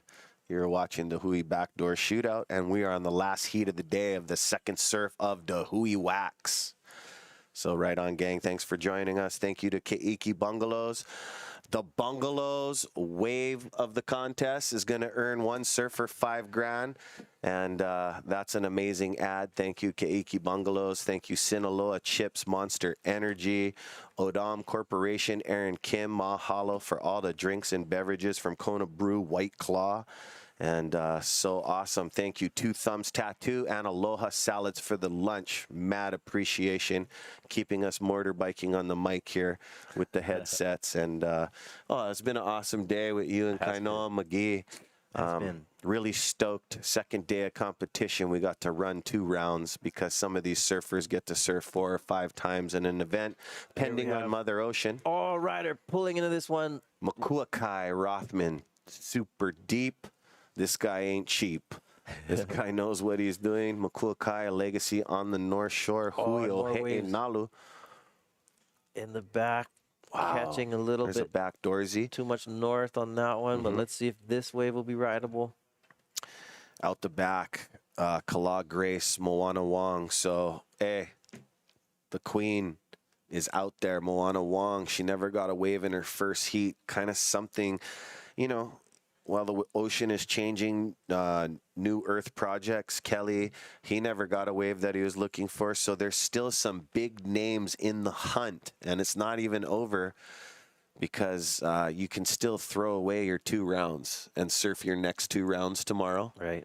And still come out on top. So amazing event, amazing format. Correct. And I mean, theoretically, you could win the whole thing in one heat. Yep. Because we're not really, Exactly. It's not separated by day. It's just, you know, the top scores from the whole event. And here we go. We have a rider up. Grabbing Emil. rail. Tahiti in the house coming to play as he went up onto the double up. Yeah, keep him busy. That young energy. Oh, yeah. Training grounds over there in Tahiti. Oh, yeah. Chopo. Kid is no stranger to thick, slabby waves. Oh, look at this one. Beautiful. Oh, let's see if somebody's going to get this. We got a... Oh. I was just about to say, and they are. Look at that thing. All the boys are on the beach are like, what? Oh, outside, is there somebody on this? Yes, we have a rider from the second reef, or 1.5. Oh, Uncle Mike still out there from the previous heat. It's him. It's Uncle Mike. You can tell the steezed out style. Here he goes, flowing to the inside, edging. Is this thing going to let him have what he wants? 65-year-old. We share the same birthday, July 13th. Yeah, that's awesome. You just found that out today, huh? Yeah. Good stuff. Right on. So we're gonna find out where Uncle Mike gonna have his birthday, and we're gonna crash him today. I'm gonna bring you. We're going. Oh, so we figured out. I think he's subbing for Mason because Mason Gotcha. wasn't in that last heat. So might as well. Not bad when your dad can sub for you in the surf at 10-foot, 12-foot pipe. I think he's just added water patrol. He's just out there. Water If they don't patrol. go, he goes. You know what I mean? Like that kind of uncle status where you get to see Uncle Bruce at events. Like, hey, who's this big grom just slicing it up? Oh, what a kids never like him. Yeah. So awesome to reach those years of just straight legend status. Yeah. I mean, you know, Uncle Mike. I mean, Yeah, what- he what probably can I say went not to- through. He probably went through that thing. I cannot believe they're calling me uncle. I shred them. Sure. But I mean, he's, you know, something to admire and look up to. Oh, here we go. Let's see if somebody can get into this one. For the Fountain of Pacific Youth has treated him well. I mean, that's inspiring, you know, to be 65. Big time. And to be surfing in the backdoor shootout on a pumping swell. Uh-huh. Look at that whitewater. That ain't no joke. That isn't for the lighthearted. All kinds of caves, flumes, ruts. You can see the mermaids in the wave. Oh, Oh, come on, let's go. so nice as they're hanging over the edge. Oh, this one's just gonna shut down. Couple in the back on offer. But we shall see. Hey, you guys, log on and go follow us at He'e Nalu North Shore or huioheinalu.org and go to defendhawaii.com so you can get these awesome tees before we close out the day. They do go fast. You can also find the hats. Getting a lot of messages. Where do you get those He'e hats? You can find them on thehui.com. And some of the proceeds go to their nonprofit, and it goes to all kinds of Hawaiian cultural events that deal with land and sea. So surfing, canoe paddling, taking care of the lo'i. Oh, beautiful style. As this kid is real relaxed, knock knee, narrow stance, very confident Teachopo surfer. And that isn't going to fit into his top 2, but he's just shopping, having fun out there. I mean, speaking of community events and lo'i. Oh, this is Uncle Mike's wave. Nice, Uncle Mike. Water patrol. Just seeing if the waves are contestable, feeling it under his fins. Guy's got amazing boards and equipment still to this day because he is a rad surfer. Uncle Mike Ho. So there's an area, I don't know if you're familiar, over by V-Land, Velzy Land. And it's called Waiale'e. And over the last few years, they've really worked hard to malama that area, clean it up. Where now they're planting lo'i, and there's traditional fish pond, and They're rebuilding the fish pond and stuff. yeah, and so they're clearing up that area, and so on January 21st from 9 a.m. to 12. Look at this, Isaiah. Oh, Sorry. my goodness. This is massive. This is huge. Dropping down to the bottom on his goofy foot. Kala Grace come on, goes Kala, into a let's go. huge pipe bomb, and he gets misted out. That was an epic pipe wave, Isaiah Walker. That's what we've been waiting for. And Kala Grace last year had the best wave of the heat of the whole event with a 12-point ride. Look at his paddle. Kid is pumped. That was a beautiful one. It had the height, it had the girth, it had it had everything, and it came out with the spit. So, great job by Kala Grace. Great job.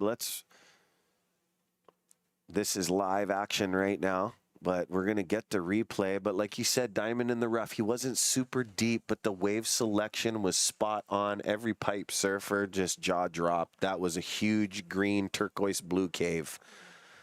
Oh, man, that was beautiful. And I told you, Ezra, seems like the conditions have really come together this evening, which probably means tomorrow is going to be perfectly lined up as well. Gold bars good all the way across to perfection, they say.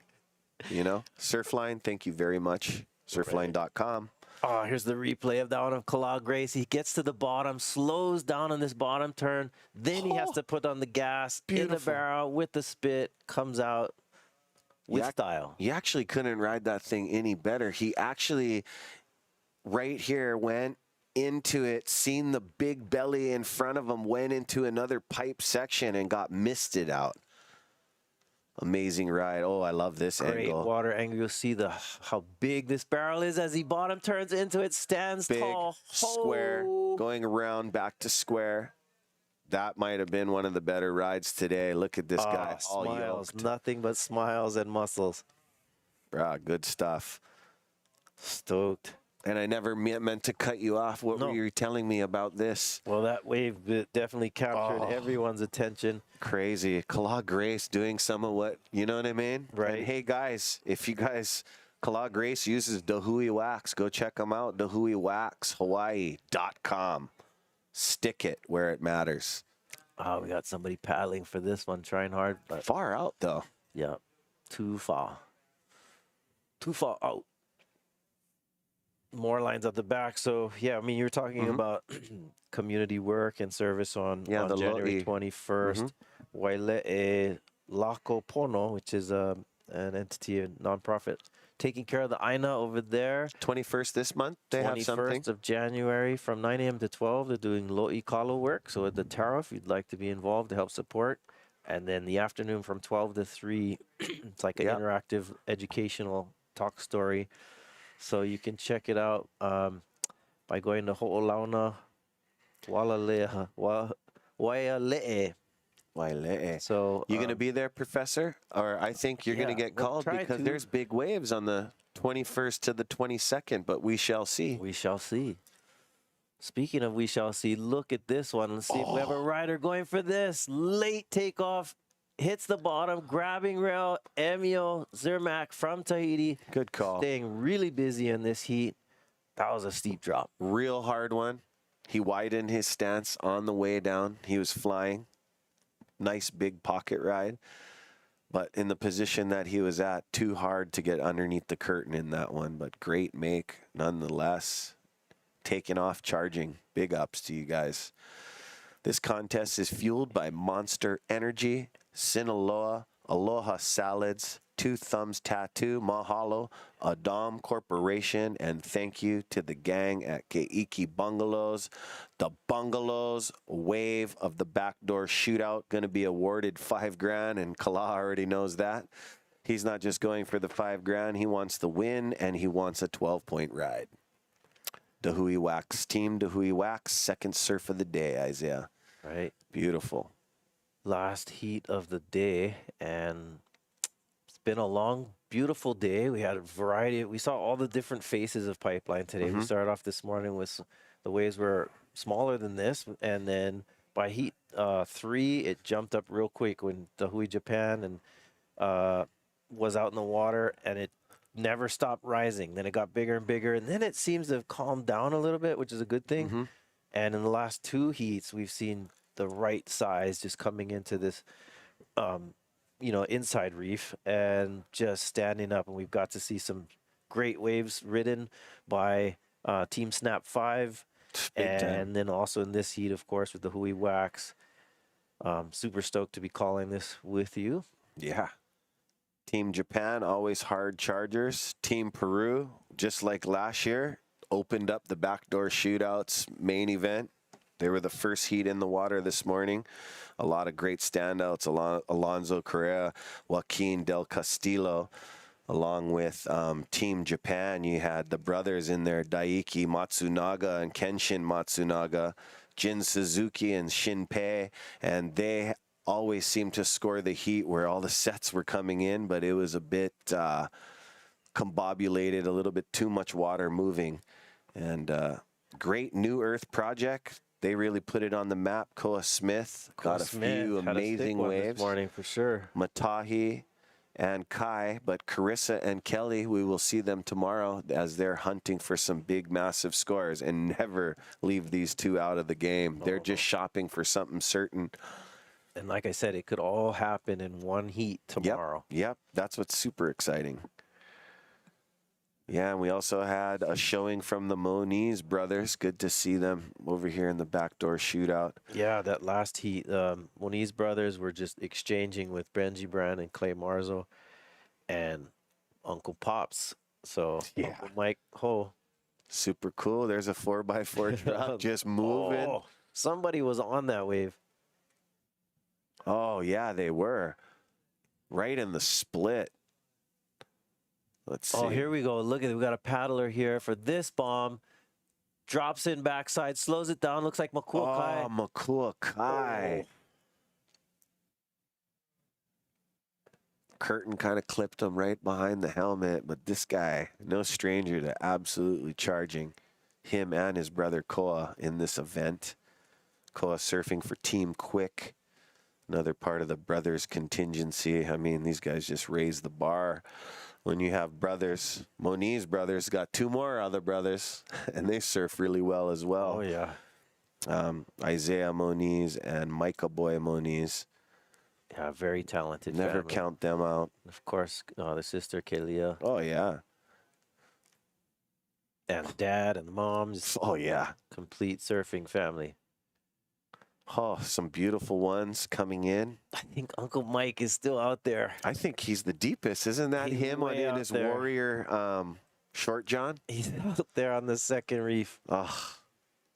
And this wave might come right to him. Go, Uncle. Woo. Great Barely stuff. made it over that one. Don't forget, this guy's no stranger to pulling into Waimea shore break. You know what I mean? He's created so much things for the youth to just like take a memory photo of and never forget, Michael Ho is just one of those authenticity, majestic surfers. Well, we see some waves stacking up, but they're coming more over by off the wall. Yeah, I noticed that. Here at Pipe, so we still got some time in this heat. As you're watching the Backdoor Shootout presented by Keiki Bungalows, mahalo to Ilan and the crew for all of their aloha. Thank you to Adam Corporation, Aaron Kim, Kona Brewing, White Claw, Monster Energy, Keala Iwohi, Sin. Oh, here he Sinaloa. goes. Uncle Mike. Oh, that was Uncle Mike on the ledge. Oof, hanging over the ledge, Pops is.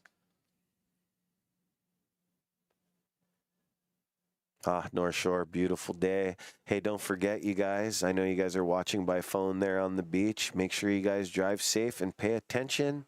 Never mind looking at your phone. And if you had a couple drinks, really sit there and think about it. Get an and Uber be or safe. something. Yes, let's be safe. And really good day calling the action with you and Kainoa as we still got pipe slabs. We're going to see a few more exchanges at the end. Yeah. And He'e Nalu, mahalo. Yeah, like you're saying, it takes a village to run an event, and there's a lot of people, of course, and behind the scenes making this happen. From our team at Salt and Air Studios to And everybody's opinions, where an opinion is just a little bit of a knowledge and a lot of ignorance, right, Professor? Depends who opinion it is, right? Roger that. I also want to, mahalo Mahina and Big and time Rocky, Mahina. Great running job. down on the beach, making sure everything's all good. The Rock. I miss you, Rock. Of course, to our water patrol, Hawaiian Water Patrol, and everybody from security to all the uncles down there and the hui, and Yeah. making it all run smoothly. One of my favorite standouts from day one is Pomai. Oh, Pomai Hoapili. Part of the Hawaiian Water Patrol. He did the stand-up and the longboard, and he had the most fun. Yeah, and that longboard heat, especially, he was just on a cycle, just on a cycle. And then catching he every did wave. get some. And I haven't seen the placings, but I'm sure he's up there within the top 4. And good charging from all those longboarders. Kanoa Dahlin, Keegan Edwards. Kaniela. Kaniala ripping on his log. Always elevating the sport of longboarding. Proud of that kid. And yeah, to all the stand-ups. Zane Schweitzer, one of the biggest stand-up. Who was that? I think that was Emio. This Got was off to a great start in the beginning. Makua's- Makua just... got clipped by that first section. That guy has definitely been in some severe, dangerous situations in his career. And he never holds back. Yeah, former big wave world champion. And we also watched him catch an amazing ride on Wednesday, all the way to the shore break. Right. There was a couple other guys that went into the shore break. We didn't capture it, but it was pretty awesome reading Brian Bielman's story about him taking an old camera, one shot, and the camera went off, back through the shore break, the gauntlet. I mean, hard work. Cameramen are always, a big part of this. Oh, for sure. Beautiful shot of the sun headed down is interesting. This morning we got to watch the sun rise, and now we're closing out the day with the sun setting. How's all those diamonds on the horizon? Ooh, beautiful. Recap here. This is Emio letting the hands go wide open in that first wave, this barrel. Then he was right back into it with another wave. Spit all over him. Kicks out with his aerial. Stays down. Oh, this one going over a berm. Right. Just pocket ride. See if he This gets was- to the inside. This looked like Uncle Mike's wave where he's the water patrol out there. Yeah, Uncle Mike. Hey, and it's not too late. The Hui Wax, Hawaii.com. Go see how you can get your case of wax today. Oh, and here's one. The big one. This was Kala Grace. Pulls up under into this barrel. Great read. Great Exits read. right out on the sandbar. Kid has a great read. Here's at my Pipeline. favorite. This Yep. water angle where he slows down. Look at the size of this barrel standing tall. And he just skipped into it. That was a very dangerous place that he was in. Thank you, gang. Thank you so much. We'll be back. Aloha.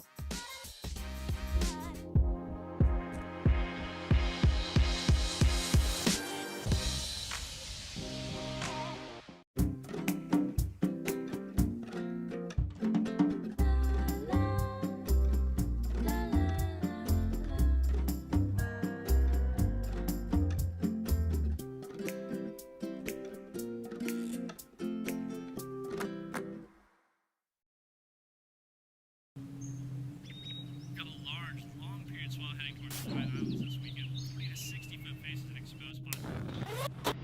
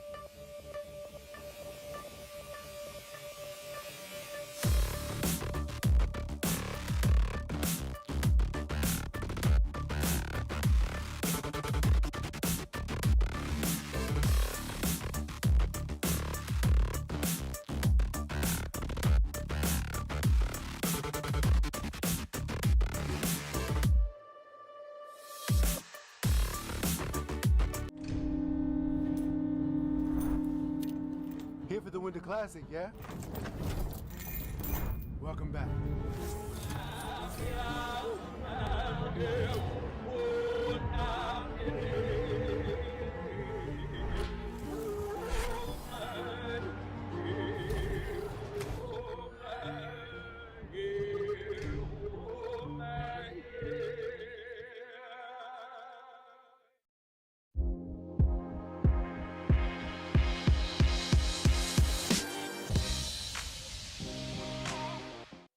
Oh, aloha kako, everybody out there, welcome. And we are done for the day, Ezra. That was the second day of competition at the Backdoor Shootout. We ran 2 rounds of the shortboard division, 8 teams, got to surf twice. Beautiful day here at Pipeline, pumping surf, big waves, a lot of carnage, a lot of great waves, a lot of barrels. We're gonna give you a little bit of the recap here before we sign off, and possible go tomorrow for the last day. It's the last day of our window, and yeah, I mean, any thoughts about today's? Yeah, we'll have scores for you. I mean, guys had some definite makes today. There was Team Quicksilver had some great makes. There was guys on the Volcom team came spitting out of barrels like Makana Pang, Kainehe Hunt, some hard charging by Jake Maki. Also, Team Japan had a couple, Daiki Matsunaga and Jin Suzuki.